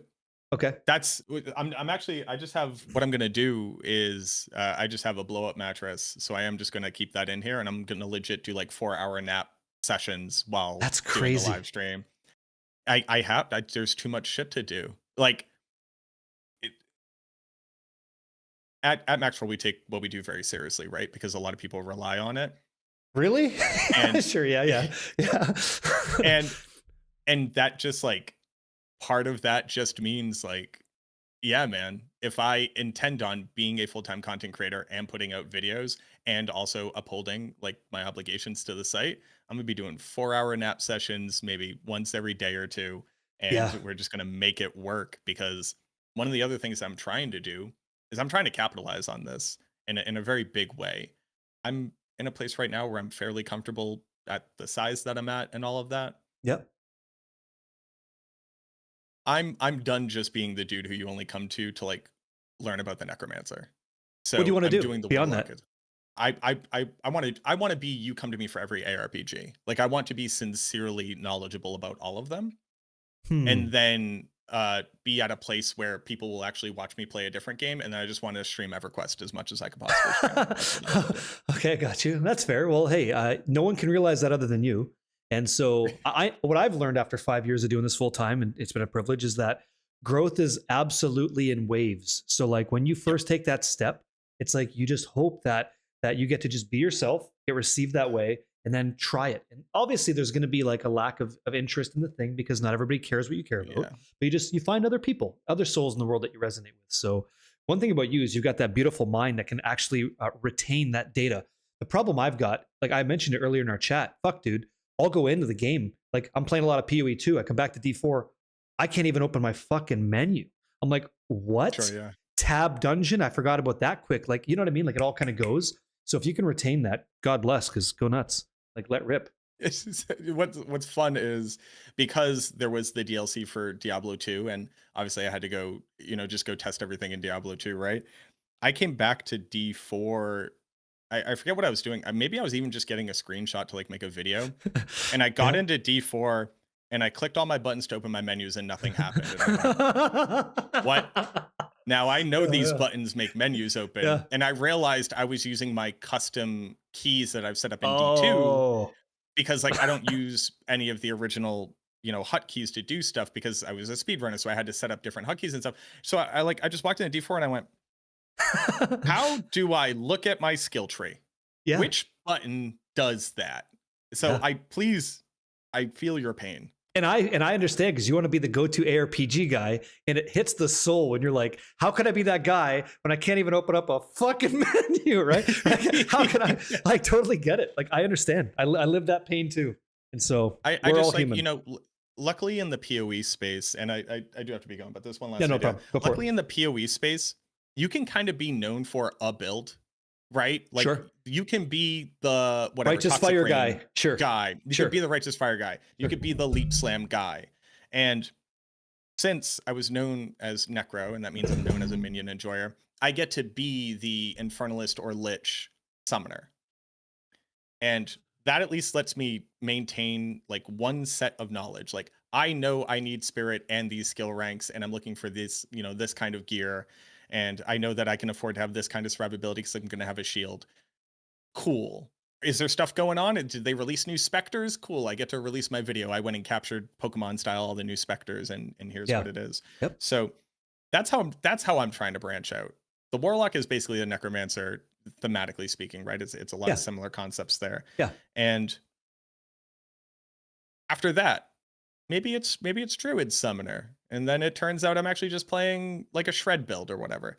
And so that's kind of that's what I'm hoping to be able to accomplish. And if not, I at least need to get the 100,000 subscriber plaque. That's what I need the YouTube plaque. I need to put it like right there. It Sure. needs to be right there with Diablo. That's my big I'm push such for a this year, fucking so- idiot. You're sitting with the Johnny behind you. I never asked you your best fucking magic card or deck. I never even asked you. So it's so funny. Fuck. Go ahead. If we're talking about constructed, the Yep. times that I played competitive constructed was I was Fucking playing drop. competitive standard when we were in.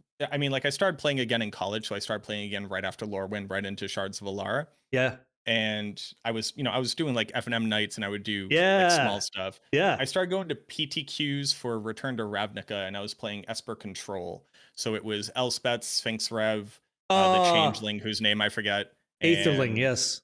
Aetherling, Pack Rat, Mutavault to bump Pack Rat. So it was just kind of like I was more heavy on control because I was running Mind Rot at the time, which nobody did, and then people were running it in the sideboard for a little bit. But I never really got into like super competitive Magic. I've played Modern, I've played Legacy. I mostly play EDH at this point, but for Legacy I run Mardu Aristocrats. So it's Aristocrats, but I splash red for Faithless Looting, Bolt, and They're so good for one red. So efficient, yeah.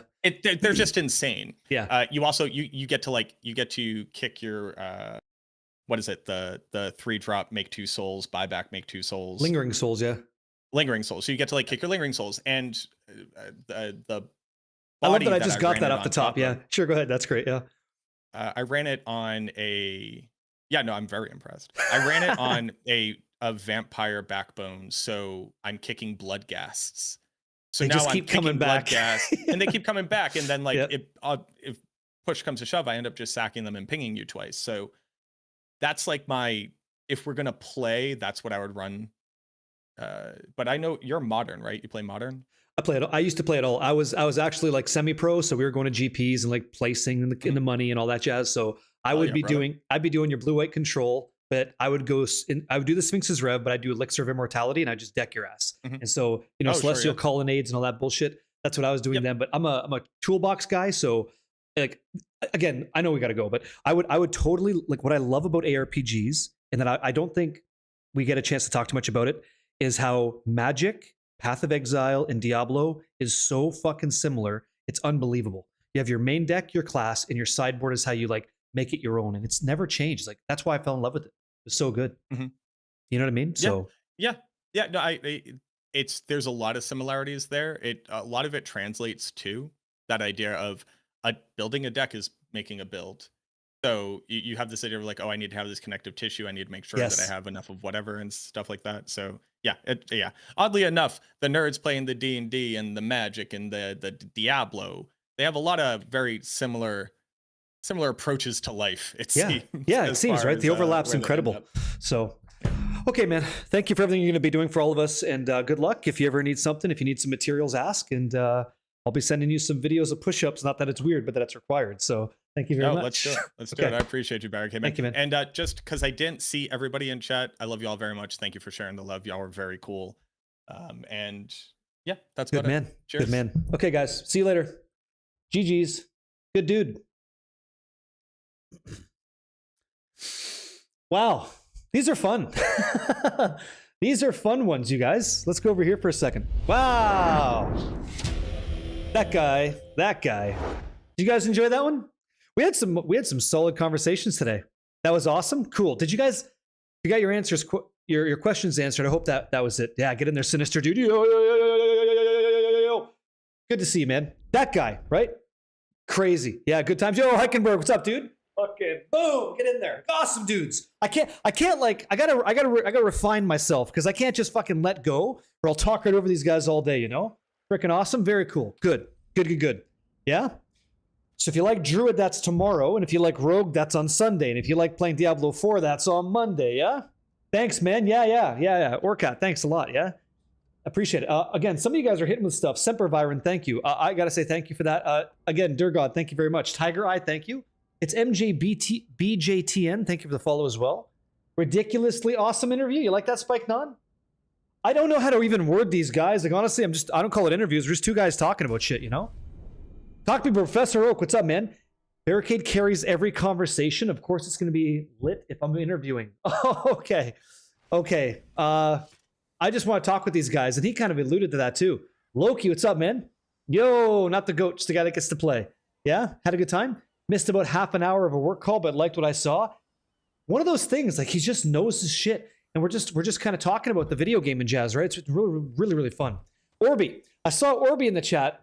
Fuck, I'm partially convinced to try and go to BlizzCon. Yeah. A dance off?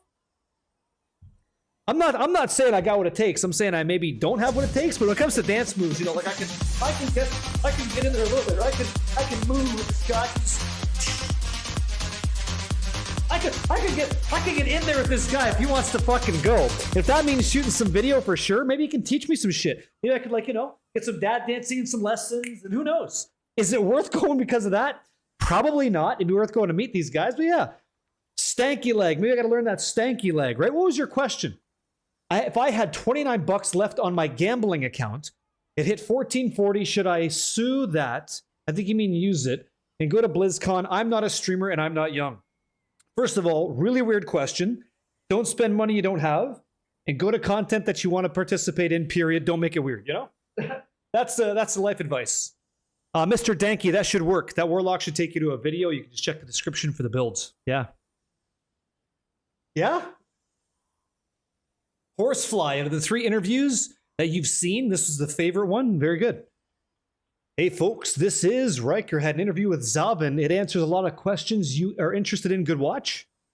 I'll probably watch that too. I have to get an all-encompassing amount of knowledge for things like this. So yeah, thank you. Now it should be Warlock. Unless it's off or something, there could be a DDoS. Let me see. Warlock, let me try. Okay.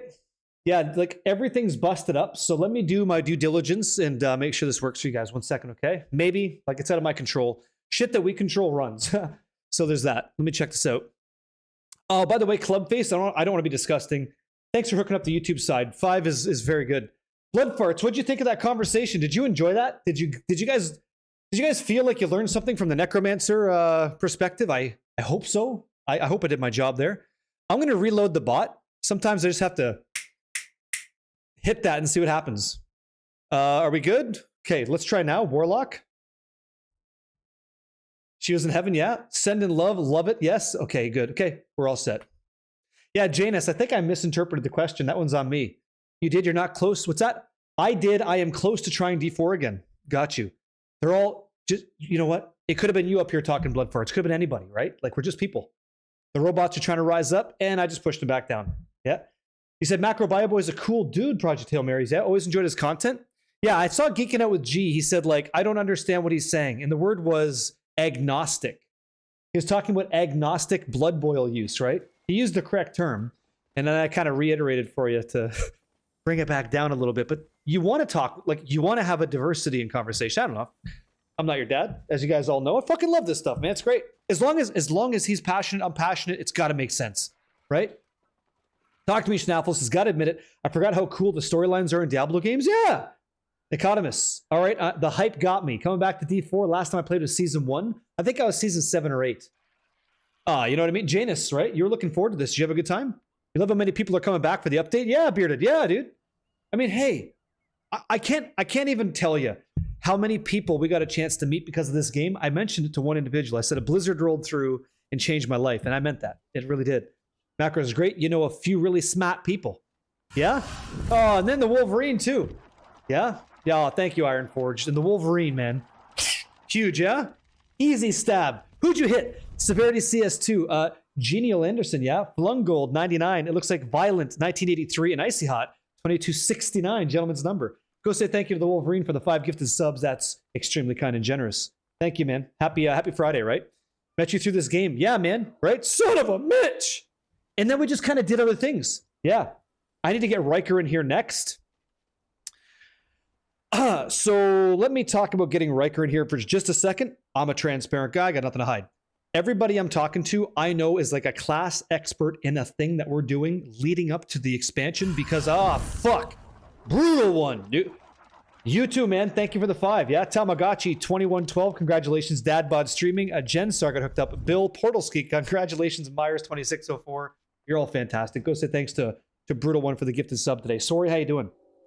When it comes to Riker, I don't think he's a class expert. I think he's an expert at covering the news of gaming going on And so I don't think I'll have him like a one-on-one conversation because I really don't know what we would discuss. And so I'm learning a lot from these interviews myself, and I have nothing against anybody like that, but that's not where we're going. I want to make sure that anybody who would come back or maybe try Diablo 4, like me, who's confused as to what the hell's going on, can actually listen to one of these conversations and go, hey, that makes sense. I got that. Oh, I didn't know. We all learned something. We're all the better for it. You know, that's what I would do. But if in the future it makes sense to talk with that Montreal-based individual who I've met IRL, I would totally do that. Yep. Hey, thank you, G. I'm back at you. Happy birthday. Ken, did you enjoy that? Thank you for the Twitch Prime. Hopefully you did. Yeah. What's that, Nick? Did you already interview someone about the sword class? Yeah, his name is Makuna, and Makuna Matata is on YouTube if you want to watch that. So here's who I've talked to so far, guys. D-Rod, 6*1*9. Thank you, sir. Amaze. Well, happy belated birthday. Hopefully it was a good time. First guy we talked to is Rob. That's Spiritborn, and that's Paladin. Second individual was Makuna. That's Sork. Today was Cliptus. That's Barbarian. And also had the opportunity to talk to Macro Bio Boy about the necromancer, but also the Warlock stuff. I learned a lot. I'm really looking forward to the diversity of that Warlock class. That sounds really, really nice.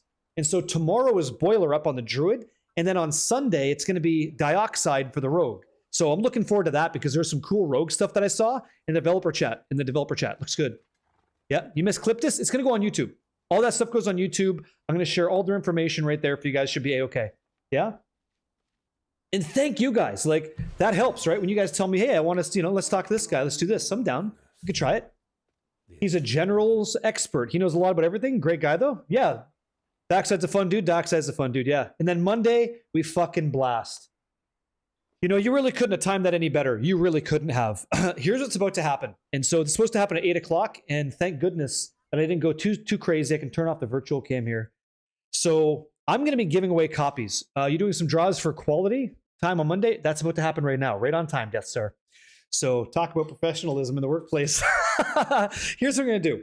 So courtesy of Death Star and Blizzard, I've got a couple copies to give away. And I don't see Orby in the chat. He's probably doing other things, and that's fine. Let me tell you what the future of this channel is going to be leading into next week. It's important that you know. So I'm going to play Lord of Hatred, obviously. But I don't play solo. Hey, Orby. And neither does that man. So in Vessel of Hatred, Orby, Ladra, and myself, we teamed up to take on what we thought was Mephisto. And instead we fought the dog. So we're going to go back twice as nice. And we're going to bring 2 individuals from the community with us. So I don't see your message on Discord. Let me check that out right now. So what we're going to do here is we're going to be giving away a copy of the game. Here's what we're going to do. I'm going to spin a wheel. You guys are going to sign up if you want to play on Monday with the league launch, the whole expansion launch. You're just going to enter. Even if you don't have the game, you can enter. If you win and you already have the game, please let me know. I'm going to forward that expansion code that you don't need to somebody who doesn't have it. We're going to pay it forward. After that, 4 individuals, courtesy of Death Star, is going to get a chance to play that expansion totally free today as well. I have to add you as a friend on BattleNet, and then I'll buy it for you based off of the generous donation given to us by Death Star, okay? So potentially 6 people today are going to go, but I got to read Orby's message before we do this. What's this? Holy shit. Blizzard's nuts. We got some more love, boys and girls, and I'm not going to make you wait. That's fucking amazing. Holy shit. That's real good. So I've got an issue. I have an internet outage, and it's projected not to be fixed until tomorrow. If you like, raffle off the second code for me in the 4th spot as well. I could do that. So here's what's going to happen. Okay, guys? So I'm going to take 2 individuals from this chat right now, Orby. That's what you want to do. That's totally fine. He has an internet outage. What's that? Can I join to help someone else? You can join on behalf of somebody else if you want to. Let me tell you how that's going to work. I have no problem with that. I'm saluting that. I just need you to tell that extra special somebody to give me that BattleNet name now, because BattleNet, which is the code that I have, requires me and you to be friends for at least 3 days in advance. So Friday, Saturday, Sunday, boom, you're good to go for Monday.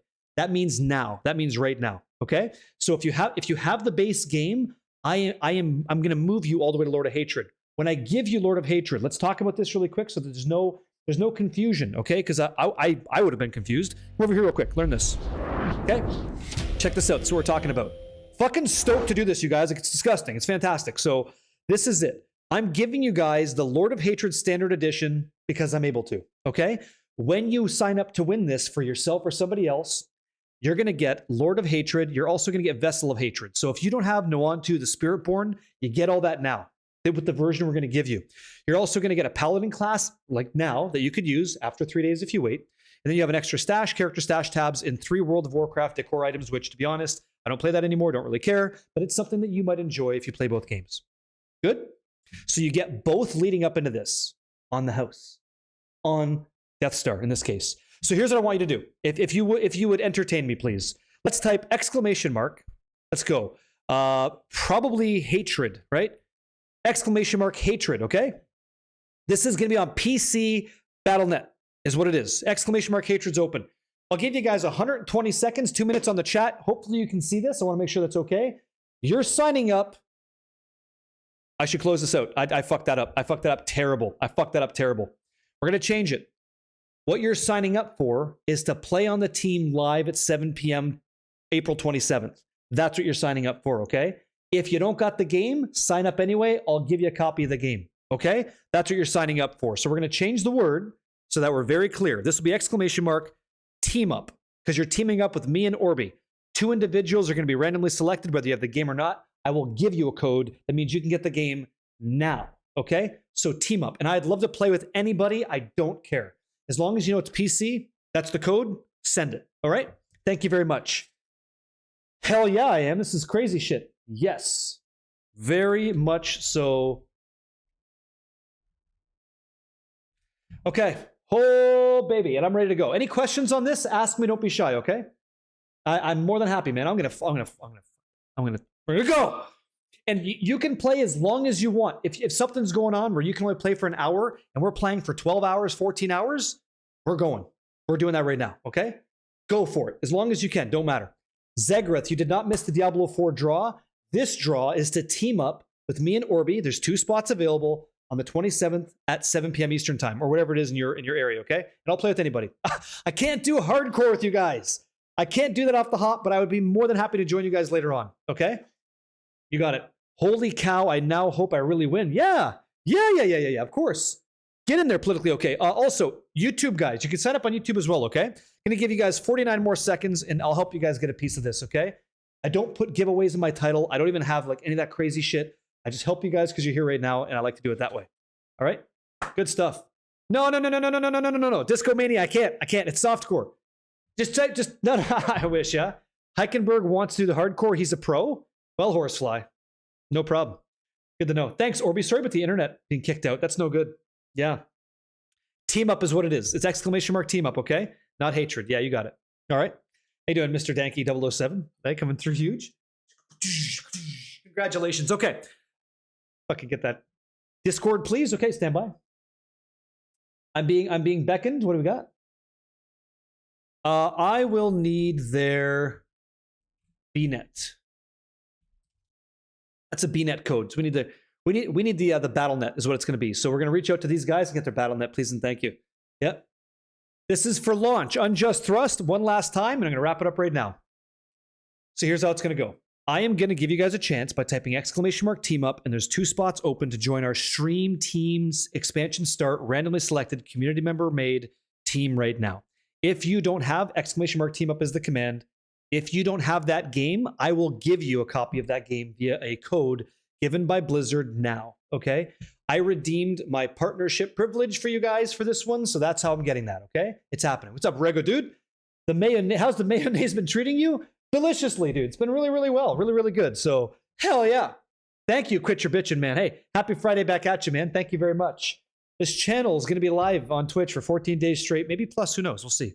Okay? Exclamation mark team up. If you want to come play, ends in 10, 9, 8, 7. Good luck. 6, 5, 4. Genocide.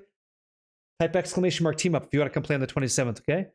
4, 3, 2, 1. If you can't start when I start, get in there whenever you can. It's your spot, and we'll wait for you, okay?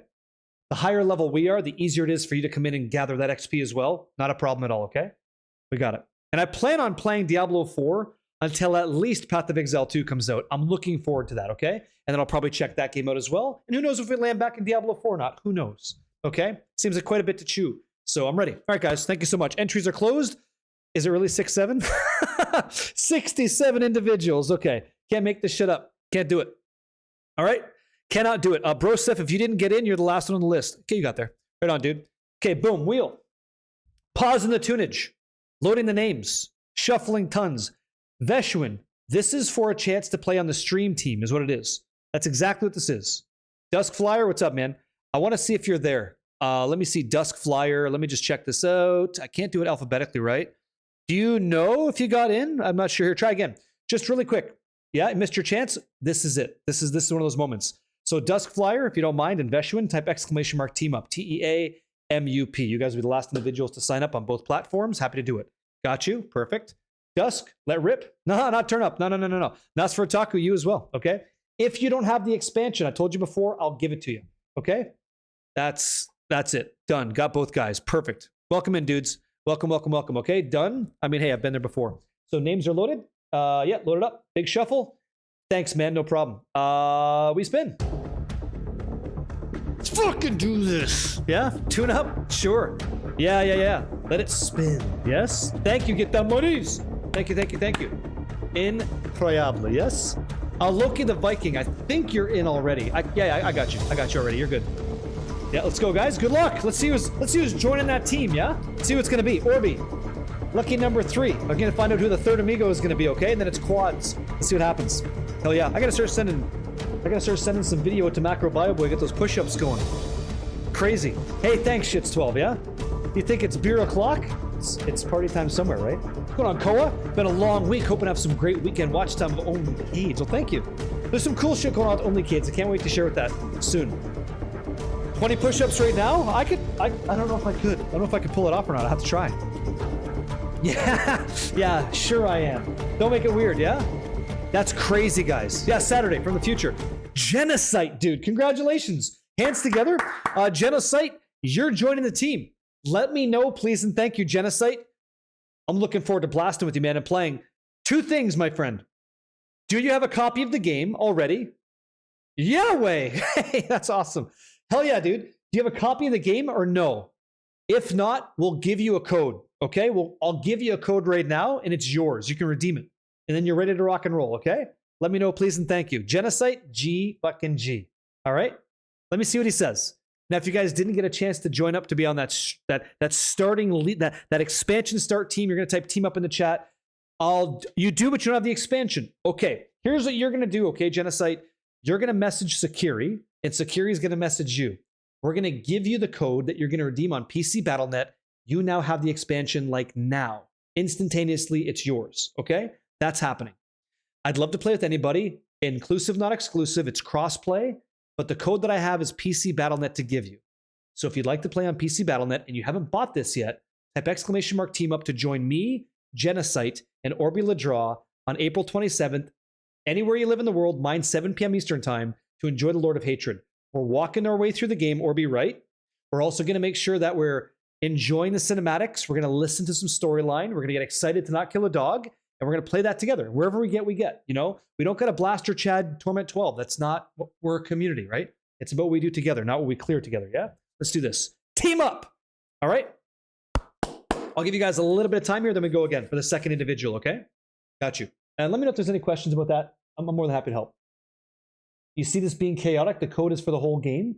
If they have the game, they'll not get the expansion. That's not true. If they have the game, they get all the extra benefits already. We're giving the code for the entire game. The game code that we have, Sakiri, gives them everything up to date. So it's not just like you have to have the expansion or you have to have the base game. It's everything in one. So the code we give is base game plus Vessel of Hatred plus Lord of Hatred, all in one. That's all encompassing. Yep. You're aware, keep reading. Why not give him just the expansion from Death Star and use the code for a full game? That's a great point. Holy shit, she's way smarter than I am. Okay, that's great. So Genocide, she's totally right. If you already have the base game, I'll buy the rest for you. She's totally right. And then we're going to randomly give people everything. She's so much smarter than I am. Thank you so much. Okay, mods W, right? So I got you. I need your Battle.net tag, Genocide, and then I'll buy you the game tonight. And it's yours, okay? If we entered for slot 3, do we enter again? I've already got you. Yep, she's great. Yeah, like why waste that? She's totally right, because she's fucking insane. So if you want to join up right now, you certainly can. Team up, TEAMUP. You have the base game, then I just have to buy you the expansion, which Death Star's already done. So you can thank that man for that. I need your Battle.net so I can befriend you and then give it to you on my behalf. So yeah, I'm doing good, Felipe. How you doing, man? That's why she's there. Yeah, yep. Is Blaster Chad that kid from the old commercial? I'm not sure. The Nerf commercial, I don't know. Yeah, anybody can come play though. Hopefully I answered your question. Just sheer cold. This is to join the team when Lord of Hatred comes out. That's what it is. I'll give you the expansion if you don't have it as well. I just want to play with you guys, and so does Orby. So this is us doing that, okay? Orby, we better have a good time, you know? You've already entered with team up. You're good to go, guys. I'll count you down, okay? Good luck. 10, 9, 8, 7, 6, 5, 4, 3. Good luck. 2, 1. And your 4-watt setting's messed up, okay? Hawkeye just gets you removed from the list. I've actually got that added. It's great technology. Okay, guys, here we go. Let me close this up. We had a few more individuals. So it looks like I'm just going to take the whole list and hope to God it doesn't hit genocide, okay? 82 individuals. Love to see it. Okay, done deal. Clear all. Let's paste it, load the names, and here we go. Guys, good luck, yeah? I'm not listen, that's Death Star. Death Star made that happen for you, not me, okay? What if I just want the game but not to play with Orby Ladraw? Then you just press the back button on your browser. That's what you do, Janus. And then you're all set. But for anybody else that's interested, we go to spin that wheel. That's how that works, okay? We don't handle that shit. That's another issue, okay? Yeah, insane. Incredible, yeah. It's time to hit him with real life, right? That's how it goes. You want that wheel for work? You want that wheel for work? I can give that to you. Oh, thanks, Steve-O. Cheers. Cheers and salute. And you have to play for 1 minute, 60 seconds, right? Yeah? Dal, you didn't miss much. Stand by, you'll see, okay? Incredible, dude. Good luck, guys. Who's our 4th member? Who's joining the kill crew here? Who's joining the hit squad? See what's gonna be. Who's it gonna be? Doesn't matter who it is. It doesn't matter who it is. We're gonna dominate Sanctuary again. We're gonna take Mephisto and whatever he wants and fucking headbutt this guy, make him spit chiclets, and deliver some clean elbows. It's gonna happen. Oh, really, Veshwin? That'd be sick as. Sure. Who knows? It's me. It's me. Okay, so Broseph, super close, but me. We're gonna play with you. Okay? So you tell me. Congratulations, me. Do you have the game, dude? Let's fucking go. We get to play together, right? Nice to see you back, Chaotix says in Diablo 4. What Paladin build are you playing right now? I think it's like a Arbiter build at the moment. Yeah. Arbiter Disciple build is kind of where I'm going. I gotta get some more aspects of stuff. Hey, me, congratulations, man. Never the basement crew, eh? Well, hold on. You don't know that just yet. Yeah. Yeah, it's like one of those Spider-Man memes, right? I'll get you a sort button later tonight. Oh, fuck. All right. Thank you very much. Yep, I got the game in expansion. You have the game in expansion. Ah, now this is very, very nice. So guess what, guys? Indirectly, you guys can say thank you to me for this one. So me, you're joining the team, okay? Get ready for April 27th, 7 p.m., where we get together and we almost do like that showgirl dance where they kind of collect with the legs and stuff. We're going to fucking kick that gate wide open and just send those demons up from hell towards more demons that got out of hell to send them back in so we use them again, okay? It's just going to happen. Showgirl, get those legs ready, okay? A lot of squats. Here's where it gets kind of cool. Let's get right to business here and let's not fuck around. He's already got it. So that means that I've got 5 codes to give out and I'm not going to wait. I'm not going to wait on this. It doesn't make any sense. I want to make sure you guys have everything that you need. So on PC Battle.net, okay, we're going to give away 5 copies of the game right now. PC Battle.net, PC, Master Race Battle.net. If you don't have that game and you've been thinking about it, 3 expansions and 2 full games. Exactly. 3 expansions, 2 full games. Let's do the expansions first. If you've already tried Diablo 4, and you kind of never got into Vessel of Hatred, didn't want to do it for whatever reason, it doesn't matter to me. What matters is I can bring you into this new moment together. You can type up right now, ! We'll call it LOLOH, Lord of Hatred, okay? What I want from you to do this is nothing. Type ! LOH now. You have 2 minutes in the chat to sign up. That's how this works. You got to already have the base game of Diablo 4.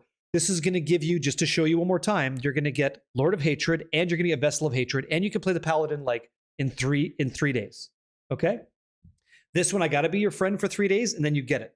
After this, there's that side where we talk about everything. So if you never had the base game, you're going to get all that jazz. You're going to get all the things. Okay? ! LOH. Does that make sense? I try not to be confusing. I have no problem if you sign up for somebody else. I just need to know what your Battle.net is for the account getting it so that I can connect with you, be friends with you for 3 days, and then give you the code, okay? Love helping people around here. I feel like we're doing that. And Death Star also feels the same way. So even though he's with the Empire, we know he's like Vader, right? We can bring him back to the light. We know this. Insane. You are confusing at times, but that's why I'm here. That's right. You do great. We're a great team. We work together, okay? That's how it is. Hey, listen, you can start driving the interviews too, Sakiri. I would love to see a Sakiri interview. I would love to watch one of those. Like, I would subscribe. That'd be great. You could have sworn that was a moon. It was no moon. That's right. Hell no. I want to see it. Would you guys want to see that little Sakiri interview? That'd be fucking mint. I'd be down for this. Be a good win. Yeah. No problem. Sakiri stream when? Yeah. Maybe exclamation mark meetup, by the way. That'd be, I doubt that, but yeah.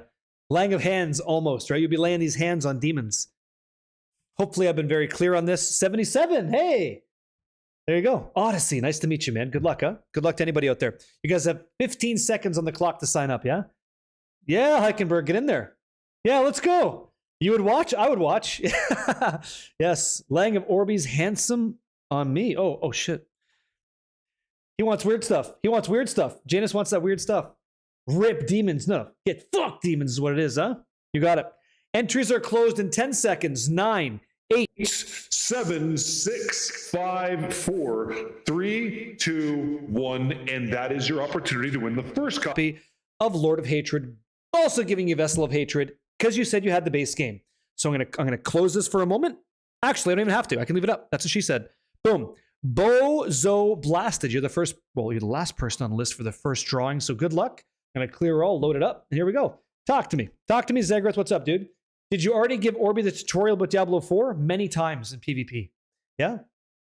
So damn good. Easy shuffle. Janus doesn't hide the fact, though. It's all right there in the name. Yeah, he gives what he takes. Good luck, my friends. 60 seconds on the clock. Never waited. Totally clean. Brand new wheel. We own this sucker. Let's fucking go. Good luck. Yep. What do you have to donate to get you to do a full stream using that? Let me see. Your donation would have to be...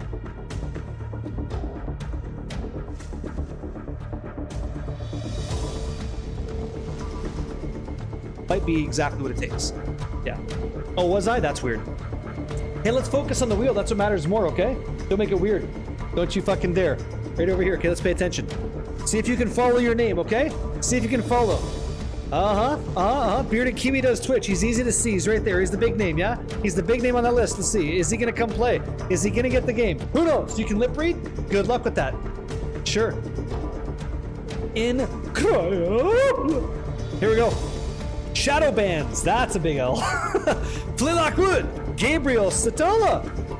Gabriel. I see your message there, Horsefly. Ladies and gentlemen, on the YouTube side, congratulations. I believe, right? Yeah. Congratulations, Gabriel Satala. You won. So you don't got to spend money, any of the hard-earned money on the expansion. We got you. Death Star's got you. So what I need you to do, man, you're on YouTube. So you have to type !Discord, please and thank you. Once you're in our Discord, send me a message and tell me what your BattleNet tag is. I will purchase the expansion for you after we've been friends for 3 days, and I'll see you in Skovos, I guess no longer the Isles, okay? Horsefly in chat says, yeah, I know the time I've known you and watched your streams, and you've inspired me with the continued help with these giveaways. Since then, I've donated a few to the nurses and a friend who takes care of his ill parents. Thanks for the inspiration. No problem, man. No problem at all. No problem. And Prayed K958, thank you. Thank you for the 2 gifted subscriptions, yeah? Charmelli, congratulations. And GAC TTV, go say thanks to the Prayed K9, okay? Yeah, 1 away. But congratulations, right? Yeah, so Gabriel, do me a solid, message me here on YouTube so that I know that it's all sent and I know who to look for, okay? I'm going to verify on Discord that it is you. We're going to make sure that's A-okay, all right? And there's Sakiri right there. Talk to her. She's the workhorse behind the stream scene as well as all the other mods helping out. Now, if you guys didn't get an opportunity to sign up, I need you to type so you understand what's going on. I talk fast and I'll slow down my cadence for you.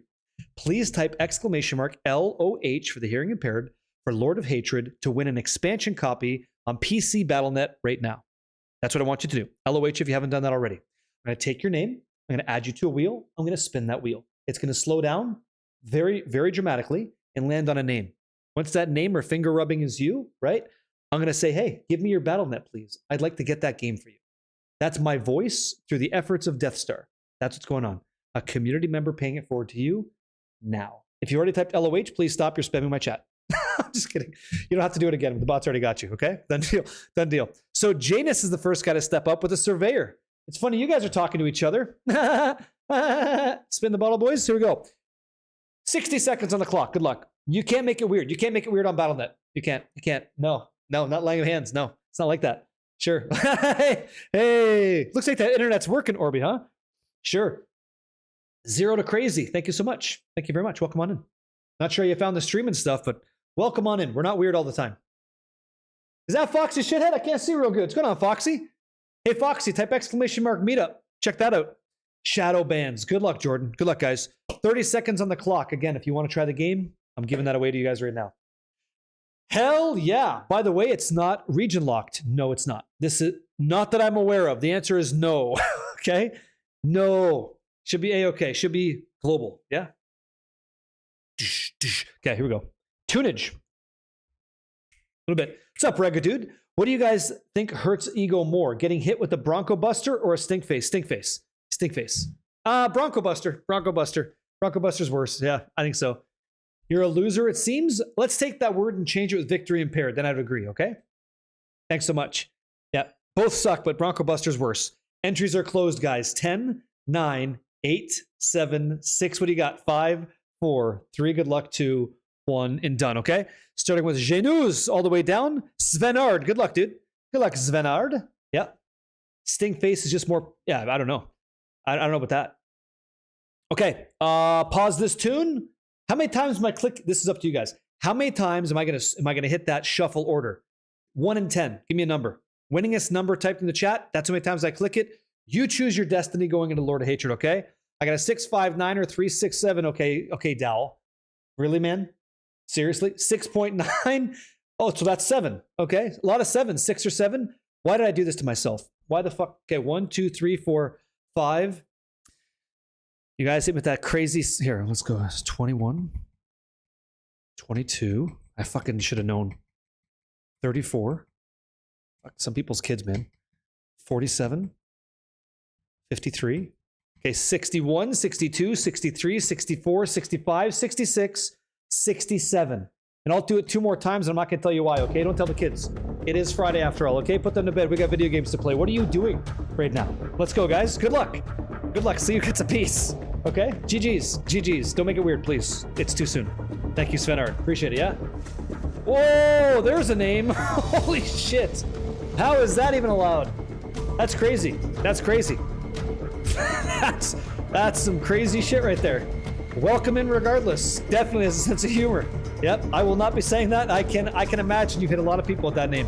Thank you. Rolex, thank you. Oh, I see shadow bands. Shadow bands and the bearded kiwi just swirl in the circle, yeah?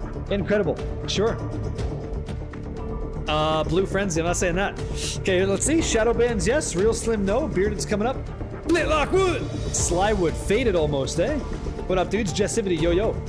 If you want to win a copy of the expansion right now, type exclamation mark LOH in the chat, okay? Please and thank you. Excuse me. Shadow bands. Hates to see it in Stealthy J. Almost stealthy, but we saw you. We saw you. Didn't work out. Hands together for what I'll call the no longer victory impaired Lothlorien BGD. Okay, congratulations, Lothlorien. You know the rules and so do I. We've done Rick Astley many times. You send me a message either on Twitch or on Discord. Probably send it to Sakiri. She's much better at that than I am. Just tell her the BattleNet. She tracks it. I do the work. You guys all win. It's a team game over here. So send Sakiri the name because I'll fuck it up, I'm sure, okay? I'm the guy you want to, I'll do the graphics, but she's the data point. Wish I could come, but I got a new grandbaby that'll be here. Oh, that's awesome. Well, congratulations, man. Hey, the Foxy family is expanding. You love to see that. That's good. Oh, yeah. Nurse Joey. Yo. You have no idea what build is even viable in Diablo 4. Haven't played since Spear and Board either. Okay. Try a Paladin, Joey, if you can. And try to make it with Disciple and then Arbiter stuff. I'll show you. I'll actually play the game and show you. Trust me, I want to play some Diablo 4 today. This is not just a stream where you just don't actually play. I'm going to get in there with you, yeah? Well, congratulations. Yeah, 2 lucky ladies in the Foxy Den, I guess. Is that how that works? Yeah? That's exactly right. That's exactly right. Okay, so Lothlorien, we're all set. She already whispered you? She doesn't even give me a chance. All right, she doesn't give me a chance, but I'll give you a chance right now, okay? I want you to do me a solid. Type exclamation mark LOH in the chat if you would like to come play Lord of Hatred as the expansion on PC Battle.net. I'll give you a code right now after 3 days. I'll give you the opportunity to get it for free. I'm not going to charge you nothing. We got you. Death Star already paid in advance for you. Great community member looking out for you. And I'm going to read that new message, by the way. I want everybody to have a chance. If you already typed LOH, I'm going to show you. You don't got to type it again. It's all good, okay? I'm looking for new individuals who didn't realize what's going on. So after I give away this version, which is the expansion of Lord of Hatred and Vessel of Hatred. So with this, you get the Spiritborn, the Paladin, Nuantu, all that jazz, and you're ready to pre-download the expansion. That's right now. After this giveaway, it kind of gets a little bit better because if you have never touched Diablo 4, because whatever reason, I don't care, the next two raffles are the entire thing. It's the expansions, it's the base game, and it's yours like instantly. That's the nice one, okay? And I don't have any problem with you signing up for a friend. I just want you guys to try the game. This is the opportunity you get here. Totally not weighted, totally fine, totally clean, totally fantastic, okay? Dude, I'm so freaking excited you're playing D4. Why is that? Why are you so excited? Captain Marcellus. Welcome in, Captain. El Capitan. Yo. Well, thank you very much, man. I appreciate that. Appreciate that. This is my first time talking to you on this account, so I assume maybe you've used more than one. You like that dank music, Professor Oak? Yeah? Thank you guys for letting me be here in this capacity. Couldn't do this without you guys, okay? Sincerely mean that. One away is still an endorphin hit, though. You're close. Pick me daddy. Nope. Yep. Oh, I thought so. I kind of thought so, you know? Yeah. Liquor toes, I thought so. Did we fix the wheel spin music? Yes, Tango Sucker. If you're watching and suddenly your hips are doing one of these and you can't control the flow, then you'll know, okay? I made it more like dramatic because I think it's kind of cool. So here we go. Without further ado, ladies and gentlemen, this is your last opportunity. Type exclamation mark LOH in the chat now, not O. Light opus, Lord of Hatred. 10, 9, 8 en français, 7, 6, 5, 4, ichi, ni, san, shi. Let's go! Let's fucking do this and see what happens, okay, guys? Let's see who's in there. Inferno, Elite Comrade, Vank PK, Jessivity, Myers, Rizio. Look at all you guys, man. The Wolverine. Wow, quite a few people joined in since then. Ram Shino as well. Okay, you got it. This is it. So we're going to append that to our current list and fucking boom! Done deal. Confirm Barricade is your dad. I'm not your dad. I promise you that I'm not. I'm not your father, but I will be bringing life to your Battle.net account, one of you lucky individuals, because I'm going to, and here we go. Don't fuck up, don't find out. Without using the number 6 or the number 7, give me a number between 1 and 10. That's how many times I'm going to click the wheel one more time. You can choose your fate as a community right now. How many times do I spin that wheel, okay? Winningest number goes. I got a couple of 3s. Salt Daddy is not a number, okay? Why you guys say Salt Daddy? Why you gotta make it fucking weird? Jeez. All right, here we go. 5, bunch of 5s. Okay, I'm gonna do it. Guys, Veshwin, that's not a number. That's not, okay, here we go. So it looks like the winningest number, it's like crazy, is gonna be, I think 3s win it. I think the 3s win it. So 3 times. 1, 2, and there's 3. Good luck, you guys. It happens. Insane Tango Sucker!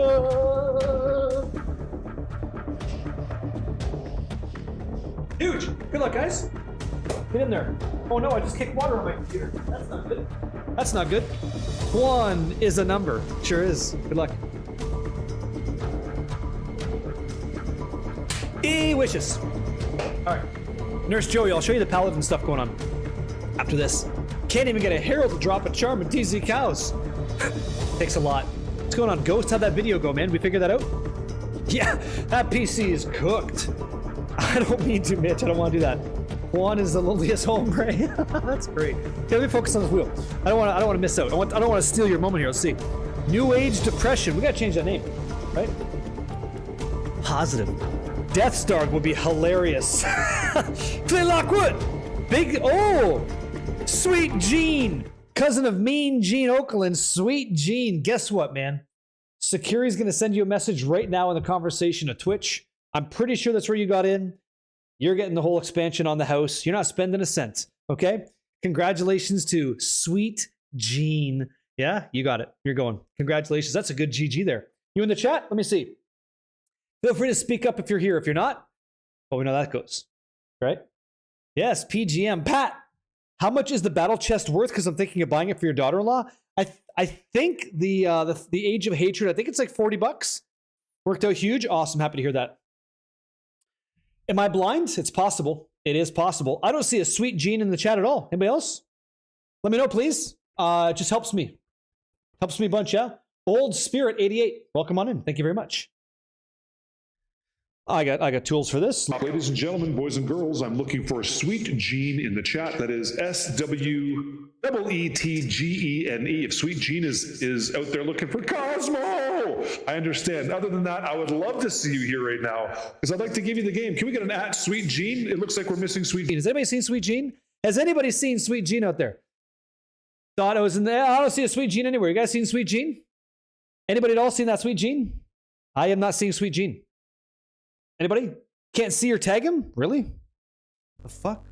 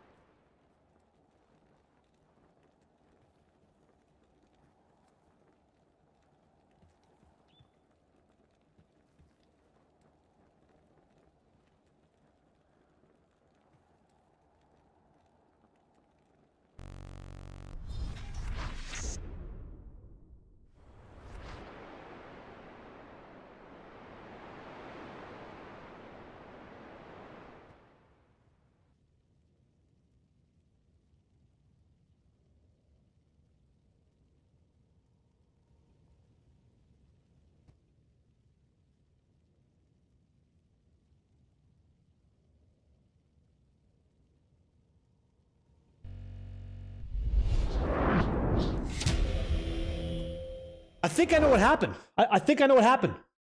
I think he dismantled my entire auditory system inside a sanctuary. He's a busy guy. If he's not here, I can't help him. Sweet Gene ain't nowhere. Maybe he teamed up with Cosmo. Can't find him. He hacked my shit. Maybe Sweet Gene's from Germany. Here's what I'm not going to do. I'm not going to take a very generous maneuver from somebody else and then not pay it forward. So what we're going to do is we kind of, guys, we absolutely have to move this today because you will not have wiggle room to get the code, download the game, and then enjoy it on the Monday. Because people live lives, right? Shit gets happening. Shit gets crazy. So, Sweet Gene is out. So what that means for me is I have to do what's right for the community at large. Here's what's going to happen. I know it's a lot of typing. I know it's kind of a lot. But I'm going to do it one more time so our list is active and clean and not like Sweet Gene. So type !LOH, and I sincerely mean on the dot. You got 120 seconds because I'd like to give you guys value, but you can't receive it unless you're here to. So let's go. Let's do that the right way, okay? I want nothing from you. Just enjoy, okay? Please and thanks. No hate. Oh, it happens. It happens. I get you. Riz, your girl. What's up, dude? There we go. There we go. I'm pretty sure I missed the message. I'll read it right now. What'd you say? You're excited because I'm a D4 super fan and I miss you playing it. Oh, well, thanks. I like what I see so far. Like, there's a lot changing, but I got to tell you honestly, like, if the end game loop isn't rewarding enough, there we go. I think I'll be okay. Haven't played it in a while. The skill tree change is great. What I sincerely love is it sounds to me like nobody really knows from the content creator sphere, like, what's up. And I love that because I love just building shit on the fly. Like, I can do that. And I can also extrapolate that and like give it to you guys in real time. So we're good, yeah? Your name was on the arrow means I was picked, check the wheel. Well, Professor Oak, I don't know what school you went to, but in this house, I'm the captain. In this one, I am going to be the principal. And I'm telling you, LOH to make it clean and fair. And that winky face would have worked instead of the smiley face, okay? So thank you very much. That teleport barb, yeah. The sliding kick of Kuile sounds really good. Yeah? It's all love, man. It's all love, but it's got to be this way. That would have worked. Not that I'm aware of. I mean, that ship sailed, dude. Am I your father? I am not. I am not.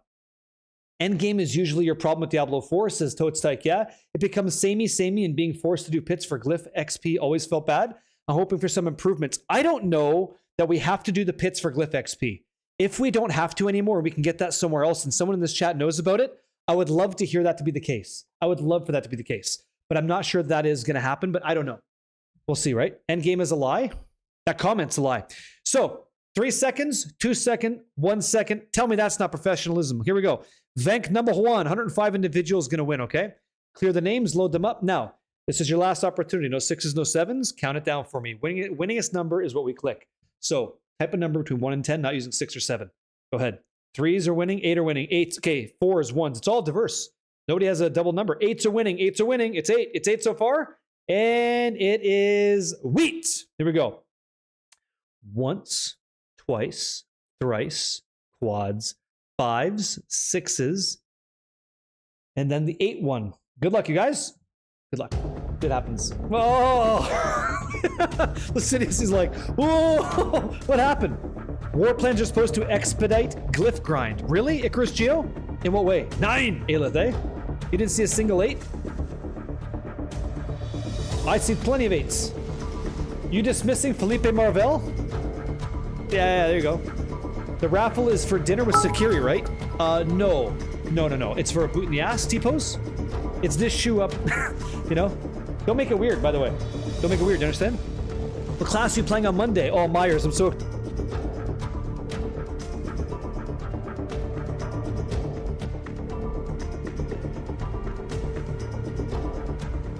This is what I'm looking for, so really, really excited. Shadow bands, bearded kiwi doing what? Getting past, you hate to see it. Warlock. I'm playing the Warlock. Yeah. Okay, excuse me, worm rage? Ladies and gents, let's make sure that this pissed off worm can calm the fuck down, okay? Let's check to see if worm rage is in the chat right now. So close to, dude. Yeah. GG's. Where's the worm? Hey, damn nice. Congratulations, worms rage. You win. So check your whispers from Sokiri. We're gonna get you some info right now, and you can enjoy yourself, okay? We'll friend each other up on BattleNet, and you can get the game. Start making plans at 0 cost to you. Lord of Hatred's coming your way, man. Hell yeah, dude. Congratulations, yeah? Worm rage. Yeah, calm down, guys. He's got it. Done deal. All right. Congrats. Very, very cool. Very cool stuff. He probably lives in the Megan lair. It's stinky in there. Yeah, it's got that musk. What's up, Rizio? Season will be funny. I think it'll be 98% Warlocks. Well, here's the cool thing. If the case is true that it's like 98% Warlocks, like you say, I find value in that. We're all going to like learn how to build that together rapidly and like start to look at what people are doing because things are being successful. And then there's the other side of that coin. What aren't people doing with uniques that they haven't found yet? What's possible? And then those builds come out too, right? It's a spider web of like very, very interesting build diversity, I hope. Yeah. Acarus, Ericus, what's this? Ericus? What's that, Bishman? I didn't win the raffle, but I got to enjoy myself too. That's ultimately it, right? King of Camotes. You're starting Necro, yeah? You're going Druid? So, Cam, you might want to listen to Boiler Up tomorrow, okay? Boiler Up is a very informed guy. I should have also reached out to Screamheart about the Druid because he also puts in the work on that class. Sorker Pally? Is that a question? Probably says disconnected, right? Hey, you tell me. Look at this guy. GW, what are you going to do? Fantastic. My friends, here comes the next one. This one's a little bit different, okay? Now, here we go. You don't have Orbeez code? I can give you both. You're going to get both of these. So here we go. This is for you. Okay, Sakira, you now have both codes. Here's what's going to happen, guys. There's a thing that you get. I'm not even sure that I'm not allowed to talk about this, but I'll say it anyway. A lot of the effort that I do is like the partnership, Diablo partnership program. Whenever I'm putting out content and stuff like that, I can use the rewards that I get by doing that with the company to get like sweaters and shit like that or whatever I want. Cool stuff that they have, merch stuff. Since I've been a full-time guy doing this and I got accepted in the partnership program of Diablo, I have never spent a single point. Never. It's like, no, I don't care. I don't do it for the points. But recently, I was able to change that. And so what I did is I said, okay, give me some points, and I'm going to spend my points on community members. So what I've got is we got 2 full copies of Diablo 4 in its entirety. So you're essentially getting this. You're essentially getting this. I'm pretty sure it's the entire deal. So it's base game of Diablo 4 plus the expansions now. Like you're not waiting. This is today now. PC BattleNet for you is what I thought most people would enjoy. So my apologies if it wasn't console. I just thought it would help more people to do it this way. So if you don't even have Diablo 4 because you're a D2 person or a D3 person or a PoE guy or gal, whatever, I thought this would be kind of cool to like spend something on to give you a chance to come try this so you're not missing out. Okay? So I don't need to get cool sweaters. I don't got to get mouse pads or mugs or cool fucking awesome shit. What's awesome is helping other people in this life. And we don't get enough opportunities to do it. So I'm going to do it.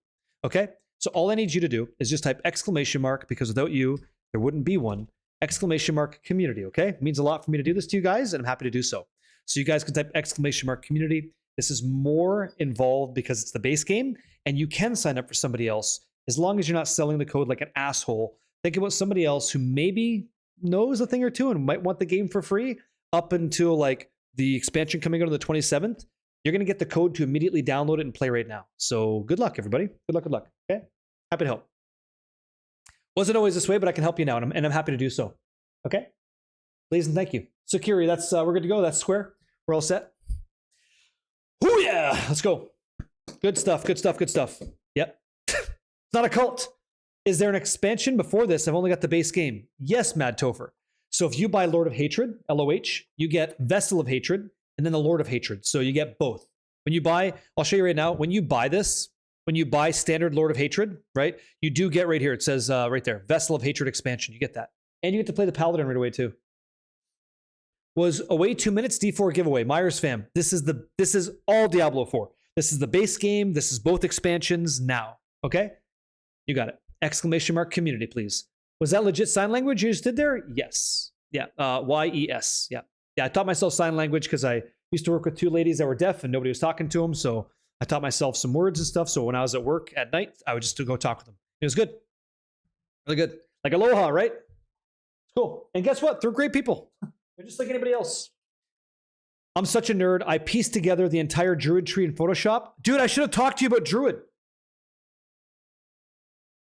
I should have talked to you about the Druid, man. I'm talking to Boiler Up tomorrow about Druid, and I never even, I didn't even reach out. You've done so much work for all of us. This is a little bit like ad hoc, like really on the fly. In Screamheart, this is not scripted. I don't know what you got going on tomorrow. I'm live tomorrow. Would you be interested in potentially just sitting down for like an hour and talking about what you think about the Druid? I'd be more than happy to host with you. If you guys want to talk to Screamheart about this stuff, that's cool. I know you make awesome builds for Druid. I did too. Many of you guys do. So if you want to, I'll just do it again. We'll find a time that works, and then we'll get an hour in and talk about exactly what this is, right? If you want to. I know there's people playing Druid. I'm sure I'd love to hear what you have to say, because you know your shit. He's done a lot of work, guys. You can tell me to go fuck myself. It's fine. Just let me know.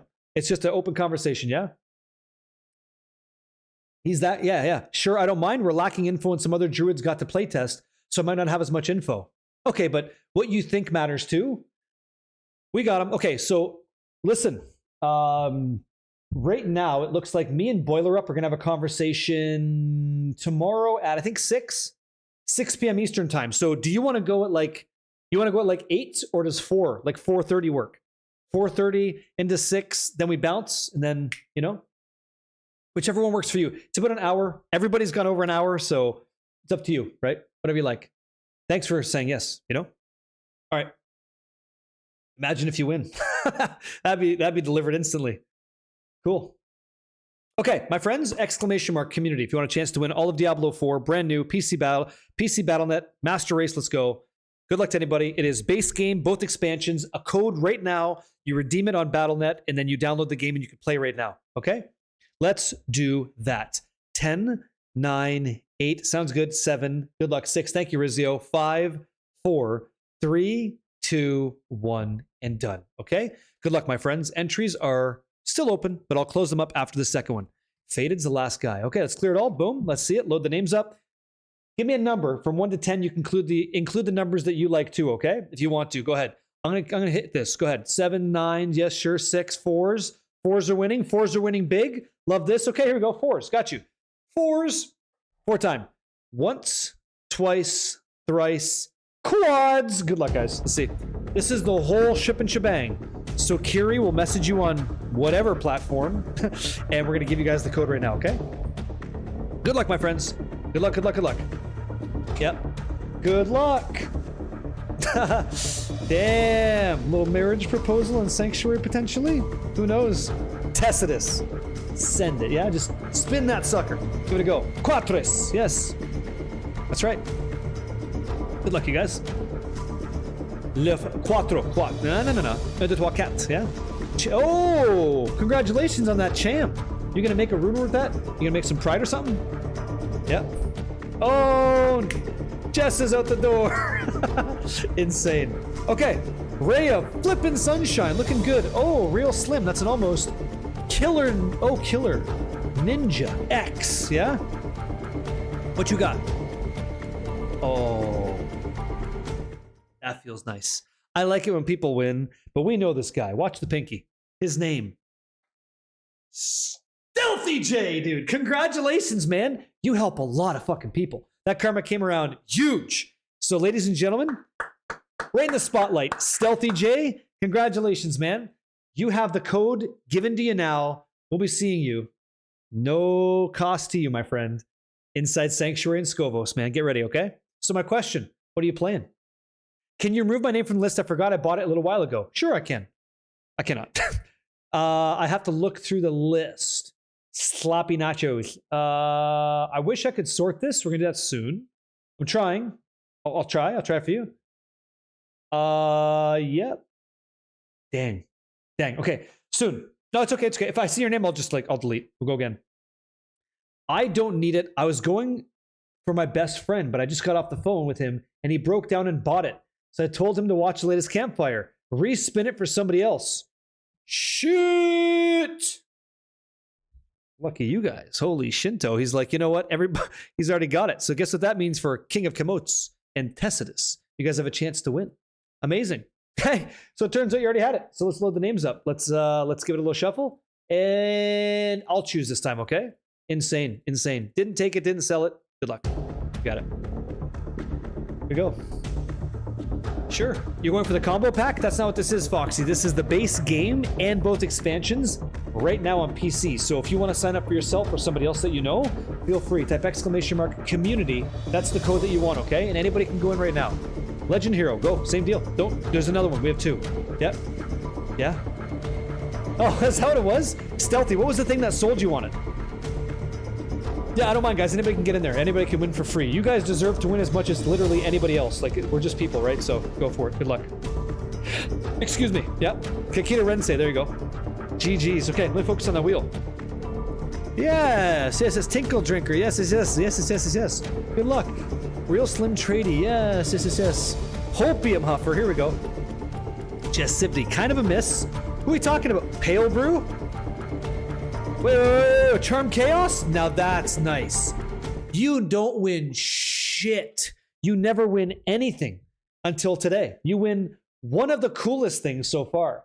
So Charm Chaos, do you still need it? Or did you sign up for a win today? That's crazy. Okay, I won't do that, Janus. I got you. Congratulations, yeah? Let's fucking go. Yeah, very, very good. Yeah. Talk to us, man. GG's. Respin it, pay it forward. Can you fucking believe that? You couldn't give it away if you tried. This guy, he's got his lightsaber out and just blocks and goes again. All right.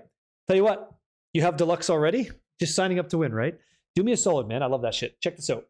You tell me, spin the wheel. I'm going to keep clicking this till I blow up my index finger. You type something. You're going to choose the winner, okay? Go for it. You tell me. You tell me when we go. I'm going for it. And good luck, you guys. This is in the hands of Charm Chaos now, not on me. Okay? Let's see.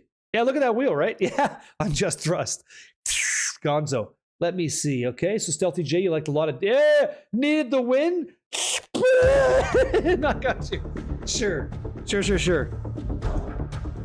A lot of W changes, and I love the story in the game. Okay, even though, yeah, just like you, yeah, you want the endgame loop to improve. All the quality of life sounds good. Pally, of course, and Warlock. I know, the Warlock sounds good. Really, really good. Yeah?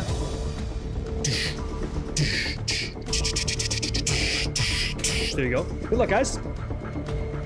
Good luck. If your name is not on the wheel, it goes on the second one. We're keeping it honest, okay? What did I just enter? Oy vey. Well, that's what she said.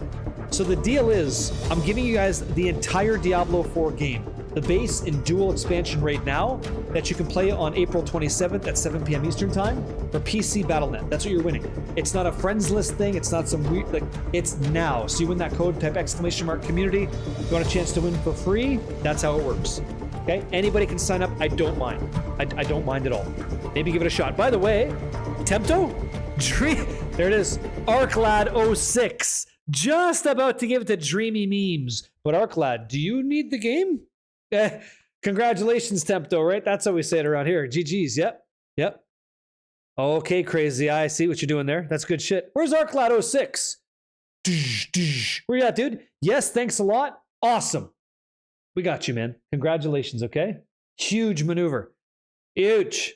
Thank you guys for paying that forward, okay? Done deal. Now, there's a couple extra names on that list. So let's do this. GG's. Check your whispers. Yeah, get in there. Get in there and enjoy. That's huge. Fantastic, dude. Get in there and enjoy, okay? Here we go. Let's check this out. Last opportunity. This is the last opportunity at the moment. By the way, I'm going to tell you something. Like, tomorrow is like actually the last day, but I know something you don't know, and that is that I want to spread the wealth across the rest of the week. So tomorrow, there is more copies to give away to you guys for free in the exact same scenario where it's like both expansions, but I just found out like 10 seconds ago because Blizzard's awesome. So enough of that shit, but don't tell anybody so you have a better chance to win, okay? Just do me a solid, type !community for the entire game right now, and I'll put my fingers in the air when they go down. That's it. 10, 9, 8, 7, 6, 5, 4. Good luck, you guys. 3, 2, 1. Done. So Legend Hero, you were on that list, okay? Good luck, everybody. I want to play this game with you. It's cool that you get to play for free as well. I think that's awesome. Rothon 54, Kane, look at all you guys. Okay, good. NA winner status is not a thing. So we got everybody looking good. Perfect. We got it. And it also worked on YouTube, which is kind of nice. So without further ado, let's get that shit out of here. Boom. All right, guys. Good luck. Big shuffle. Let's see who's going to be playing that entire game right now, courtesy of Blizzard. Let's go. Awesome. Good luck, Cam. Hell yeah, dude. Bacon's Nightmare. Anybody know if it's true that seasonal doesn't start till 7:30? So Bacon's Nightmare. The question is, does Diablo 4 Lord of Hatred launch at 7 p.m. Eastern Time on the 27th? The answer is yes. Does the expansion launch 30 minutes later for the... Well, does the season launch 30 minutes later?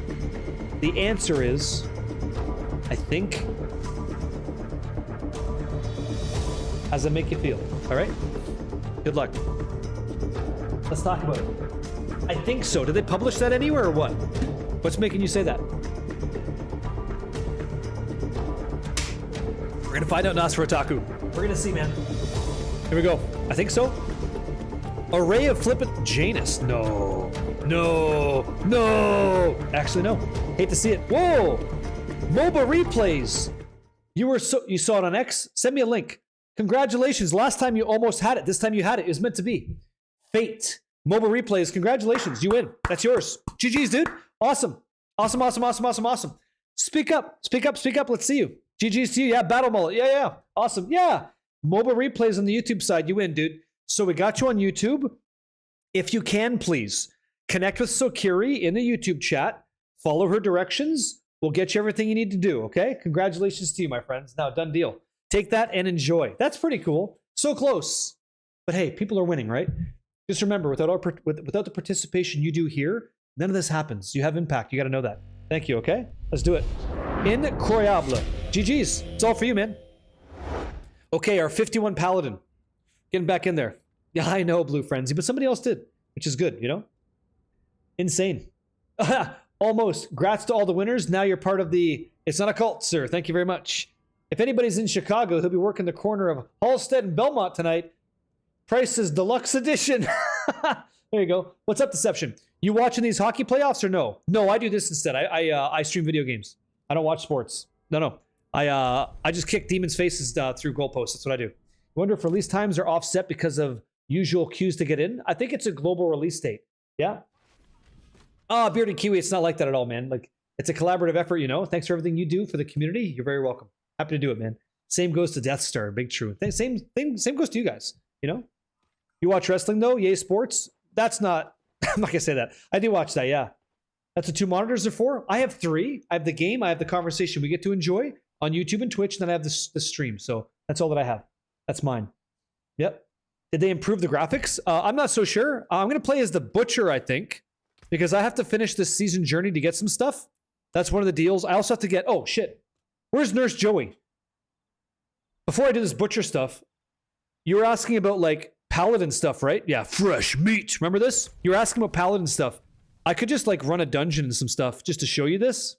So the build so far, I'm using Advance, and so There's so many ways to stagger this now that we've had those conversations with people. So good. I'm not on max settings. No. I turn it down because I think it looks good enough and then I just play. So remember how they're talking about the paladin being designed for the expansion kind of thing? I think what they're talking about is like this. Do you see a skill like Falling Star? Falling Star is just a Valor Disciple mobility skill. But then as you improve it, notice how it says it has an additional charge, or it becomes a Zealot skill, or it does something else. This different colored icon means it gets a new tag. And the new tag is like another way to give that build some depth and then use other abilities that affect, as an example, Zealot skills, right? And that will change the way it all plays. And that's across the board for a lot of things. So I think that's the game plan for all the other classes. Now, as someone playing the Paladin right now, feels really good. Like really, really good. How about I show you the monster biceps instead? I can't. There's 2 new pregnancies in the community already. I don't have the ability to do that. Yeah. There you go. Mobile replays. Do you see security on YouTube? I hope that you do. Yeah. Ew, it just happens. It's not my control.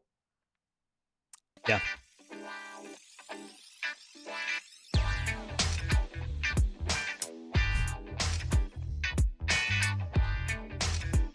Only Cades.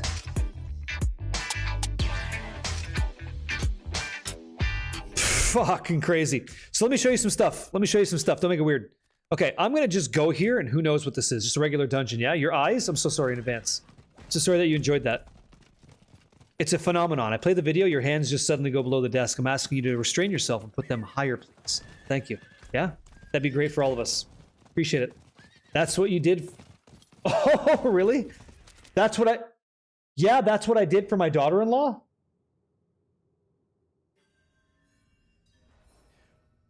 Okay, let's continue. So here's what I am. I'm a Blessed Hammer Paladin, right? I have a Holy Bolt that I throw, right? I got my Reinforced Dude. I have Defiance Aura so I can become immune to shit. And this is where the class actually builds up. There's Fanaticism. I've got this skill called Advance, so it's like the basic skill. I kind of go forward and I advance the character and I stab some stuff. So I come up here, right?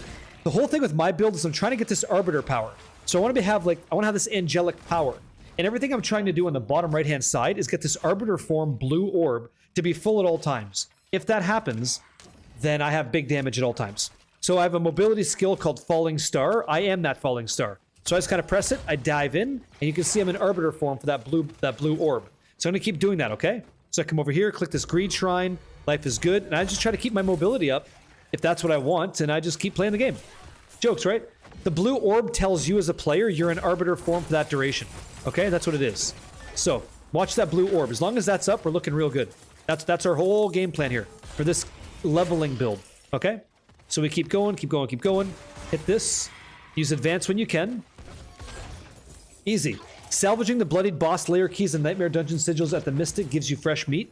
Oh, okay. What do I want fresh meat for? I don't know. Blessed Hammer, dude. It's still chunky. It feels great. Blessed Hammer feels good in the game. Like, if the Lord of Hatred expansion was coming out without the Warlock and had like Paladin as the class to play, I'd be fine with that. It's so good. It feels nice. Here we go. Oh, to grill a steak, is that what it is? How do you earn more reliquary points? That's a great question. I think, do I see it here? So these are your reliquaries, right? R. So requires, okay, rewards available to claim. So I click on this. Let me see. I'm returning to the game, so I'm learning too. What is the new class for LOH? There's actually 2, Mr. Danky 007. There's the Paladin that you're watching now. You get to play it early. And then there's the Warlock class that we got in Diablo 2 Reign of the Warlock, okay? Requires money. Oh, so I have selected that I want these weapons. I've got 16 out of 99, so it doesn't require any money. I can buy any of these right now. If I want to get that glove, I guess by claiming all other rewards. So this is like Arc Raiders, right? Where I get to play the game and unlock a bunch of stuff, but I have to unlock a bunch of shit first. Okay, so let's do this. So I click. Yeah, great. I claim it. Okay, I've got that, and I just earned this. I don't know how I'm earning these points though. It's a great question, right? It wasn't like this back when I played this game religiously. It really wasn't. Do you want to play the new expansion? Do you want to play the new expansion? Only you can answer that. I don't want to be that guy to lead you astray, but man, everybody I'm talking to, the thing is, fuck, man, let's just say straight. I'm going to pause the music for like a while here. It's all different, man. Like it's all different. The skill tree, nowhere near the same. It's all changing. There's decision trees off of this. Let me explain the new system as best I can after talking to Rob, Makuna, Cliptus, and Macro Bio Boy. Okay? Here we go. Everybody is saying the same thing. Nobody has the answer for all the redefined uniques. Nobody knows what all the new legendary aspects are balanced around. What we all know is that the skill tree is not the same. And so the way you're going to build a character is this new skill tree with the data points we don't entirely know. And then you're going to make a unique choice probably off of that. So you have the build that you're going to do, like the skill, and then you have a unique that empowers that skill or not, up to you. Then you have this charm system that allows you to like empower the skill that you want. So let's break it down in English.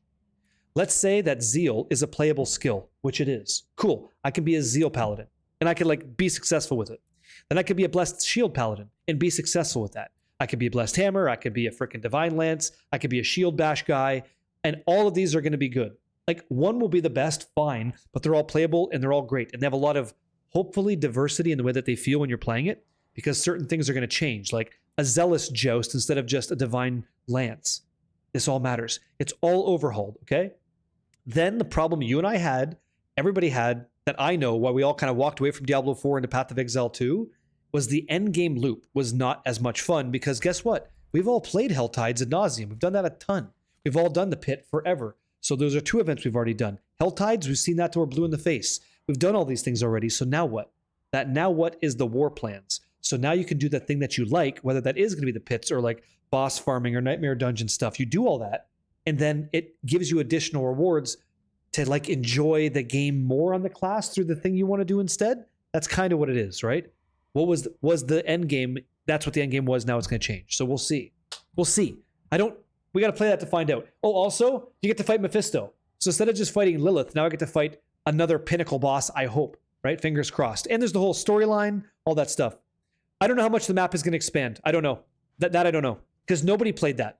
Legend Hero. Nobody played Skovos. Everybody who went to Blizzard, I guess, all these guys, I got to upgrade this to like another one or something. Everybody ended up playing in Nuantu. Is there not another place to go here? What's this? Hellish Descent requires level 50? Well, I'm already 50. Why can't I go there? Oh yeah, a lack of endgame. We're going to see how the endgame feels now. Why can't I get here? You must be in the correct season difficulty? What's the season difficulty? Learn to read. Penitent. Okay, let me see if I can survive this. I don't have a pally building for you, Joey, but... Wait, I don't have to do this shit. Hold on, let me finish this and we'll go. Let me finish this and we'll go. Any changes to the whisper tree? Yeah, so you can get additional whispers just by doing the main event that you want. And we saw that in the developer chat. So let's say you're doing a nightmare dungeon, right? By doing nightmare dungeons, you also complete that. You just do it. You walked away because of the loot bullshit in season 4? Oh, interesting. So I played until season... how do I say your name? Is it Ingoronic? Hopefully I'm saying that right. Ingoronic, nice to meet you. What was it in season 4 that you thought was bullshit? I think I walked away in season 7, 8. Ingoronic, yeah. Hey man, what's up? Nice to meet you. Yo. I don't mind it, like a difference of opinion or whatever. You can talk some shit. It's fine. What's going on? Shit. It was right over there.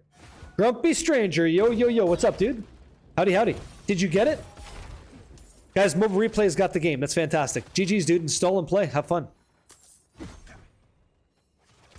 Yeah, Joey, I can just show you the skill tree really quick. Too much loot, nothing worth picking up, and stores full. Okay, that's all different now. So here's what's going to happen in the game. So they're removing a lot of runes that are crap. They're changing the way all of the loot works. There's a new thing called the Herodric Cube. So you can like find gear that matters, and then you could use that gear that matters to make gear that you want to use. Even more so, this is kind of cool, you can have a loot filter. So all that crap that you were seeing that you didn't want to use, you don't see that anymore. You just make a loot filter that says like, yo, show me this and only this. And that's all that you see. So that crap is gone and you get to be very efficient, you know? Kind of nice. Rare monsters dropping stuff, like all that jazz. I'm stoked for it. That sounds kind of fun. Like, nice, you know? Kind of nice. Kind of really nice. Legendary gems coming with tower? I don't know anything about that. I didn't talk to Macro about the tower at all. Man, did we even talk about things that mattered in that conversation? I really hope that we did. Loot filter is what we wanted 2 years ago, but you got it now. So now that thing that you want is there. Question is, are you going to enjoy it or not? You know? I got to keep this kill streak going and get bonus XP. Yeah. Let's push. Okay, move. Good. It's all about being clean and smooth with this, right? Trying to keep that mobility up. What did you mean, by the way? Yeah, you can play as the Butcher. You can play as the Butcher, yeah.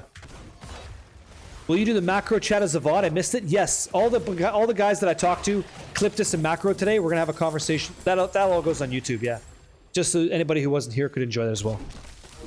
Yep, that was like gonna happen. Yep. OP Huntress. You're talking about Path of Exile too, man. Yeah. You're welcome. No problem, dude. It's no problem. Happy to share. You have to prep before Tuesday? I don't know. I think the only thing I would watch out for would be for me to have... Oh, got a defensive shrine? I think I would be looking for these. Oh yeah, this is gross. Right here. These Altars of Lilith. You can't see them yet, I'll show it to you. The Altars of Lilith will be something I'd be interested in getting done first. That way you have all that extra account power, you know? The Huntress that they released in the zone. Dude, I don't even remember it. Sorry, I guess I suck. It's been that long, right? Craft some pots and incense for more XP buffs? I'm okay. Because the game's all changing. Incense and those potions are gone. They're not coming to the game. They're gone. They're gone in the expansion. So you don't gotta do that crap. Yeah, they're out. They're gone, which is awesome. So less downtime. Here, let's go back to Gate Cool. Yep. Yeah, they're gone. Yep. You don't gotta craft them, none of that shit. Spiritborn was released? Is that what he means? Spiritborn? Oh, you mean Spiritborn? Okay, you're talking about the OP Huntress as a Spiritborn. Okay, got it. Yep. No more spam potions. No, that's gone. That's out of here. Bloodied amulets. What's this? Adaptability, Lion's Eye, Hectic, Scared. Okay. Yep. Got it. I didn't know I thought you were talking about a boss. I was like, what the fuck's talking about? Hell no. Okay, so return to the butcher's shop to collect the reward. Sounds good. Let's do that. Awesome. So you saw it on X. Did you send me a link on that? What's this? Sinister, thank you. Sort the function, thank you very much. Security, yep, thank you very much. Very good. Screamheart. Didn't hear the times you mentioned on stream. Okay, so I think we get to talk to 2 druids tomorrow. That'll be cool. Doubling up on druids on this channel tomorrow for good chats and conversation. That's fucking nice. We're gonna know a lot about druid tomorrow. Woohoo! I played druid many times. Oh, this is what I wanted to show you. Hey, check this out. You're talking about. You thought the altar was gone as well? Which altar? Let me know what you mean. No, Naldo is bored. Nice to meet you, man. Which one? Mobs drop the currency you use in reliquaries, just FYI. Okay, thank you. What did you need a link to? It was an X post talking about the season time release on Lord of Hatred. Altars of Lilith? Really? Holy shit. That would be huge because if I press F as in Franklin, I kind of get out of the way. There's a filter you can use to apply this to the entire map. And the one thing I'd recommend everybody do for the account power is your Altars of Lilith and just getting them done. It was removed 2 seasons ago. Holy shit, that's so good. That is such a nice thing because that felt like work. Like you couldn't really get the most bang for your buck in this game until you had all the altars. So what did they do? They just, wait a second. I think I recall hearing about this. The hairs are starting to tingle. Wasn't this a thing where, hey, FD Cowboy, here's to another month. Thanks for what you do for all of us. No problem. Wasn't it a thing where like you were going into Skosglen at like you're doing level 13 area content at level 1 because your character power was so high and now that's all gone? It's tied to Season's Journey now? How? Yep. It was my only stink with D4 change was removing skill points from the altars and adding them to Seasonal Journey. That's where I've been getting them from? Let me see. I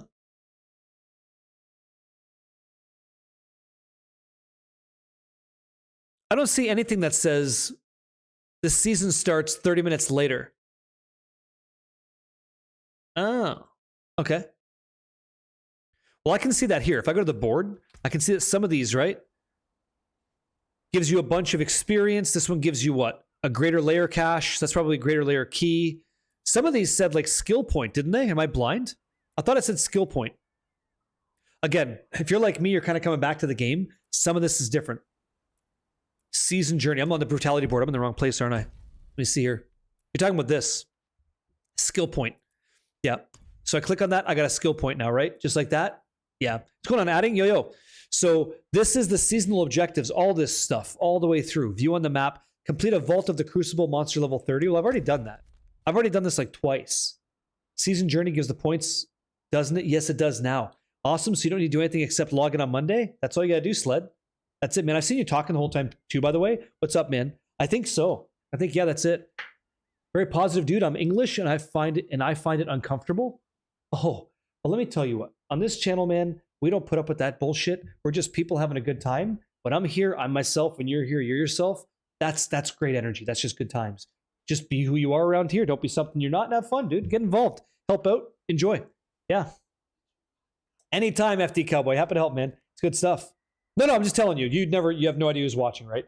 Sometimes you got to remind the folks. There's a capstone on each of those seasonal boards. Okay. But I've already done this. So let me see. Okay. Complete the following seasonal tasks. Okay, so I'm not doing that. But if I did this, if I did equip a full set of magical bloodied items, then I would just get a skill point. Interesting. Okay, I understand. Search for the runes in the Kurost Undercity or around Sanctuary, then socket a rune of ritual and a rune of... So they're making you do certain things. Would you say there's a capstone? I see this right here. Yeah? Okay, but I have to be on Penitent. So that's the next thing I have to do. I have to leave the game or go to a town and reset the difficulty. I press C and I click on Penitent. Now, I've been living the life of Riley on hard. We're going to see how this goes. Interesting. Hellish Descent. Okay, cool. So they're changing the language, right? I got to learn that too. It's a season journey in D3. Yeah, kind of, I guess, right? Yeah. Okay, let me see here. So now I should be able to go to it. There we go. Let's go see if I get completely shit on or not. That'll be fun. If I just played the base game when it came out, can I start the new season with... Yes, NG Deadhead, yep. Yeah, so if you have both expansions, what you get is you get to get Nuantu right here. Right? You get all of Nuantu now, and then you also get the Spiritborn class, and you get to play the Paladin now, so you get comfortable with that class if you're going to play it, and then you're going to be just like me when we get going. You got a set of blue and yellow bloodied armor you could equip if you want those quickly. Oh, that'd be cool. Let me see if I can do this first, though. That'd be nice. Let me see. Ah, shit. Yeah, no, Vander brother, I know. Yeah, main towns, yeah. All main towns? This is a weird one. Can we talk about this, please? This is weird. So the game launches, the game of Lord of Hatred launches at 7 p.m. Eastern time. I go live on the 27th, not the 28th, the 27th of April at 6 o'clock, an hour in advance, just so I can be here, get things ready, explain and stuff, and get excited about the launch. At 7, the hour after that, 7 o'clock p.m. Eastern, my time in the world, this game launches globally. Awesome. But then 30 minutes later, that's when the seasonal stuff goes. So the Season of Reckoning is the seasonal thing that we're going to be doing.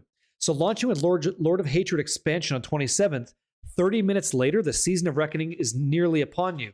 The season includes rewards, features as season rank, season's blessings, and the return of the tower and leaderboards beta, but does not introduce a season-specific story, theme, or gameplay elements.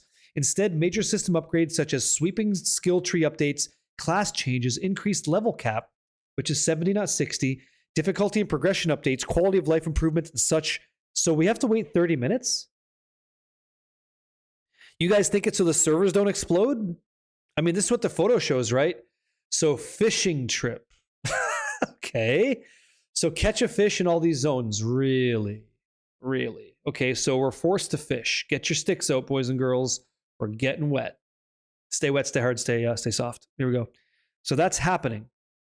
Good luck logging in before 5 p.m. I will take that good luck. Thank you. You're not forced? Well, if I want that resplendent spark, I am. If I want all this shit, I am. 99% of people will be in campaign anyways. But wait, do you have a great point? No, I have to make a seasonal character. I have to make a seasonal character to play a seasonal adventure. Right? Stealthy J, so you have to make a seasonal guy. So your adventure doesn't even start till 30 minutes later. Okay, so initially it feels bad. If the server stability is nice, great. To get the spark, you just defeat the layer boss above it? Wait, really?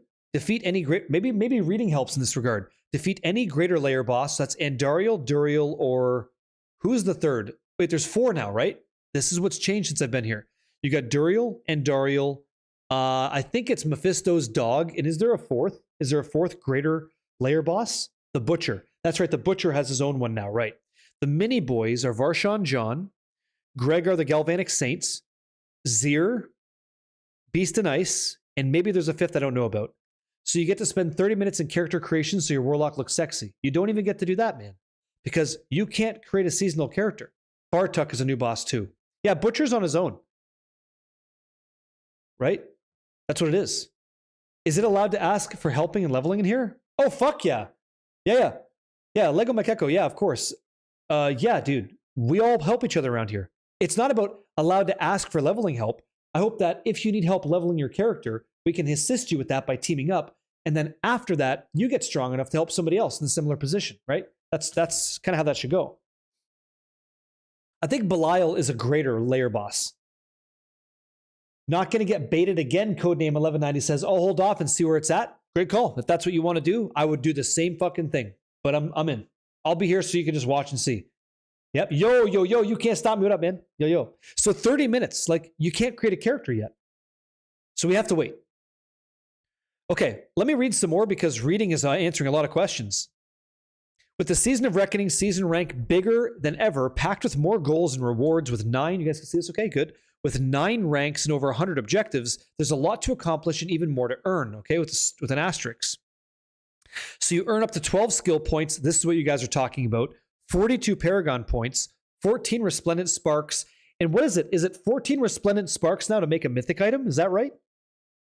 A Loathroot pet, Hateful Heraldry Mount Trophy, new emblems titles, special titles, icons, okay, crafting and masterworking materials, currency, boss keys, and more. That's all really good. Caches containing gear and all kinds of useful materials, all kinds, including runes, sigils, seals, and charms. They say just under 25% of the objective require Lord of Hatred, so not all rewards will be available to those without the expansion. Okay. I'm not marathoning anything, Shadowbands. All I'm doing is I'm playing until about 10 o'clock because after my conversations with these awesome guys, I put all that on YouTube for the world to enjoy our conversation if they do so. So we all have an idea what people think that's happening. So I got about, I think maybe almost another hour, then I get the hell out of here for the night and then I go do it again tomorrow. Okay, so am I right, 77 in chat? We have to wait 30 minutes to make seasonal characters. We have to do that. We have to do that, right? Path Shaper, I think it's a staggered deployment for, so I don't know what it is, but I guess that's the case. So we're going to have to wait. Okay, that's what it is. Okay, so our adventure begins seasonally, because I'm pretty much seasonal around here, on the 27th at 7:30, but it launches at 7 p.m. Okay, got it. Thanks for that, man. At what time exactly can you play? It depends on where you live, because it's a global launch, right? So I'm going to try to get you an image right now. An image you can check out. Right here. Check this image out, okay? You don't think the servers are going to be ready at 7? Well, the last time it was like a multiple hour delay, right? 7:30, that's right. Well, maybe for you. 7:30 p.m. Eastern time is the same everywhere else in the world. So, okay, let's try this. What do we have? Oh, by the way, Nurse Joey, I want to make sure you have all the information you need. Do you want me to go through this for you? I'll just do multiplicative damage.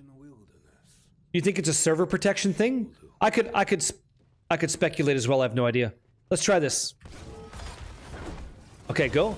Oh my god. Yeah, this thing, even Google's trying to track my shit. Hey, after this, I'll grab that bloodied gear if you don't mind. That'd be cool. I'll take some of that if you don't mind. This is good. Let's get fucking in there. We're talking about paladin stuff. Let's go. Kidding me, dude? Boom. Yeah, things aren't immediately dying. I'm not fortified either. I gotta get fortified. Let's do it. Yeah, sorry, found out the hard way. There's no pause. Yeah, you can't pause, right? That ain't here. Here we go. So watch that blue orb. Our job is to keep that blue orb full. If it's full, we're in Arbiter form, and our wings do all the talking for us. That's our goal. That's our game plan here. Keep that going. Carnage is good because it's a mechanic for the season that's going to allow me to keep rampaging and get even more buffs, even more XP, all that stuff. So really, really good. And all we have to do to maintain it is stay in combat. That's all we got to do. And you guys told me something. Were you trolling or are you being serious? You said there was a 10,000 kill streak reward. You said that to me. Let's see if I can't stay in combat with these guys. Are you being serious or no? Hello, Patrick. How are you? Is that real? 9,000? So it's not 10k. Okay. Nope. There's no clan invites right now. We had 20 guilds in previous enjoyment of Diablo 4. So we're going to be cleaning that up for you guys so that we can get after that again for the next expansion. So if you're looking for people to play with, we can be those people for you. It's totally fine. Fresh meat. Yeah, fresh meat's 9k. Okay. All right. So I have to get that fresh meat tag before this is all over. Got it. You can't jump through the wall, right? Oh, sick. Okay, well, there you go. Fantastic. I can't dash through walls, though. Hola, Vestage. Loving to watch you play Paladin again. It fits you. I love the Paladin, man. It's my shit. It's my jam. I love crushing the souls of my demonic opponents. Fucking beautiful. So sick. Let's go, big guy. I want to see what a boss feels like on Penitent. I'm assuming it's going to be just owned. Thank you. How do you get to 9,000 kills? I'll show you how. I'm going to go to a Helltide. I'm going to live in the Helltide. Just let one event just respawn non-stop. Is that it? Oh, the door has been unsealed. Ooh, a door. Let's see what happens. What you gonna do? All right. Why is it locked? Why is there a lock there? Why is there a lock here? What's this say? Charge sacrificial altars, 3 of them. Okay. Hey, what's that mode? Yeah. That's where you go later, though. Later. Nice to be your first time clanning up in D4. You're more than welcome to come play with us. I'll play with anybody, man. The thing is about video games, it's so much better to play with people. That's what I'm saying. I agree. Sacrificial altar. Okay, there you go. So charge them. So I assume I charge it by killing within the red ring, right? Ooh, imagine that. Oh, shit. Whoa, an infernal hunter. What the fuck is it? Oh, come get some. Come get some. Yes! Get sat.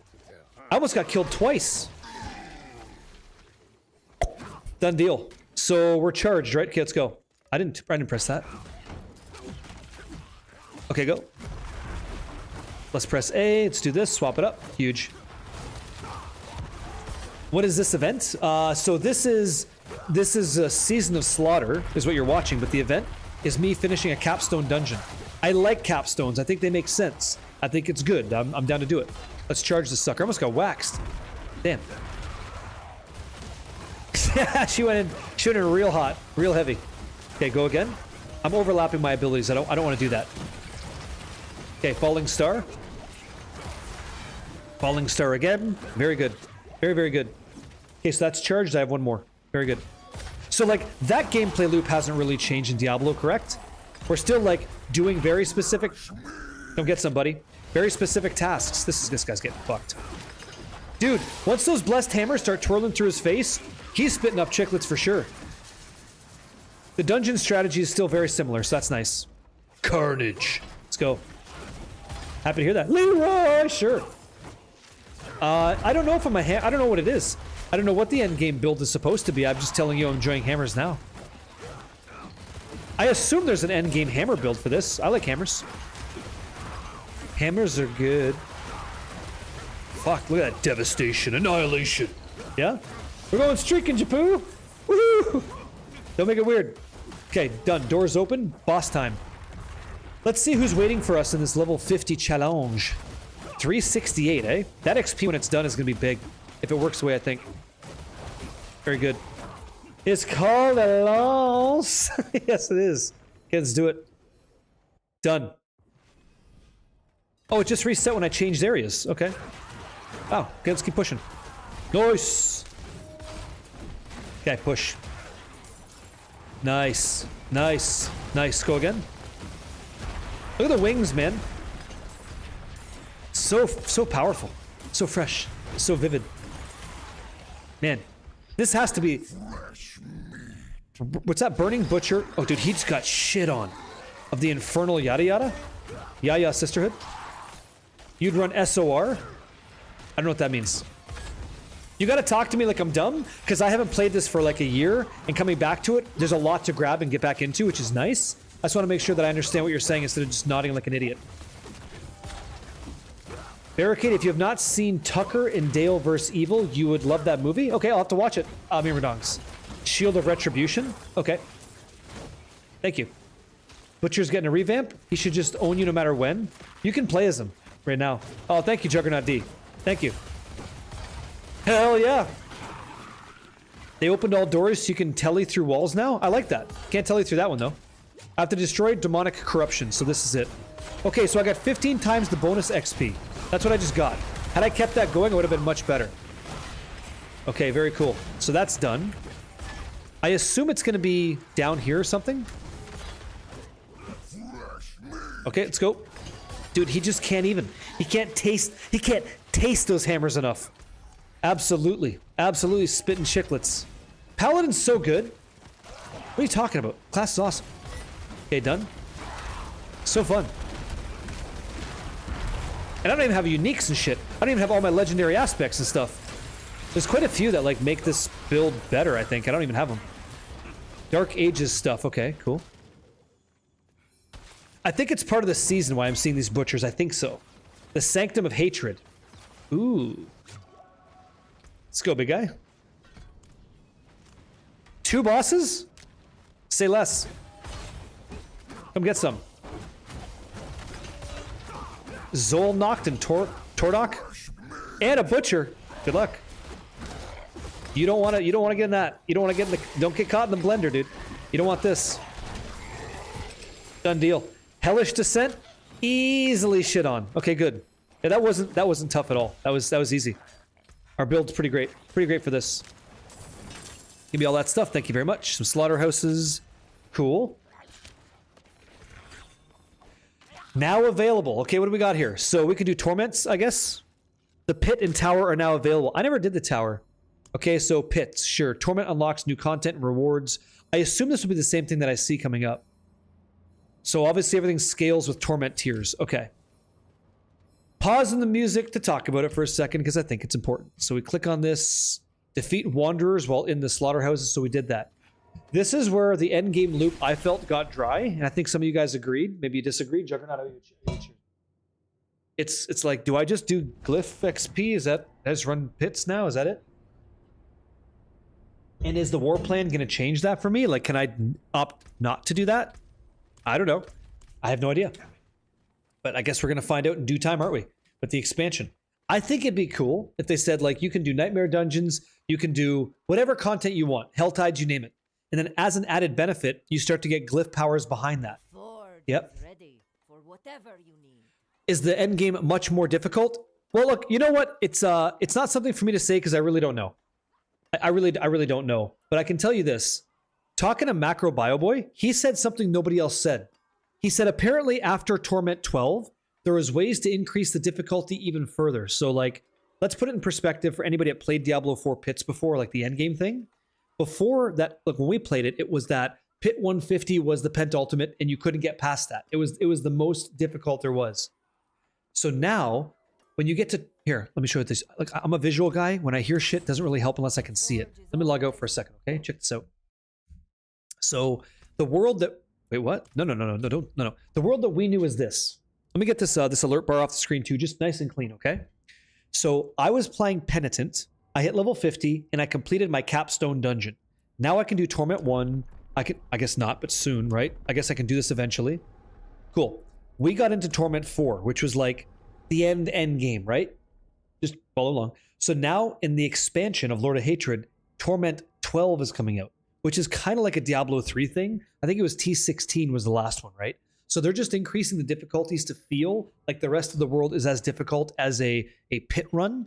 And from what I've understood, the pit run equivalent was like 100. But the thing was, we're clearing pit 100 on most meta builds in 2 minutes. So the big conversation was like, hey, if everything is the most difficult and the most difficult content you clear in 2 minutes, that's not a challenge, that becomes bland. Until I talked to Macro BioBoy today, who said that there was ways to increase the difficulty even more so. So I don't know that with this added difficulty that we can't get even higher, like maybe 130, 140. And I could tell you, like, not every build I played back then could even do 130. So I think it might be possible to push the difficulty so that you're really challenged the whole time. And that's a good thing. And this is where my flavor shot comes in. I'm down for that as long as the difficulty I'm doing gives me value. More greater affix gear dropping, more gold, more materials. Like, give me a reason to be there, and then I'll be less efficient to climb that mountain. If it's not efficient, this is Diablo. Boom, right? This is Diablo, so we have to get there. And I'll go back to something more efficient. Go ahead. Yep. Your take on war plans? Go ahead, Silver Knight. Yeah, as each level will give you random activities to pick, and then the next one is more random activities until you pick one, then you pick the whole plan. You get your activity, and then you get a skill tree behind that. Yep. What'd you say? That's right. That's right. Like exactly like Ultimatum out of Path of Exile. Ultimatum. More difficult, more reward, right? Janus, he's sharing a story. He says, I want to share a story about kindness. Here we go. You picked a lady up the other night. Okay. And without going into too much detail, we were shooting the shit, and I made her laugh and smile a bunch. Here we go. She then confessed that her cousin was shot and killed with 2 others. It was all over the news. And obviously there wasn't anything to laugh or smile about since then. She obviously was going through it and kept offering to buy me snacks and drinks, and all I was doing was just being kind to a stranger. So remember, he says, that'd be crazy, man. You don't know what people are going through. Yeah. And simple kindness does a lot. I can't agree more, man. What do I tell you guys all the time? I have no idea how I get to meet you through this stream every day. I have no idea what you're going through. I just hope that when you're here, you're having fun, you know? And those crazy things maybe get relieved a little bit. That's all. You never know, man. And now you know that too. I think you knew before. Yeah. Awesome. Yeah, but there are multiple levels on war plans. Let's go talk about war plans for a second. So that was a joke. We just beat that up, and I can't choose Torment 1. Not yet. Here. Thanks for sharing that, man. Thanks for sharing that, Janus. You never really know. Anybody not know a fucking thing about war plans? Give me a 77 in chat. One of the things you get to do in the expansion, I have no problem sharing some stuff. Just let me know, and I'd be more than happy to break that down. Okay. So it looks like 3 people so far. A couple of you guys don't know anything about war plans. Okay. Well, I'm not going to explain it to you, but there's literature online you can definitely search. Like I'm not here to just repeat myself over and over. That's not going to happen. I got better things to do. Can you fucking imagine if I suddenly become so callous? Are you kidding? I'm just kidding, guys. Check this out. Fucking no way. So here's war plans. Check this out. This is what's going to solve. Can you fucking imagine? No way. This is what's going to solve the end game for all of us, apparently, in their view. So let's check this out. There's 2 things. I'm not that guy. Come here. Check this out. There's 2 things, okay? There's war plan activity skill points. I got you, though. No. I would never be that gross. Come on. Fuck out of here. So you have activity skill points, and then you have nightmare dungeons, okay? So this player is choosing the nightmare dungeon skill tree. So check this out. There's all these different activities. You've got Tree of Whispers. I think this is Nightmare Dungeons, Hell Tides. God, I gotta get better at this. I think this is the... Tell me the icons if you know it, left to right, please. Sup, Tango Sucker. Can anybody help power level me? I appreciate it. I can't do that yet. Pits, Infernal Hordes, Bosses. I don't know what this claw is, okay? Wait, hold on, start over again. Just kidding, no problem. I know this is Nightmare Dungeons. I know this is the Tree of Whispers. This is Hell Tides. What's this? Let me know. What's going on, Jixer, by the way? What's up, dude? Oh, sorry, left to right, my bad. Okay, so you said Pit is far right. Pit, Infernal Hordes, Bosses. What's this? What is this claw? World Boss? I don't know what that icon is. Like, I'm in the game right now. Is there an icon that shows me that? Like let's just solve it. It could be new. I don't think so, though. Is that Undercity stuff? Damn, if it is, I don't see it. I see Tenet of Akarat. Yeah, it's behind a dungeon. You forgot, honestly. Undercity? Do you guys all know it's Undercity? Okay, so mapping this to mind. Tree of Whispers, Nightmare Dungeons, Hell Tides, Undercity, I guess. Bosses, Infernal Hordes, and Pits. Fishing? No, it'd be a fish. Okay.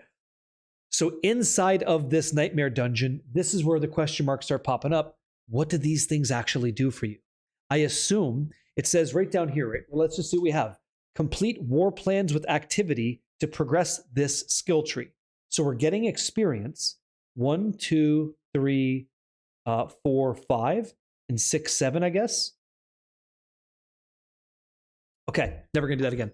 So what I have to do for the war plan is this. Excuse me. I have to do a Helltide. Excuse me. I have to do an Infernal Horde to get some extra content. I then go into a Helltide for extra XP. I then go into a Nightmare Dungeon for extra jewelry. I choose these, by the way, in this example. I then go do a pit run to get Herodric Cube, which is like I want that all day long. Herodric Cube materials. And then I made a choice to go, in this example, to a nightmare dungeon to get some whatever that is. We'll call that platinum. I don't know. Okay? So the difference is in real life, you get to say, no. I don't want to do Hell Tides. I don't want to do the pit. You gave me some options. I'd like to do nightmare dungeons. I get nothing for that. Okay. Then I want to go do Hell Tides. Okay. We'll give you some more XP or something. Okay. Or I do Undercity. Okay. Then from there I go Undercity, or I go into like nightmare dungeons. Okay. Then I have to do the pit. Okay. Forced choice. You're choosing what you want to do here for this skill tree. At some point though, you're doing that pit. Then you're going to go down here. Do you want to do a Hell Tide? You want to do some more pit? You want to do some nightmare dungeons? What do you want to do? And once you know that, you're going to start running these activities to get skill points. Those skill points come over here to change this up. And then this is how you're getting, I think, rewards or buffs or something. So that content that you're already clapping becomes difficult. So like life is good, all of a sudden, fucking bam, meteor hits your character and you're burning, you're about to die. Like difficulty starts ramping up. It's Trial of Sekima's actually? I think so. I think it's kind of like the Sekima's trial, boons and stuff. I think so. And that gets applied to, like, there's 7 levels of that. So this is going to take time to run in the end game, right? And so maybe that's actually great. Maybe that's fine. Maybe. I think it's probably great. We don't have anything like that now. We have nothing like that. And the characters we've built to do that don't exist. So, because the skill trees are all different and the uniques are different and the seal and talisman system, all different. Go to social and party finder. You can pick each tab. Oh, thanks. Party finder. Okay, let's see. Okay, cool. So it is Undercity. Thanks, man. Dungeons, Dark Citadel, not a thing. The pit is a thing. Infernal Hordes and Boss Lair. Okay, that's exactly what it is. It's exactly what it is. Yep. Some of these nodes can get interesting, such as spawning bosses. Yes. Yeah, pretty cool. So you can have layer. They said that in the developer chat, right? You can have layer bosses jump in to get layer boss rewards without doing layer bosses all the time. So how do I make that even more basic? I'll do my best. Let's say you don't want to do a bunch of bosses all day long. You just think that's boring. I agree with you. Now you can end up doing something like a nightmare dungeon, and at the end of a nightmare dungeon, the layer boss will always be there. Like Zir is there, Beast and Ice is always there. So if you're looking for an item out of their loot table, you force that guy to show up. It makes the content more difficult, they're more difficult, but you get that loot or that chance at that loot. So that's, what do you guys think about that? I think it's kind of nice. I think it's kind of cool. And if it gets boring because you don't need them anymore, then you just change it. So instead of getting that boss to show up, what do you need? You need Heraldric Cube mats to roll gear? Fucking send it. Then you start doing that event to get additional currency in addition to the event that you already said you like doing. Did you really? Darth, you got a John Low? Fuck, what a great day for you. Yep. It would be cool if you can get any item. I think that you can. I don't think that the idea is that it's locked behind a boss anymore. I think you can get anywhere. Thanks, man. Yeah. Lord Rykon trying to help out too. Thank you. So that's kind of nice. Kind of really, really nice, yeah? And Reliquaries is just the battle pass. I wish it said battle pass. Like, I wouldn't have to guess so much about what that is. Yeah, kind of cool. Also, I might have Doom Dark Ages stuff to grab. I don't know. Let's see. Unlocked rewards available to claim. I have what? Is it 112? Okay, so what do I want next? That shield? What's this? I don't really care about that. That looks kind of lame. Don't love it. That's nice. I mean, it's Blizzard, right? Their cosmetics are going to be interesting. Yep. So you forge your own journey, essentially? That's exactly what you do. It's exactly what you do. Do you have a sneak peek at the battle pass for the next expansion? I think you might, but it's very, very fringe. I'll do my best. This would be kind of it. If I typed in like Control F Reliquary, I think they show you Season of Reckoning Reliquary, maybe. You see this? This is the current one, I think, right, dudes? I think so. I think. I could be wrong. I think that's it. I could be wrong, though. Noki, what's up? Is Chaos Sanctuary P1 just total booty cheeks? I got bored of horking Trav, so I'm doing a lot of CS in my Warlock, but I get a lot of nothing. No, I mean, it drops. It's a good area, so it can drop a lot of good stuff. You're just getting unlucky. Yeah. Yep. Looks very paladin. Yeah, like, how the hell are you going to wear that as a Warlock? You know, what's the Warlock look like? I'm not sure. Do I need Pally gear? Oh, Duskflyer, right. I don't know that I need Pally gear. Somebody was going to, I don't know. I'm okay, guys. I know My thing is this: I'm playing this game now because I want to get back into I gotta get that expertise back. So I gotta know what to do in the game when the season launches so I can teach people and learn myself. So that's me doing that real time with you guys. I don't necessarily need gear. I'm very happy with the paladin that I have. He's in the eternal realm basically after this, the shadow realm anyway. And so I'm not too worried about it, you know? Thanks a lot. You can't stop me. I appreciate that. What's your battle tag so I can pass these? Yeah, you know what I was gonna say right there. S Barons, just give it to somebody else that needs it because I'm starting in the expansion on the Warlock anyway. That's when I'll really get my kind of hands in the mud here and start crafting up some cool pottery and shit. I'm okay. Yep. I'm playing to get the feel. That's what I'm doing. I don't need to hit all this stuff. Yep. Yeah. That makes sense? Like this is the calm before the storm. This is me, you talking about what could be done if you want to spoil it for yourself and just getting familiar with the game again. Yeah, that's okay, man. I'm already beating the game pretty easy, so I don't really feel like I need the skill points. I'm sure I will at some point, but I don't right now. I don't right now. You know? It's all good. And I think I get it. Ceremonious slaughter, right? Seasonal rank rewards up, like sure. Claim rewards, got all that stuff. So there's our skill points, right? Yeah, like we're doing okay. I think that's great. They changing runes? Yeah. Yeah. The rune system's going, kind of. Like, right now, there's so many runes in Diablo 4 that you can't fit them all in one area. In the expansion, they're removing a bunch of that chaff and leaving in stuff that's valuable to make rune words again. That does not take more than the inventory space that you have. Yep. Not anymore. Yep. Sure. You're about to get back into Diablo 4 since I got my PC back after 2 years of not having it, so it's crazy. It's all happening right now. Good timing. You're just trying to earn the cosmetic stuff? That's what maybe some folks are doing as well. Like, whatever you want to do. It's okay. I'm clicking these right now to grab some, like, aspects like that. And we'll see if I hit something that I could use just to, like, make the build come online a little bit stronger. But it's good for now. Salvation, okay. I don't even know. Yeah, okay. Cool. Great. Let's do it. Lights mending. Okay, what does this do? Well, healthy. Okay, I don't care. What's the armor value? That's shit tons. Thanks. Hope they reskill how they described on Campfire. Multiple different variations. You hope that... You don't know that? Ingoronic. Okay, check this out. We need a rune word stash option. You know what? You know what'd be cool? Is if they had a tab just for that. Like, you get one new stash tab, and you get 2 character slots on the account when you get the game, but let me show you this. Check this out. Okay, skill tree. Let me check this in. Skill tree updates. So since I've come back, there's been quite a bit of like eye-opening shit going on here. Like I don't want to get you baited by buying or playing an expansion that's the exact same thing and I get bored in 2 days and it becomes true that the game sucks and oh my god, this is terrible. Like I hope that's not the case. And so coming back to it this week has been an eye-opener. Like, oh, I think I'm actually right. Like all those things that I hope it isn't, that's kind of going away. Remember, I don't like Diablo 3. I don't like just sitting in a fucking portal by myself, running against a timer. That kind of sucks. That's still there, but check this out. The way that I get there is totally different. So things like this, right? This is exciting stuff. So you talk about transformational skills. I remember playing a druid. I have a druid, okay? And so for me to play that druid, and Sinister can speak to this, there was a scenario where we played a druid and we wanted to get that lightning coming out, right? We're like, this lightning coming down, right? We're raining lightning down. And if you're like, if you're trying to skill it, you would press it, but not hold it to get even more like lightning pops. But to do that, you had to get Tempest Fury unique. Well, guess what? Now you don't. That Tempest Fury unique is actually going to be a skill that you use. That's what this is. That's exactly what it is. I'm Monoroid. I'm not your bro, and I'm not on crack. I'm a guy that enjoys life. Please appreciate some good positive energy in your life. Welcome on in. Good to have you. And hopefully the expansion is just as much fun.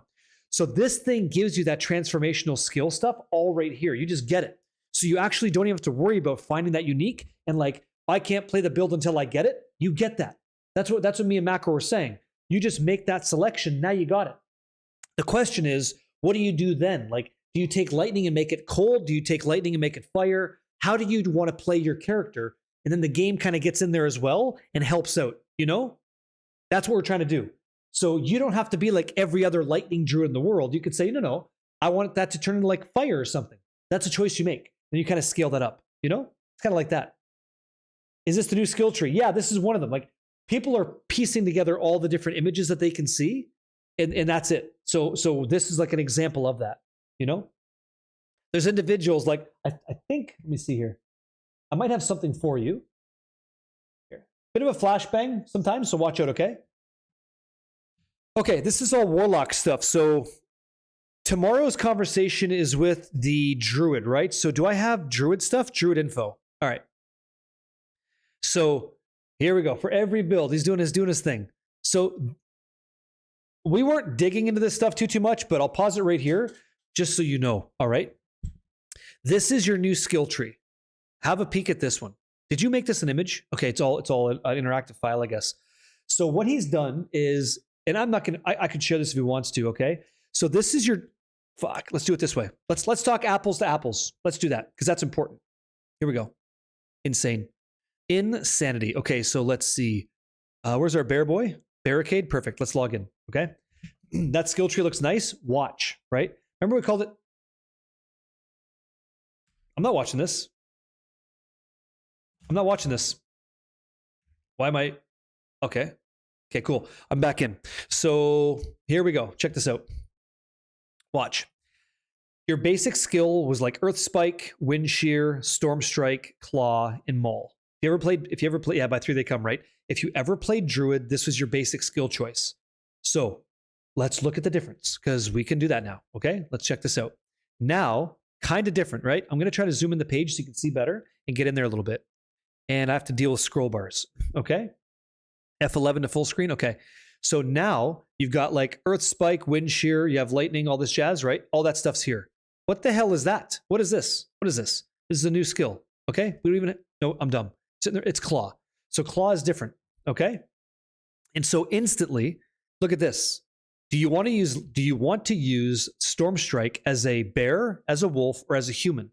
If you're going to do one of those choices, that's fine. It's like, then what do you want to do? And it looks like you get the chance to change the tags on it. And that might not seem important, but that's everything. Like if you were playing a Druid back in the day, what's up, Mr. CEO? It mattered that you had like Tempest Roar and you had the Unsung Ascetic Wraps so that you can get all those lightning strikes, right? But that's baked in now. Now that's all there. So you don't even have to worry about getting that unique because it's there. So then what do you get to do? Open up your character and like worry about what slots are going to go here now because those unique powers, that's in the game for you. That's part of your character selection. That's what we've been saying the whole time. That's all here now. So now your gear doesn't have to be reliant on that unique power because you've got it. Like you can do that gameplay now. Once you're doing that, the next thing you do is empower it with uniques, with that talisman and seal system. Does that make sense? That's why it gets exciting because all this stuff, all these choices, look at this. That's impactful stuff that changes the way that you play. Kind of crazy, right? Also, what'd you say there? Conland also, or most all specific aspects seems to be on the tree, right? It kind of solves the issue you had with uniques because some of them you didn't get until almost max level. A lot of you guys, I spent hours after stream farming Duriel to get a Tempest Roar to drop for myself. Awesome. Then I'd have a whole bunch that I could give you guys so you could play the build too, but I can't give everybody a Tempest Roar. The game gives it to you now, which is kind of great, you know? Endotoxin, what's up, dude? Teflon Don. He says that's kind of lame. Build defining uniques are a good thing. They should be much more rare and current. So I don't know that that's true, actually, man. Kind of lame. I think if you were like people that couldn't play the build because they never found it, that's great for you. From that perspective, it's great. Build defining uniques, I like that concept too. But here's what's going to happen now. That build defining unique that you're talking about, that's going to be another unique you can use to empower the skill that you want anyway. So like, let's say you're playing PD2, right? And you're on a Boazon and you want to shoot multi-shot. And the only way you can get multi-shot, this is like all theoretical, was to get a certain bow that lets you split your arrow. You play PD2 for a season, you never get that bow, you never got to play that. Now you play PD2's current season, that bow is now a skill that says multi-shot, you select it. Cool. That bow that you had to get and equip before now becomes a new bow that you can use to change the way those arrows split. So now they heat seek, they all combine to be like a lance that you fire, they're on fire, they're on ice, like, and then that gives you even more unique experiences with that choice. and then you get bored of multi-arrow or whatever, you go, no problem. I'm going to go to guided arrow. And then you rebuild that as well if you want. So that's what they're trying to do. They're giving you more options, more build defining options that way, instead of making you have to find that item. Never tried it before. Could be great, could be bad. I think it's good. We'll find out in time. We'll see. That makes sense? Hi, man. You don't think I look like I'm on crack? Well, that's okay. I mean, imagine the first thing you say to somebody after ever meeting them is, are you on crack? Like, have a good time. You know what I mean? The way you interact with people is just scummy. I don't give that shit a lot of energy. That can take a walk. Many people to watch. Doesn't bother me. But I'm more than happy to, like, keep up the energy and have a good time. No, I didn't. But I can share it if you want. This is from Screamheart. I don't think he minds. I don't think he minds us sharing this. Check that out. There you go. Okay. So that's like Druid. Now, Paladin info. Is there a skill tree here for Paladins? Let me see. Let me take a peek. I don't think so. But there are uniques and stuff. Yeah. All good. Okay, so here we go. I just see a bunch of skills. Okay. Yeah, I don't see anything here for the Pally. I don't think the Pally is going to change much. Obviously, it will. It was built for the expansion, kind of weird, but I'm not sure about that. Sork info. Sork stuff. Yeah, you get sets. Yeah, you get sets and stuff. So the sets are different, though. The sets are not what you're used to. Like the sets that I know, I want Saigon's set. I go hunt for the Saigon helmet. I put the helmet on. Okay, cool. I then take Saigon's body armor. I put that on. I then equip Saigon's tower. I have the shield. I have a 3-piece set bonus because I am Saigon, right? Not Sugon or anything like that, but this is different now. So it seems like, where was that at? Druid info? Do we have any set stuff? Okay. So what they've done is they went a different way. So they want to go, and I'm trying to digest this in real time as well. When you have your skill tree choices for the way you want to play your Druid class, you then empower it with different unique effects that adapt that skill that you want to use in a unique way. Cool. Then you get a whole different interface called a talisman. This talisman system, and I think I have it here, which I can see. Talisman's right here, okay? This interface, right here, this is a talisman. So you put the seal in the center, like seal in the center, and then you put these like runes or whatever around them. So as you're playing the game, you're hunting for those same items, and once they drop, you set it inside your seal, your talisman, your whatever that is, that item.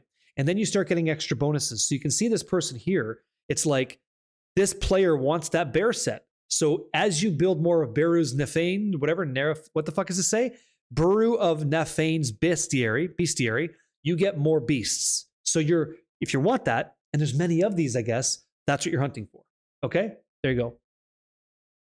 What's the carrot? Is it still 3 GA items? Great question. My guess would be the carrot is probably still mythics, but I don't know about that. I think the carrot is these as well. Trying to get a very a unique item that rolled well. That's really important too, because they have the Heraldric Cube in the game now, right? So this is the crafting. Heraldric Cube, okay? So we know that this is the Heraldric Cube, and like this is some of the stuff that we know. What's that, pal? Boss Hog Bullets, nice to meet you. Is Diablo 4 like PoE 2 where you got to make a new character for every season? Yes. Yes. So Diablo, any ARPGs like this, man, that I know of, you have a seasonal realm or an eternal realm. So you make a character and that's it on eternal. It exists. Seasons come in. You don't care. You're eternal. You're just playing your character. Okay. Or you could join the season when the season launches, or the expansion launches in this case. Ours is April 27th, and you make a character then at 7:30 p.m. Eastern time or whatever it is for you. Okay. Then that character lasts for the entirety of the season and becomes eternal after every time. That's how it all works. Okay. But it's up to you. So if you take a peek at this, we're just talking about some stuff coming in. Hey, Reaper, hook you back. So take a look at this. So Macro is saying he never saw any cube stuff. I want to see if there's anything here. Does he have class mechanics, skills, item terminology, don't care, miscellaneous LOH stuff? Does he talk about anything with the Heraldric Cube and shit? He's just dumping, this is a dump tab. Season's the best because, rebuilding your hero from nothing, the 0 to hero, is always fun. I guess not. So here, I'll close this down. This doesn't matter so much. So what you're seeing here, and I think Macro's wrong. I don't think he caught this, or maybe I'm misinterpreting it, but he has a Ring of the Starless Skies in there, and he's got this thing called a volatile primordial dust. It's going to recycle the unique. So I think what that's going to do is, let's assume you had a Ring of the Starless Skies, right? I don't have a database for this. Whatever the range on the Ring of the Starless Skies unique property is, let me grab one to show you guys so we can have a conversation about it. Like, let me go to, I don't know, Sork info. Okay, here, Ophidian Iris.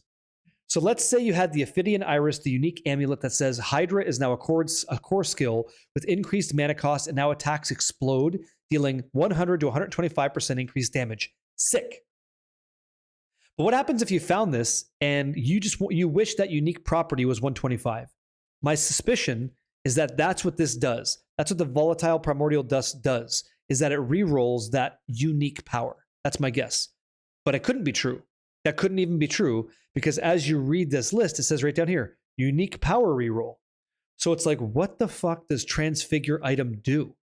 Grants a random modification of a great possibility. Use a tuning prism to narrow the outcomes. The item has a high chance to become unmodifiable after you transfigure it. Don't know what that means. Okay? Okay, so is this the vaulting system? Starless, yeah, do not have range rolls. Okay, so unfortunate. So you're just corrupting it? That's what this is? The transfig. Okay, so that's what that is? The volatile. So the volatile dust is a Val orb. Got it. Okay, so it's a Val orb that I could use a tuning prism to guarantee that the Val is a good one. Perfect. Great. Got it. Add an affix, reroll the modifier, focused reroll. Don't know what that means. Remove an affix. I know exactly what that means because I know what affixes are on gear. These are all affixes. Okay. Let's go over here. Then item transmutation, right? 3 to 1. So you take 3 rings of the Starless Skies, put them together if you want. Why you want to remove an affix? Here's why. Let's say you have an item like this. You have this Ophidian Iris. Let's focus on this item. It had intelligence, all damage multiplier, vulnerable damage multiplier. What if you wanted vulnerable damage multiplier to say critical damage multiplier? So when you critically strike, then you do more damage. Well, it didn't give you that. It did not. So in our ability here, we can say, okay, remove an affix, and it removes that one that you want. Luckily, add it again, maybe get the one you want. That's why. Because you can update the gear to make it better.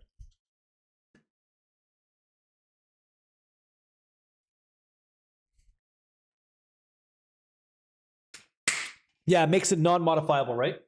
Yep. Sure. There is no way this works with uniques. There is a way it works with uniques, Sled. There is a way. I almost feel like I got to pull up that video. We could watch that again for that point where they're talking about it. I believe that they said one of the last things you do with a unique amulet is that you do add another legend. You do add another affix to it. Okay. So yes, it works like that. So your item can look like this, and then you add another modifier to it. So like fire damage 100%. Correct. Yes. So yeah, it does. So your itemization goes like, right? And they said it would work with mythics. That's going to be crazy. That's going to be nuts. It's just even more power creep, but we'll see if we need it, because I hope that we do. I hope that we do, you know? Interesting. It's all different, man. So again, speaking to the carrot's this. You got every item in the game. Awesome. You've made this great build that walks through the game cool. You then add like 9 tiers of difficulty to Torment 12. So now the world difficulty is like, instead of being pit level 100, it's 110. And there's like not a shot in shit that you're doing that. Unless you use this cube to like add extra affixes to your well-rolled gear. It hits well. Then you can make that push. So you're trying to min-max your character beyond the ranges already like as a baseline in the game. That seems to be the next carrot. So we'll see. No, 150 is the max pit. I think it's been that way since its implementation. Are there still upped affixes? Or there are still greater affix rolls, yeah. Yeah, look, you can see one right here, Ember Fury, right? It's still here. Right there. Double corrupting your shit like PoE. Double corrupting your shit like PoE. Right. Yep. You got it. That's what's going on here. And there's so many new items. Everything's been re-rolled. Everything's changed. There's stuff like this one's kind of cool. Frozen Orb returns back to you, dealing more damage when it returns. Like, that's cool. It's like, yeah. have to say it feels weird that you can change unique affixes. Me too. But that's just what we have to try and get used to, Judd. You know, I agree with you that it's weird. We'll see how it feels, you know? What'd you say? Project Hail Mary? Yeah, Mythics roll it. Mythics, not Mystics. Mythic items, right? Like Mythic, that's max roll. Every single time. You can temper uniques too, yeah. Yep. Here's what I think is interesting. Here's what I think is actually interesting in the game. And I mean the word interesting on purpose. Let me go to Druid for a second, because he's all in on the Druid skill tree, right? The thing is, like, I really hope that what I'm about to say, is actually true. I want people to be able to make a Druid build that is like a shred Druid build that is completely different feeling than somebody else because of the uniques that they add in their talisman or the uniques that they wear. So you can be a shred Druid that is obviously the lightning variant, right? Or you can be a shred Druid that hits one guy and causes fire explosions everywhere. Or hit a guy, then all of your like pets go attack that dude and then kind of bounce around. I don't know. But I think that that's going to happen. And that's very good. It's a very good thing if that's the case. Because that level of build diversity, where you can actually beat the game many different ways, is awesome. Why does it say Warlock sheet info, by the way? Because Warlock, right here, this is all the stuff. So there's links to all this stuff. I don't know what this is. What is this? Okay, this is all mobilytic stuff. So he's got leveling builds, all that jazz, yeah? Build diversity is very good, right? Yeah, as long as it works. Like I could say, hey, we have a brand new video game that you can play the game 100 different ways that you want. By the way, nobody gets past Torment 7. It's like, well, that's not really true, is it? Newish Diablo player, talk to me, man. Yep, and it's your first day. Okay, it's your first day expansion. Fun, go for it. Talk to me, yeah? Should you be salvaging, selling all of your gear in your stash? It's useless due to the new system. Thanks, loving the channel. Oh, that's awesome, man. Thanks a lot. Welcome in. I appreciate you saying that. It's very kind and generous. Leave it where it is. If you're not going to expand on your game too much, when the new season starts, you make something called a seasonal character. So you're like this. Just watch for a second. You're going to have, let it load. Do you see that? Where's it? Okay, the seasonal tag, right? Right now you're on a seasonal guy. When the new league drops, you become an eternal character anyway. And then all the stuff that you have is just in that realm. It's in the eternal realm. Think of a bucket. It's in the eternal bucket. You make another seasonal character, it's all new stuff. Okay? That's why. So just give it time, start playing seasonal and enjoy. You'll be just fine. You'll be okay. And if you have any questions, I'd love to answer them for you. Love to. So I'm hoping that I'm right and this is fun and we can play differently, yeah? They talk about new season at launch? No. They've already talked about the new season now, Saltiness. There's been a lot of stuff already out there. Like, this is all new shit. This is all new stuff coming out. Like, everything's different. Everything's different. So, I'm kind of concerned. Let me pause the music again, like, because it all kind of hits heavy, right? I'm concerned for a lot of folks. This is not an admittance of guilt or weakness or anything. Just type 77 in chat really quick. Oh, you're talking about the seasonal thing. Give me a 77 in chat if you guys rely on build guides to like play your game. Like you play Diablo 4, you log in, you don't know what to do. You're like, I don't know what to play. I have no idea what's right. You feel like you're doing it wrong because you're not playing a guide. You're not guided across the way. That's everybody. It isn't everybody, Steve-O. I just play the game. I get where I get, and then I make changes and I choose and I play.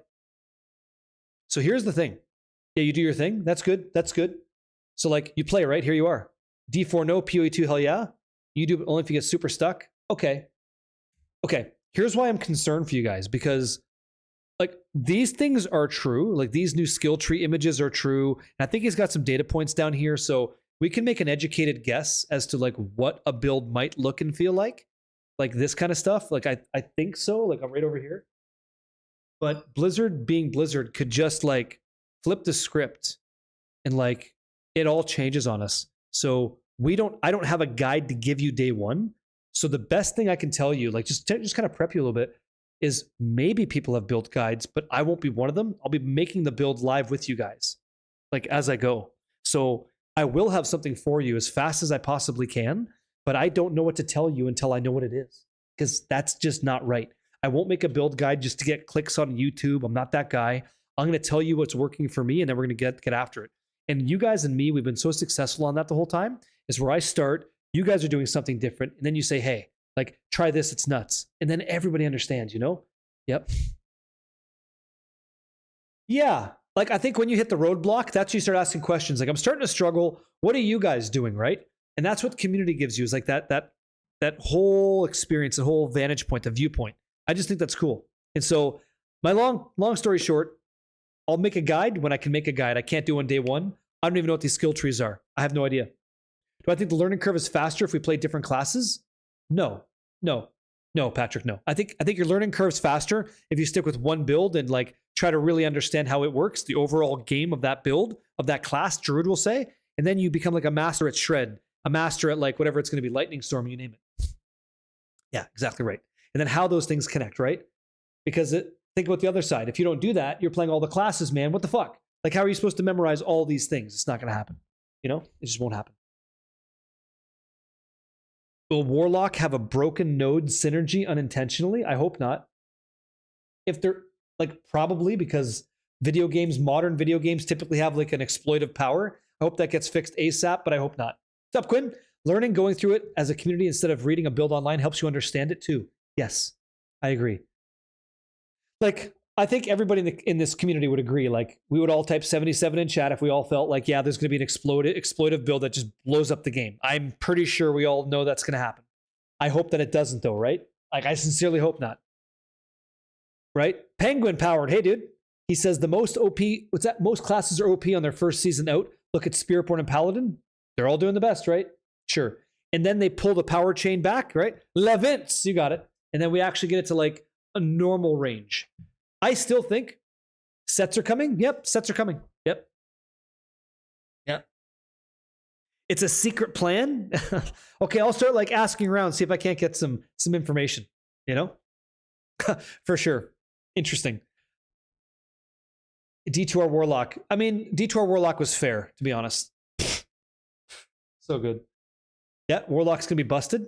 I want to just smash this game with it. Is Spiritborn good? Oh yeah, Stevo, they still do that. They still do like that evasion Spiritborn. Still works. So happy about sets. One of your favorite power curves from D3. Interesting hearing that, man. Because I come from Diablo 2, not so much 3. With like my Diablo enjoyment, it's like we had sets long before D3 did it, and it was awesome then, and hopefully it's fun again now. What classes am I going for? I'm gonna start off on Warlock. What are you guys doing? I'm 100% going Warlock to start. I think the next one that I play, I might just do Barb. Look at this. Look at this. Maybe Paladin, man. Paladin's great too. Just look at this. I'm going to zoom in. Look at that guy. Look at this avatar of absolute ass-kicking domination. This guy is a Rolls Royce with legs. Like, he's so beautiful. Just look at that. And you know what he does? He throws hammers and blows shit up. He looks awesome. But then you get this guy.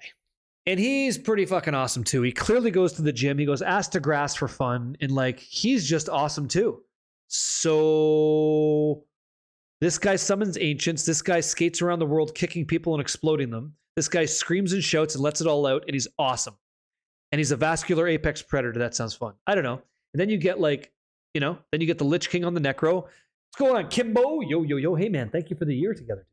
Please enjoy that golden shield, yeah?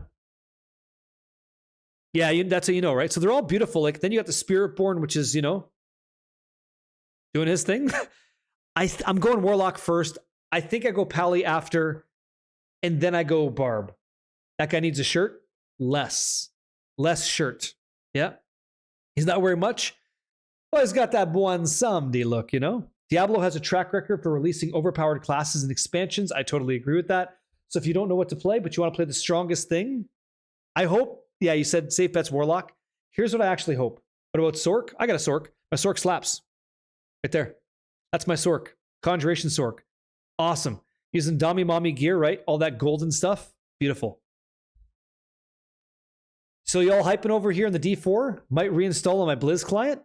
I'm trying not to get, like, I'm not trying to just be a hype salesman. I'm just telling you what I'm seeing. All these changes. It's fucking awesome. Yeah.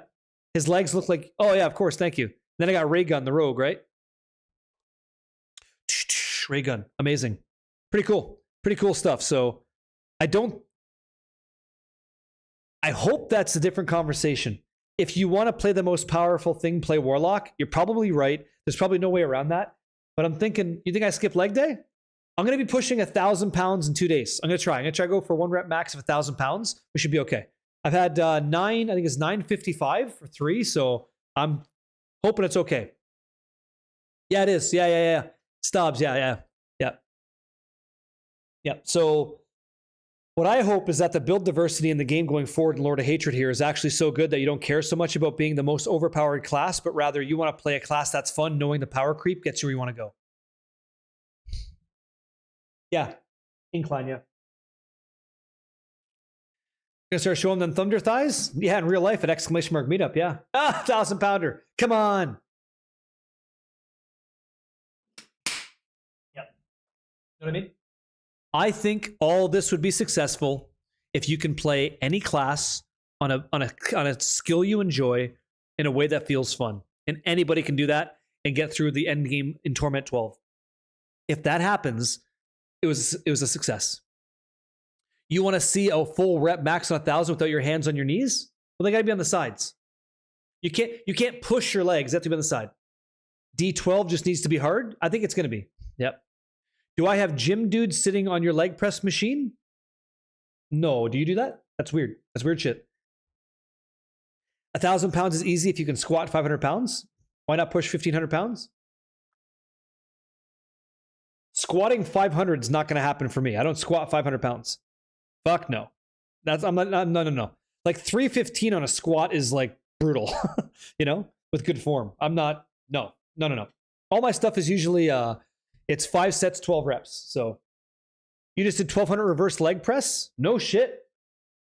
Have a wonderful night. Your garlic thyme Alfredo tortellini's ready? No problem. Ass to grass, baby. All the time, sure. You agree with me that you could shoot? Yeah, play what you want. That's fun. So guys, I'm on a strict schedule this week. Streams go to 10:30. We had such good conversation. Today, we gave out 6 copies of Diablo Lord of Hatred coming out. I have more to give away tomorrow. That's going to happen. I had 2 interviews today. And this is what I do when I wrap up the stream in about 2 seconds here. I'm going to take the Cliptus conversation, put that on YouTube. I'm going to take the Macro Bio Boy conversation, put that on YouTube for anybody that wants it. I'm then going to follow up on Discord to make sure that anybody who won has the game copy you're supposed to have, and then I do it again tomorrow. Tomorrow we talk to Boiler Up, and tomorrow I hope we get to talk to Screamheart. Screamheart, by the way, the guy we're going to talk to, yep, he did all this. This is his work. This guy I get to talk to. This guy is going to talk to me about Druid. He's seen all this. He made all this. All of this is nice. And so I'm a guy that's just putting it all together now. So I'm kind of behind the curve because I'm choosing to be, and I get to talk to these guys to learn some stuff so these conversations aren't just frivolous. So looking forward to tomorrow. If you guys like the Druid, tomorrow's the day you want to watch, because 2 guys who I look up to, there's like 3, I'll be honest with you right now, there's like 3 guys that I think are fucking awesome with the Druid, okay? One is Moxie, one is Boiler Up, and one is Screamheart, in no particular order. So I reached out to Boiler Up. He was the first guy I thought about. Second one was Screamheart, just because, and I'm like, damn, he came in the chat too. I'm like, fuck yeah, there's Screamheart. We're going to get after it, okay? Moxie's busy, but Moxie agreed to do a conversation too. Ace of Spades is fucking amazing, but he does more than just Druid, but that guy's great too. Yeah, Ace of Spades is awesome. Good dude too. Get Wadijo? I don't need Wadijo. We've already got, we got Dioxide on the Rogue. So we're good on the Rogue class on Sunday. So that's going to be fun as well. Yep. Will there be 6 copy of LOH giveaway? There already was. Yep. There's going to be more than that. Yep. So tomorrow, Tango, sucker. You guys are amazing. You deserve amazing things, okay? That's tomorrow. Good Druid conversation, yeah. Oh, yeah, absolutely. The guy's fantastic on Druid as well. Good night, get you. Yeah, drink your water. Did I not? Hopefully I did. I'll do it again for you. Here you go. I got you. No problem, guys. So we're going to raid out and hit somebody else. I got work to do behind the scenes. I can't do it live. Yep. D2 Demon Warlock? What do you mean? What do you mean, Dark Wreckage? Hello, how can I get a copy of Diablo 4 LOH? So, Satan Von BR, all you have to do, watch some content tomorrow after my interviews with these guys. I'll give away some copies to you guys, okay? A full Demon Warlock. Oh, fuck yeah. I don't know. Who's playing Diablo 2 right now? Because Dark Wreckage, that's a very nice offer. I want to make sure that that goes to somebody that's actually going to play. If we have individuals watching right now, we're in Diablo 4. if you guys are playing Diablo 2 right now and you'd like a free Demon Warlock pack from Dark Wreckage, we can give that away. I just want to make sure, you know, I want to make sure that that goes to someone that could actually enjoy it. There's a couple people. Let's fucking do this. Here, I'm totally down for that. This will be a little bit different. This has nothing to do with Diablo 4. This is Diablo 2 Reign of the Warlock, okay? Try this. Type !dark in the chat if you would like a fully kitted, right, Demon Warlock in that game right now. Cancel this out. Good? Come on. 2 seconds. Hold on, Pat. Hold on. I gotta wait for the website. !DARK, okay? DARK in the chat. For Dark Wreckage hooking you guys up again. The enigmas are moving, right? The demon class is going. You got it. !dark is open now. I'll give you guys 2 minutes in the chat to go for it, okay? Wait, it just doesn't end. You don't get that money. I don't control. You guys always, I have a plan. You guys always come through and make it even better. Big surprise, right? I want to get ready for some Diablo 4 Lord of Hatred because I'm really stoked to smash the shit out of Mephisto. that didn't escape. No thanks. Yeah, big Ladoinks. Get in there, dude. How you doing? Yep. Insane. Good luck, guys. Yep. I still have to make all the rune words. I can't wait to get this this content stuff done so I can just log in and like do that, you know? It's gonna be a lot of fun. Too good. Thanks, guys. Do we have a guide to raid target? Did you guys want to check that out? Thanks, man. If there's somebody live that you want to go, you know, go ahead and raid and share the love and share that energy and enthusiasm for what's coming up, guide the raid. Use your channel points. Yeah. Is Robert live right now? I can get in there and smack him in the face. Use your channel points. Chito Burrito. Andy dropped a unique ring. You know what it is. You know what that is. Stone of Jordan, baby. Ozo blasted. Good luck, man. Good luck. Savage Sauce and good luck. Dutch. Good luck too, man. Thank you, Platano. Cheers, man. Cheers and salute. I hope you guys enjoyed the talks today. Yeah. Crimson Wolf. Sounds good, Steve-O. What's he doing? Let's go see. 33 members want a piece of that. I got a wheel spin here, so hold on. Let me check this out. Boom. Perfect. Close all this oot. Yeah. Sure. Jollyson, is that where you want to go? Got to spend your channel points. That's how that works. And I'd be more than happy to. Don't need D2 stuff. Good luck, guys. Thank you, man. No problem. Catch you tomorrow. Yeah. You missed the talks today? That's what YouTube's for, Yummums. It's all there unlisted. Yep. You got to spend your... Actually, Wicked Steve-O is first, so there you go, you know? Missed most of it, but I'll catch the VOD. Convo looked interesting. It was good. Yeah, it was nice. Nice and smooth, and these guys know their shit. They know their shit. That's what makes for... We could talk to our blue in the sky, blue in the face, whatever, right? Doesn't matter. But if we don't know what the fuck we're talking about, that's nothing. That's a nothing burger, right? These guys, they do the work, and it's fantastic. And I love them for it. And they're taking time after all that research to teach us what's up. That's worth doing, you know? I'm lucky I get to be that guy they talk to. Big Platano. Connecting the fingers, eh? Getting in there huge. Thank you, sir. Right? Thank you so much. Appreciate it. Enjoy that golden badge. How has the year been with you? Thank you for the prime, man. What up, dude?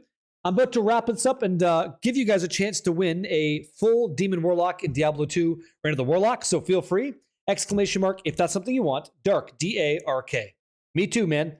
10, 9, 8, 7, 6. Thank you. 5, 4, 3, 2, 1, and done. Is Crouchin live? You got to redeem the channel points, guys. And he's third on the list, so you can visit him if you like. He's good people. Entries are closed. Good luck, you guys. So Just Sheer Cold, you are first on the list. Satan last, but maybe not least. Big Shuffle, 60 seconds on the clock. Good luck, my friends. Good luck, guys. You got it. Thank you. Let's see what happens. I get to get some dinner, grab some stuff, start producing some videos for you guys, and fuck, man, I'm looking forward to this expansion.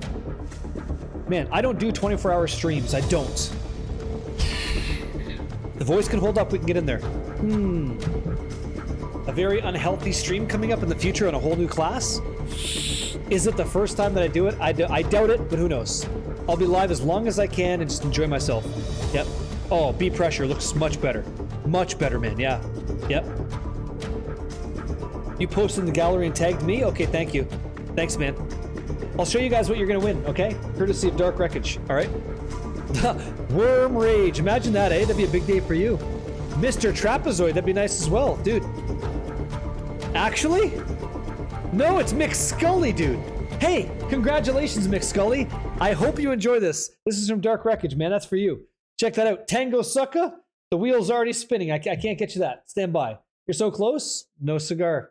Check this out. What'd you just win? Let me see this. Uh-huh. Oh, shit. Is that Obsession too? Looks like it is. Okay, so that's yours. You got Crown of Thieves. Looks like you might have Eth Fort on the Merc. You're going to have, it looks like Reaper's Toll. You've got, I think that's Ars Tor Balos. You've got Arachnid's Mesh, Mage Fist. Looks like Obsession, yeah. Shaco. I assume that's a 210 amulet or better. Looks like you might have War Travelers. Looks like FCR Rings, Skillers galore. That's all yours. All the resistances are capped, by the way, which is beautiful. I'm assuming Warlock Torch as well. Dude. Enigma as well. Fuck. You're all set. Congratulations, dude. Where's Mick Scully? You talking, dude? Where's he at? Congratulations. Please help other people with that, okay? You guys shoot the shit together and get after it. Thank you, man. Right there. Yeah. Infamy 6. What up, dude? Loaded. You're all set. You can take that character and just enjoy. Please do some G rushes for people, you know? Help out. What do we got here, Sakuri? Oh, fantastic. The Crimson Wolf, yeah? Does he have music playing? Hopefully not, because I get owned. Be right back. Token Smoke. Talk to me. Born to Troll. Hopefully you're not trolling me, man. Nice to meet you. You said, if you haven't played Diablo 4 since launch, should I log in and play the Vessel X pack before the new one? So there's value there.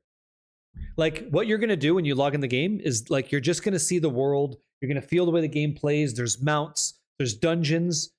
Like, you would be playing to get a feel of the base game for yourself. And when the expansion comes out, you're not entirely just, like, overwhelmed with all this stuff. You kind of get to, like, chisel down that stone a little bit. So the answer is yes. I think that you should.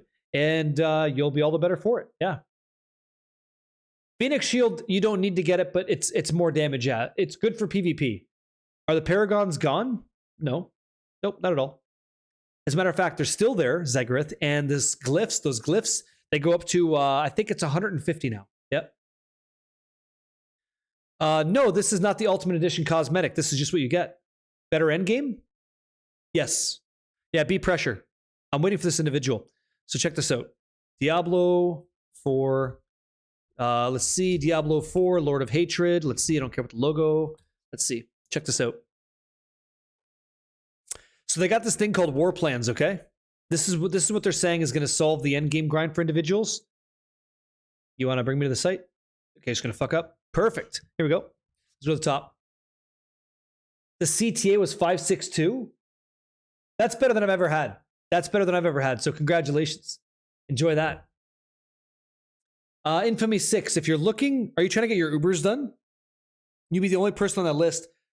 I'm not sure if Sin's around to do it. Maybe I can do it if he's not. Phoenix, hella worth it as long as you can stay at 125. Yeah. I mean, it's expensive. You don't need to have a Phoenix to beat the game of Diablo 2 or carry Player's 8. You don't need it. But if you want it, you can. It's very, very good. Yeah? Wicked Stevo say, yep. What to what, man? So this is the end game. So again, the deal is like you get to choose how you want to play the end game and get rewards for doing it. So it's not like you just run Nightmare Dungeons and that's all you get. It's you run Nightmare Dungeons. And by the way, because you wanted to, here comes a boss at the end when you're fighting that boss, and that guy gives you a limited loot set, like things like that. They're adapting it and changing it, which is kind of nice. Okay. Right? That's what we're talking about. Use Phoenix and book on swap. That's okay too. That's okay too, yeah. I use Spirit Shield. It's just sick. It just works. Yeah, I like it a lot. Man, there's so much stuff, dudes. A whole new place to play too, by the way. Like Skovos is all new. Okay, finish the fight. How about let's start the fight. We're going to finally kill this guy. There's Skovos, right? The first area in all of Sanctuary with the Narius and Lilith, right? The skills, the frickin' crafting, which is cool. All that stuff, man. I don't know. The high hit. What's that? The Heaven's Guard? Yeah, that's what you're seeing. I don't know. I don't know how we don't enjoy this. It's nuts. It's nuts. Okay, I'm just gonna rate. I don't want to rate out to a BRB guy. What's going on, B as in Bob? How's the update?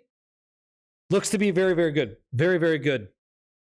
Okay, so he's not here. Unfortunately, he's AFK. So I'm gonna see if I can't bring the energy somewhere. Someone live. I think you said Blood Farts, right? She's live. Okay, let me see. Okay, let's go. Blood Farts. Yes. I think it's 666, right? Whoops. Where's she at? I follow Blood Farts. Where's she at? Let me see. Yes. Show me some more. Where's she at? Where's Blood Farts at? Where is she? Is she offline? I can't. Patrick, you got to use channel points. I thought she was live. Oh, it's with the U. It's the U. Right. Thanks. Thank you. Thank you. I think she's live, yeah? Just passed her? Okay, thanks. Okay, we'll go raid. By the way, cool thing about her, she has a hell of a transmog for the Necro. She's got a crazy good voice. She sings professionally in abandoned jazz. Ask her about that sometimes. I'm sure she'd love to share that with you. She's good people. She shows the love over here. I misspelled her name like an asshole, but hope you guys enjoy. She's good people, and she knows a shit ton about the necromancer as well. So ask her what she thinks about the expansion, and I'm sure she won't let you down because she is she's an aficionado with it. She's currently running the pits at tier 117. So enjoy. You're in good hands, guys. Great people, good times. Catch you on the other side for a little while, and then on YouTube soon. Okay, 2 videos today and 2 videos tomorrow. So hardworking guy, because you guys deserve it. Much love. See you tomorrow. GG's.